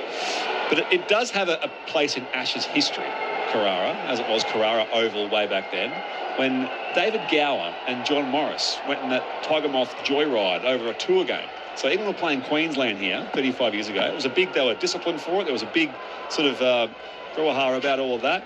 This is short and wide. Cut away, just clears backward point. 4 runs. Just got the height to evade the fingertips of Shubman Gill stationed there, and it races away for 4. So Stoinis off the mark with a boundary. 4 for 95 up to 12 overs here at Carrara. There was a whole issue at the time that they sort of took off during a game. They booked themselves on a airplane joyride in a Tiger Moth, the old airplanes. Flew over the ground. Got discovered that it was them. I think David Gower even captain at the time, he must have been. Or was he sacked after the 89? But it was a very sensational thing. It wasn't a successful tour, I don't think, for England, and that was an unwelcome development in the news for the England fans and officials. It's amazing, isn't it, when the on-field results are poor, that gets reprimanded, but if their on-field results are amazing, it just gets brushed under the carpet. But it was mid-game, so I don't know if Gower was even playing in the game. He should have been with his teammates. He should have been in the sheds or something. He flew over during the game. Anyway, very weird. Axar Patel continues, and Philippi can't get it past cover. And it remains 4 for 95. So yes, this game is not hosted top-level international cricket all that much, but we used to have tour games back in the day, of course. They'd play against country 11s and all the state teams, and it was a massive big thing, especially the Ashes tour. Here in the 13th over as Philippi miscues this drive. Go inside out here, and it's just come off the inside edge instead.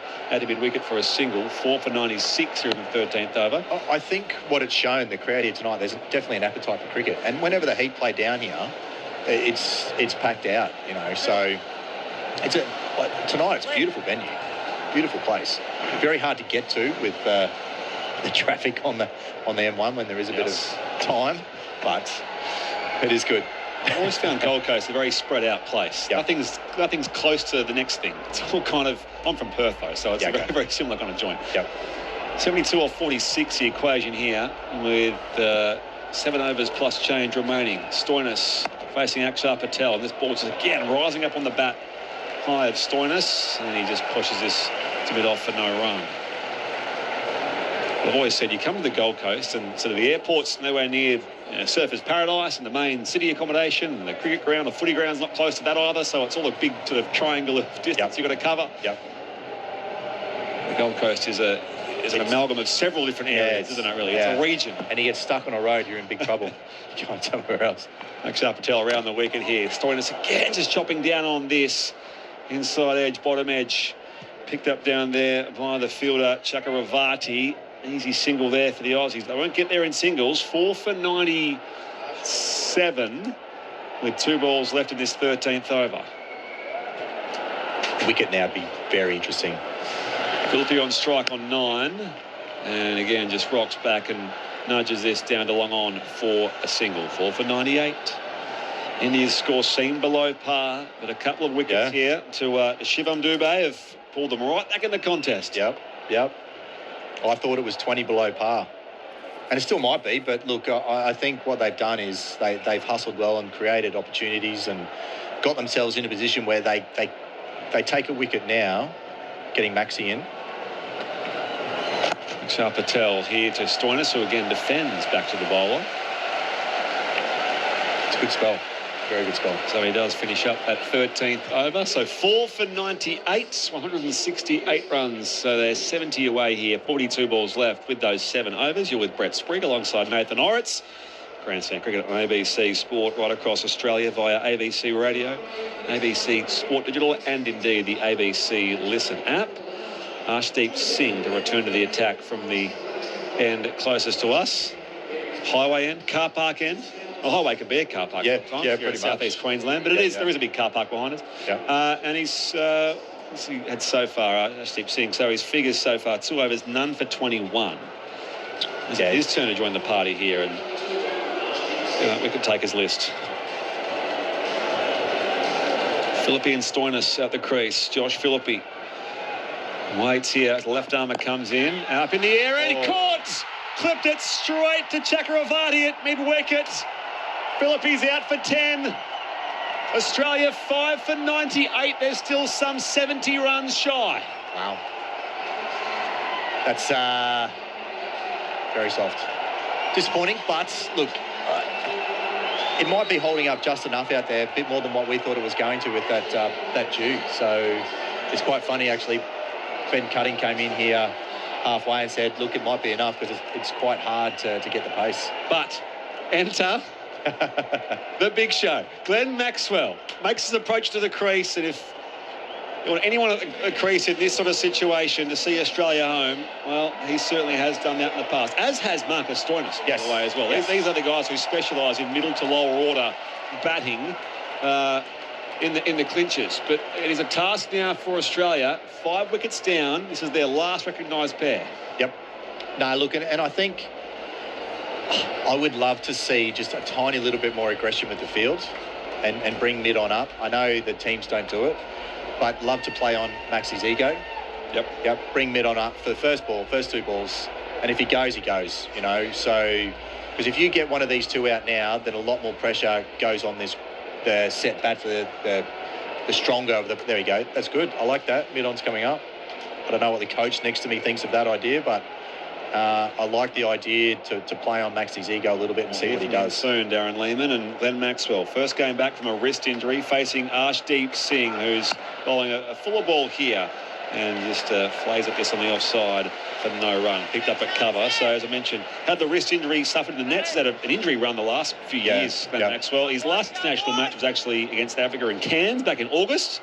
Unbeaten 62 off 36. So there you go. He gets that tonight. They're home. Yep. So that's his sort of go, Glenn Maxwell. It will be tough getting back straight into that match rhythm, but coming straight out of a broken arm pretty much and coming into this game. Arshdeep Singh to Glenn Maxwell. And he moves inside the line, tucks it behind square for at least 1. He's off the mark. 5 for 99, the Australians. He's played in the 2 previous Carrara games. So he actually had 38 of 23 in the first ever match at Carrara against Africa in 2018, which the Proteas won. And he scored the most runs for Australia against India in this format as well, Glenn Maxwell, which again is a surprise. He's done some remarkable things, especially in the shorter formats of the game. Marcus Stoinis back on strike here, but again, he's only on 5. So 2 new batters as he gets set to face the 4th ball of Arshdeep Singh's over. Digs in a short one here. He moved inside. He thinks it's come off the back of the bat here, Arshdeep Singh, for a loud appeal. The keeper's sort of a bit confused, as is the umpire. Will they review this? Unless it's come off something. I think it would be obvious if it had sort of taken the back of his bat as he was through the pull shot. But there as timer ticks down. And I don't think Suryakumar Yadav is all that convinced. So we play on. Can't trust the keeper.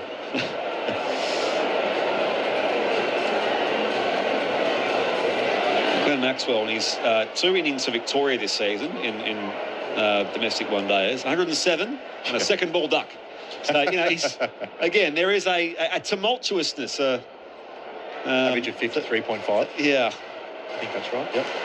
Tumultuous is the right word, but, you know, there is a volatility, I suppose, is the word to a Glenn Maxwell innings. Stoinis on strike here, facing Arshdeep. And up on his toes and defending on the onside.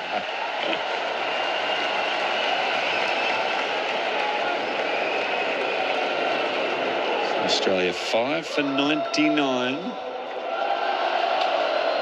I like that. Stoin was not happy with Maxi there.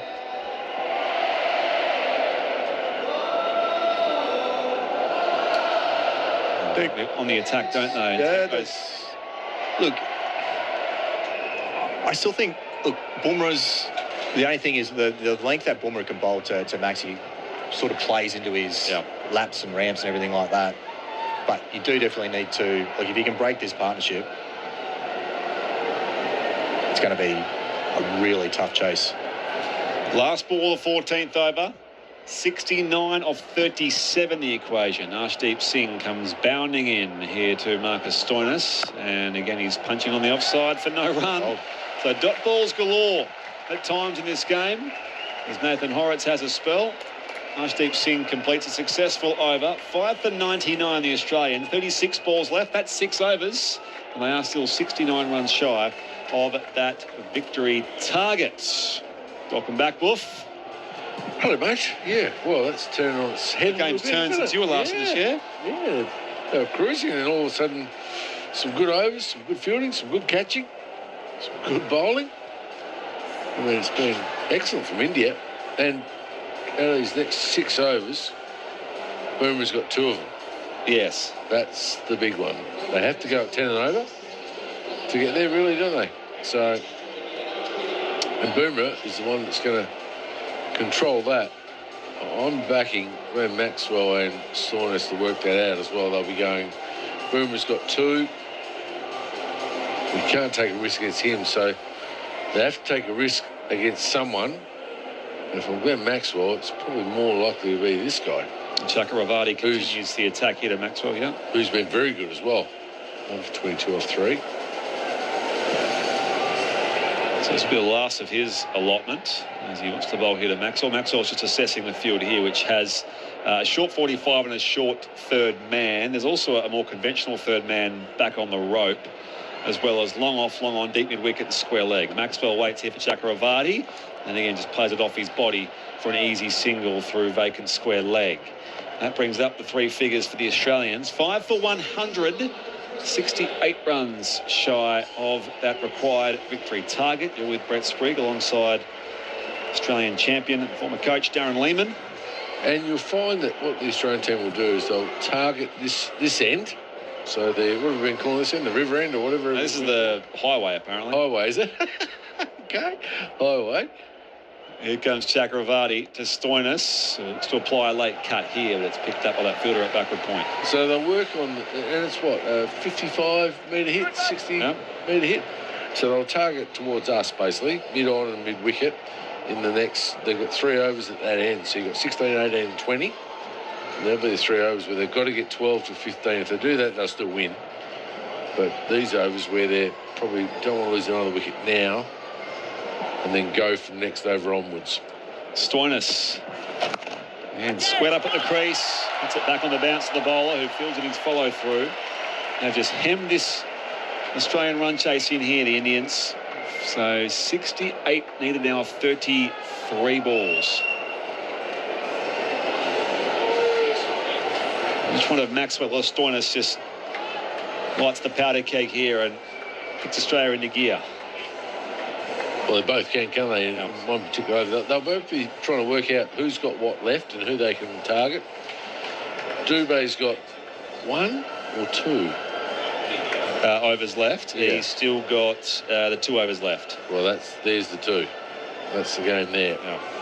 That's what they'll be looking at. Well, would have worked out. And he probably has to bowl one of the next ones as well. Yeah, because they want. If he bowls the next one, I'm probably going Bumrah the next one to try and close it out. Chakravarti down and sweeping his Stoinis up in the air. Fielder comes around here, won't quite get there. On the bounce, it's hauled in from the deep as they come back for an easy couple. So 5 for 102. Axar Patel couldn't quite cover the ground. We saw Arshdeep Singh do likewise a few overs ago. Take a great outfield catch. Yeah, could have cut the angle there again, maybe. But yeah, now it's getting to the stage where you do need those 3 big overs, and that's why I think Boomer should bowl the next one. Make it even tougher. Chakravarti, you need a Soreness who's on 7. And he almost chops on again. Coming forward unconvincingly. Between bat and pad, took the edge on the way through. They scamper through for a single. 5 for 103. Because if I'm India, I don't want too many overs from Dubé at this end, because even though he got Mitch Marsh out and then bounced David out, which was a good piece of bowling, because I expect that would go for a few. It was a lot quicker. Surprise, David. The next over is a big over in terms of the game, because you can cut it back very quickly with 1 big over in Australia's favour. 1 ball to come in this 15th over. Chakravarti here is Maxwell reaching and bowls. Gave himself plenty of room, too much room, and Chakravarti strikes on the off stump. Maxwell out for 2. That could just about be the ball game. 6 for 103. Well, he went too far leg side, didn't he? He couldn't reach it, and then all of a sudden just hit the top of off stump. Good piece of bowling, doesn't give the stumps away that often. Very good piece of bowling. 1 for 26 off 4, and now it's all trouble. Dorshich can play, but Maxwell will be disappointed with that first game back for Australia. Tried to hit that one over cover and missed it. 65 runs short, 5 overs left. Arshdeep Singh has 1 to bowl. Jasprit Bumrah has 2 to bowl, and Shivam Dubé has 2 to bowl. Quentin Hull has 5 overs left here. Grandstand Cricket here on ABC Sport is coming in. ABC Sport coverage of Australia versus India. Live on your radio, ABC Sport Digital and the ABC Listen app.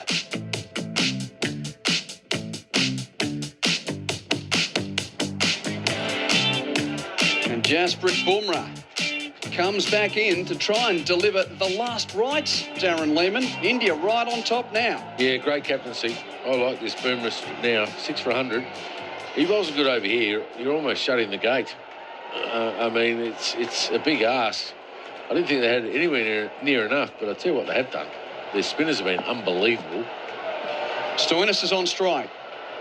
Bumrah running away from the highway end. Stoinis defends solidly down the onside of the pitch, takes a single to the deep. Their spinners have been unbelievable. We're talking about Varun and obviously Sharma. They've been excellent. Sorry, Axel Patel. Those 2 overs. So Chakravarti, 4 overs, 1 for 26. Axar Patel, 4 overs, 2 for 20. So 8 overs, 3 for 46 for those 2. It's been fantastic, hasn't it? Terrific collection. Bowled at stumps, bowled early, bowled in the power play too. Bowled hard overs. Bumrah's coming around the wicket to the left-handed Dwarshuis. First sight of him in this series on the way back from injury. A bouncer which he pulls off the nose of his grill for 2 to deep backward square. Good running. I have seen Ben Dorshich make some really good knocks for the Sydney Sixers. And at this ground, actually.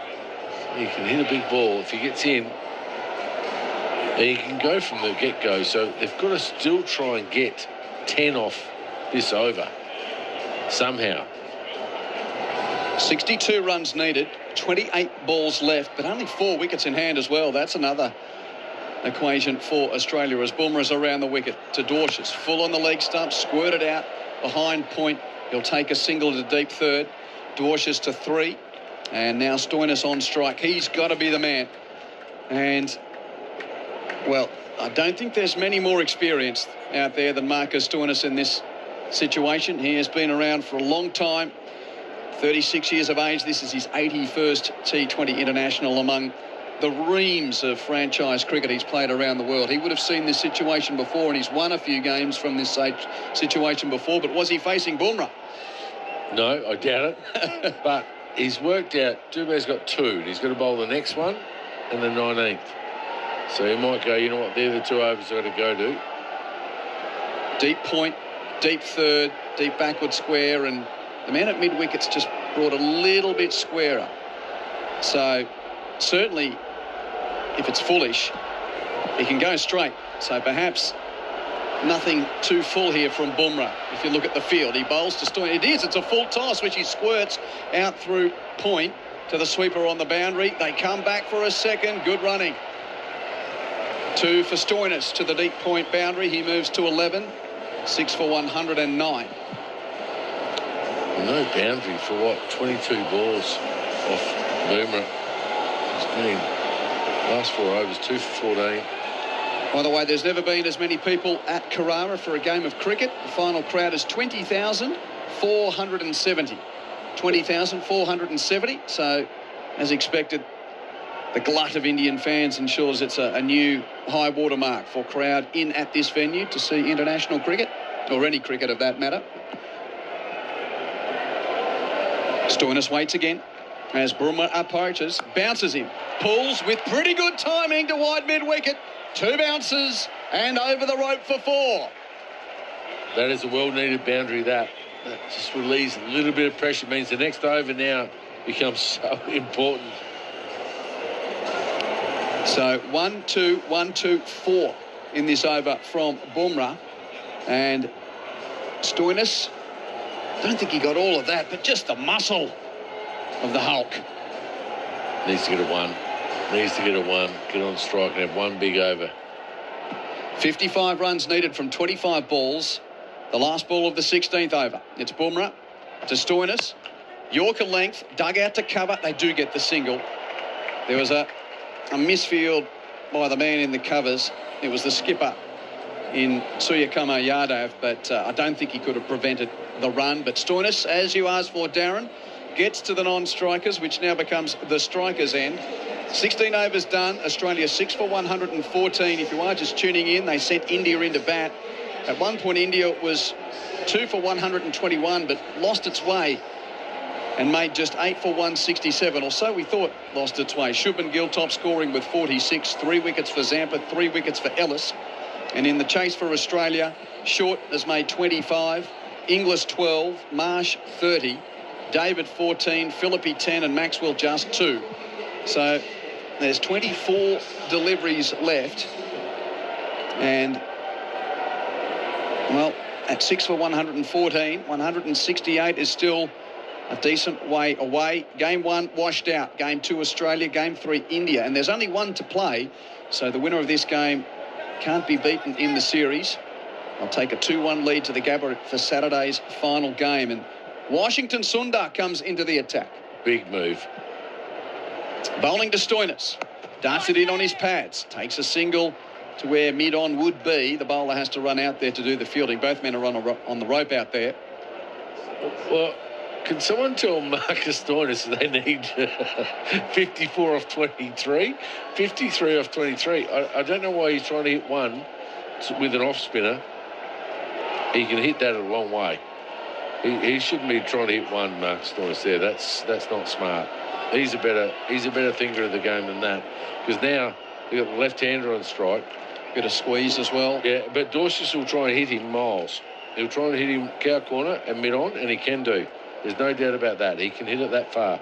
But he also can miss it, and then you've obviously lost another ball against the off-spinner, which is an unbelievable matchup for Marcus Stoinis. Right arm around the wicket to the left-hander. Washington delivers on the toes of Dorsius, drives straight to mid-wicket. Bumrah does the fielding, dot ball. 1 dot so far. Make it 53 from 22. Wouldn't want another dot here.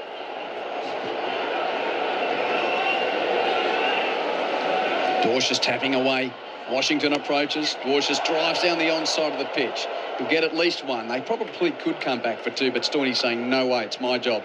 Just take the 1. You've got the single. And they do just take the single too long on. So Dorsius to the non-strikers moves to 4 at a runner ball.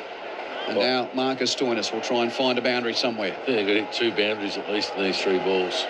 52 required from 21. And Boomer's got 6 of those. Deep square, deep mid-wicket, long on, long off, deep point.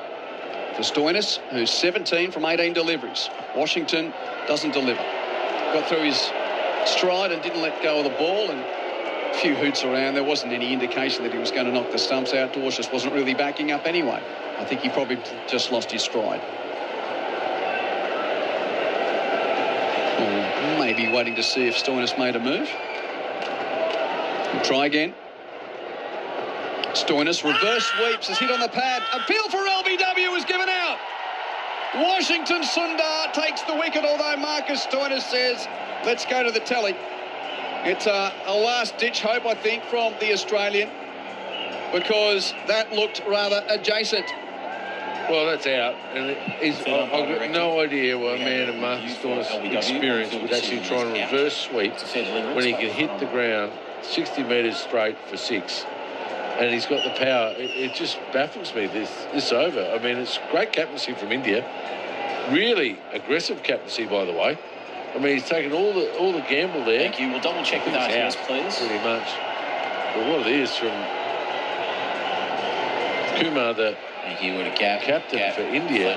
Fantastic. No bat. Gutsy. Called with the off spin. I liked it. No bat from Stoinis. I thought it was risky, though. Red. Impacting line. Red. On your way, Big Stoiny. Phil gets just over for a regional decision. Signal now. Not smart cricket from the Australian team there. And now they're really pushing uphill because they'll bowl. You'd think they'd bowl him again, Sundar, but what they can do now is bowl Boomer out early to the tail and really get too far apart. So disappointing the way they played the last little bit. They're better on that, I think, the Australian team. Stoinis, LBW Washington for 17. He faced 19 deliveries, 7 for 116 Australia in the 17th over. And now the job is down to Xavier Bartlett and Ben Dwarshuis. The Big X is going to have to go big in his hometown here. He could become the hometown hero if he gets them home here. He's a better batter than his average of 4.5. I'll give you the strong tip. You know that, Q. You've seen a bit of him. He can bat a little bit. He can hit straight and mid-wicket. But the thing is, he's got to go. He won't go because he hates getting out. These two... He hates getting out. He'll push one. These two are maybe 35 off 20, not 52 off 20, are they? Well, Dorsch is the only one, I think. Dorsch is the only one that will get him across the line from now. 52 off 20. Washington bowls to Bartlett. Oh, leading edge straight back to the bowler. Caught and bowled. Washington's on a hat-trick. Bartlett's out for a golden duck. Great captaincy. Well done. Hats off, India. That's tried to push one, didn't he? Hit it straight back to the bowler. Unlucky for Xavier, first ball. Tried to whip it. Got it too early. Leading edge back to Washington Sundar, who's got 2 for 2 or 5 balls and closed out the game, really. You've got Ellis coming in. Dwarshuis has got one last flurry, but you think you'd go to Jasper Boomer now to close out the game. He's been very good, the captain, all night. I mean, Kumar Yadav has been excellent with his decision-making. Spin, they've been great. Between them, they've got 4 wickets and they've gone for nothing. They've just done everything right in the field. It's been an excellent defence because I don't think it was enough, but they've made it plenty. So they've made it plenty. The spin overs, 9 overs, 5 wickets, 46, 48. 5 for 48 from 9 overs of spin. Between 4 from Chakravarti, 4 from Axar Patel, and that 1 over from Washington. Oh no, he's still got 1 left in the over. It's not even the over done. They're good enough. And he's on a hat-trick, Washington Sundar. They made his test debut up at the Gabba, named his dog after the joyous scenes there. That magnificent test victory. He might have to name another dog, Gabba or Carrara, if he gets a hat-trick. No, he can't. He can't. Ellis is on the back foot and survives the hat-trick ball. Wouldn't that be interesting if you had 1 dog Gabba and 1 dog Carrara and then you had to explain the story? Yeah. Great over from Washington Sundar. Yeah, great over. 2 for 2. Fantastic over. Great captaincy. I think he's led the team really well tonight. Made the changes. I also like the fact that he's had a go at actually closing the game out early all the time with his strike bowlers. He's used spin for, as you said, 9 overs, 5 wickets so far. And they've totally outplayed Australia in the back end of the game. I think Australia would have been quite happy in the halfway mark. You know, but and to be fair, up here we were saying the same thing. We thought, you know, it was about par, a bit short. If it was going to come on nicely, it's held up a little bit. It certainly hasn't been a 8 for 116 wicket. So Bumrah bowling the 18th over. Australia need 52 runs off the last 3 overs. They've got 2 wickets in hand. Over to you, Ben Dwarshuis. Steps away, drives off a bottom edge, doesn't get a run, goes straight to mid-wicket. Is the only man in the infield on the onside. Well, India go away. They can't lose, can they now? Like, can't lose the series. If they get it done, that is they'll correct. Get it done now. I mean, Boomer's a superstar. He'll be able to make it almost difficult. Well, one wicket will close out. You've got Zampa coming in next. Bumrah around the wicket to the left-handed Dwarshuis. Yorker, dug out, single to deep point. So Ellis now is exposed to the strike, and India won't mind ones.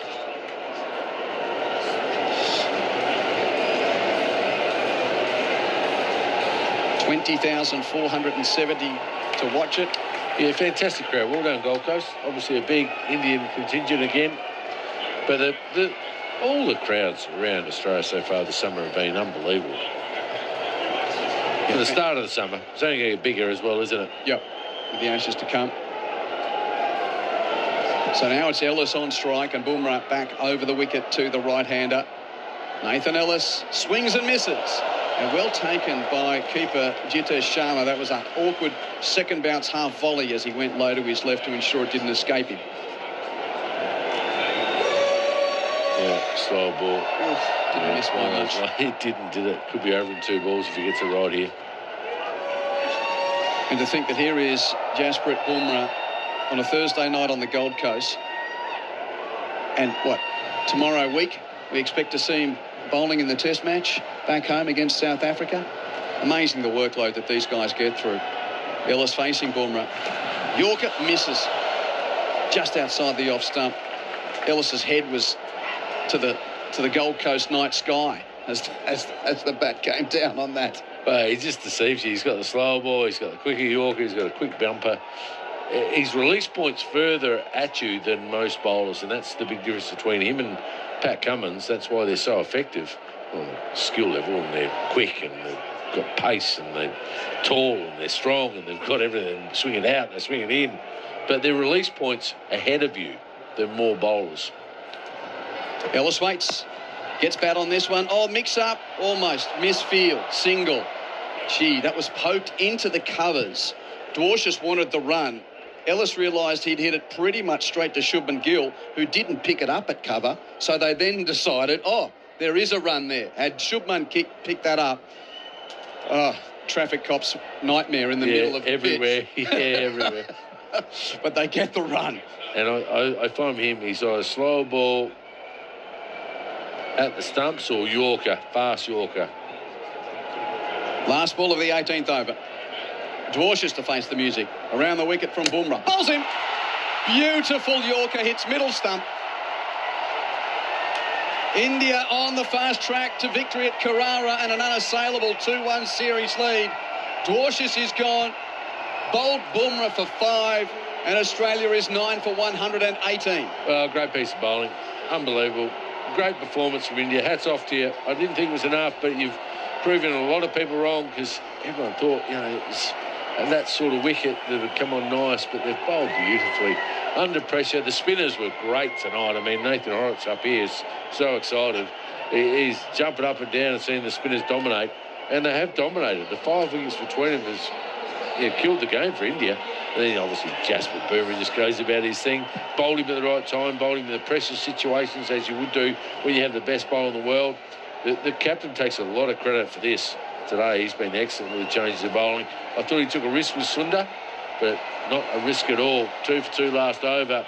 And Australia have been off. They've been off tonight with the bat. Not smart enough. They'll reflect, they'll learn. The big words, learnings. Ellis faces Washington, hits high towards long on. Fieldsman coming in to take the catch and drops it. It's been dropped at long on. It's the skipper has made a meal of it. Shubman Gill got a... Oh, no, the vice-captain, the one-day skipper, but still an experienced man here. He has dropped it. Shubman Gill at long on. Gee, that was game over, wasn't it? It was game over. I haven't seen him drop one hardly all summer. They've been pretty good, haven't they? They got one. Zampa now on strike. I'll give Shubman another chance. He's hit it down his throat. Doesn't make the mistake that time. Game over this time. India lead the series 2-1 with 1 to play. Australia all out for 119. India has won by 48 runs. Unbelievable performance. Well done, India. Hats off to everyone, because it was just a fantastic performance in the field. We didn't think they had enough of the bat, but Subban Gill with 40, what did he end up with, 46, I think it was. He played beautifully. But their spinners for me were great. I mean, Axar Patel, they were just, how they went about it, get 5 wickets between the 3 spinners. They got some early wickets. They kept Australia under pressure, kept the field up where they possibly could. Australia were off tonight with the bat, no doubt about that. I thought they were pretty good with the ball, to be honest with that whole appraisal of the bowling. I mean, 167 ended up being 50 too many almost, so maybe they could have got them down to 150. They got a few away late. Axar Patel got 20 at the back end, 20 off 11. Outplayed tonight, and they'll be disappointed with that, Australia. Well, here's the call of the card. Australia all out for 119 from 18.2 overs. Short made 25. Marsh, well, he was third out, sorry. Inglis 12. Marsh third out for 30. Then David 14. Philippi 10. Maxwell made just 2. Stoinis 17. Bartlett 0. Dwarshuis 5. Zampa 0. Ellis finishing 2 not out. Australia bowled out 18.2 overs, 119. So India's 8 for 167 holds up. Arshdeep Singh 3 overs, 1 for 22. Jasprit Bumrah's 4 overs, 1 for 27. Varun Chakravarti 4 overs, 1 for 26. Axar Patel 4 overs, 2 for 20. Shivam Dubey 2 overs, 2 for 20. And Washington Sundar 1.2 overs, 3 for 3. Not bad. Not bad at all, mate. It was just a really polished performance by everyone, wasn't it? And they'll be pleased with that. They can't lose the series now. Australia have to win the next game in the Gabba on Saturday to actually level the series, and that's going to be a challenge for them, because what I'm seeing at the moment is a side that had some confidence early, changing. They're getting prepared for the Ashes, but you're still got to win at home. T20 series is very important. Let's get down to Zane Bojak. Yeah, I'm down here with a man who's just been out with the bat in hand. We didn't expect him to play tonight, but Adam Zampa, great to see you back out there. He took wickets today as well, but unfortunately wasn't the result you were looking for in the Australian team. Yeah, definitely, mate. Tough wicket to maybe, get a read on this one, usually. I thought we bowled pretty well at stages. But I reckon at the end, 168 was always going to be a pretty tough chase on this wicket. It was a bit up and down, and their spinners bowled really well, so it was hard to try and get the momentum through the middle. What's the thinking? You've got 1 match left. You can't win the series. You still go all-out attack at the Gabba to try and make it 2-all? Yeah, obviously. These bilateral series are always really good opportunity to, I guess, look forward to bigger picture and work out the way you want to play the game. It's obviously a big game still. The crowds here have been amazing. The atmosphere with the Indian fans has been unreal, so the Gabba's going to be the same. And I think, 3-1 series defeat would be not where we're at, but, if we can get a win on Saturday, then, I think we'll end the series on a high. How's your partner going? Obviously, you were sort of away because of personal leave, but you live down in Byron Bay. It's not far away from the Gold Coast, so we're glad that you're wearing the Australian colours tonight. Yeah, mate, it's a home game for me, this one. Not very often that I get to drive from home to a game, so, yeah, it's always nice. My partner's really good. We had a baby yesterday, so little girl, Cecilia, so it's, exciting times, mate. Oh, congratulations, Adam. And just finally, 3 wickets tonight. Ellis took 3 and got past the 50 wicket mark. Do you feel like this side's building? Even though you lost tonight, do you feel like you're building together and just the depth that you got in the side to be able to contend in that T20 World Cup? Yeah, definitely. Even that game there, we're in it for stages, and you see some other guys step up. There's some holes in the team as well. There's some guys who are missing who make a big difference, but they get games in other guys, as we usually do in these series. It's really good. Do you go home now and nurse little Cecilia? Yeah, well, I might go to hospital, might go home, I'm not sure yet. But yeah, looking forward to tomorrow to see her again. Congratulations, Adam, on being a dad. Really appreciate chatting to you, and best of luck at the Gabba. Thank you, mate. Cheers, good on you. Well done, Zane. Great to get a chat with Adam Zampa, who gives us just that little bit more of the story behind the curtain. So yesterday, arrival number 2. Congratulations to Adam. Little Cecilia joining his family, and he took 3 for 45 with the ball tonight. But Darren Lehmann, this Australian T20 cause, well, was hoping to get a few answers with that World Cup not too far away. We've probably got more questions now, haven't we?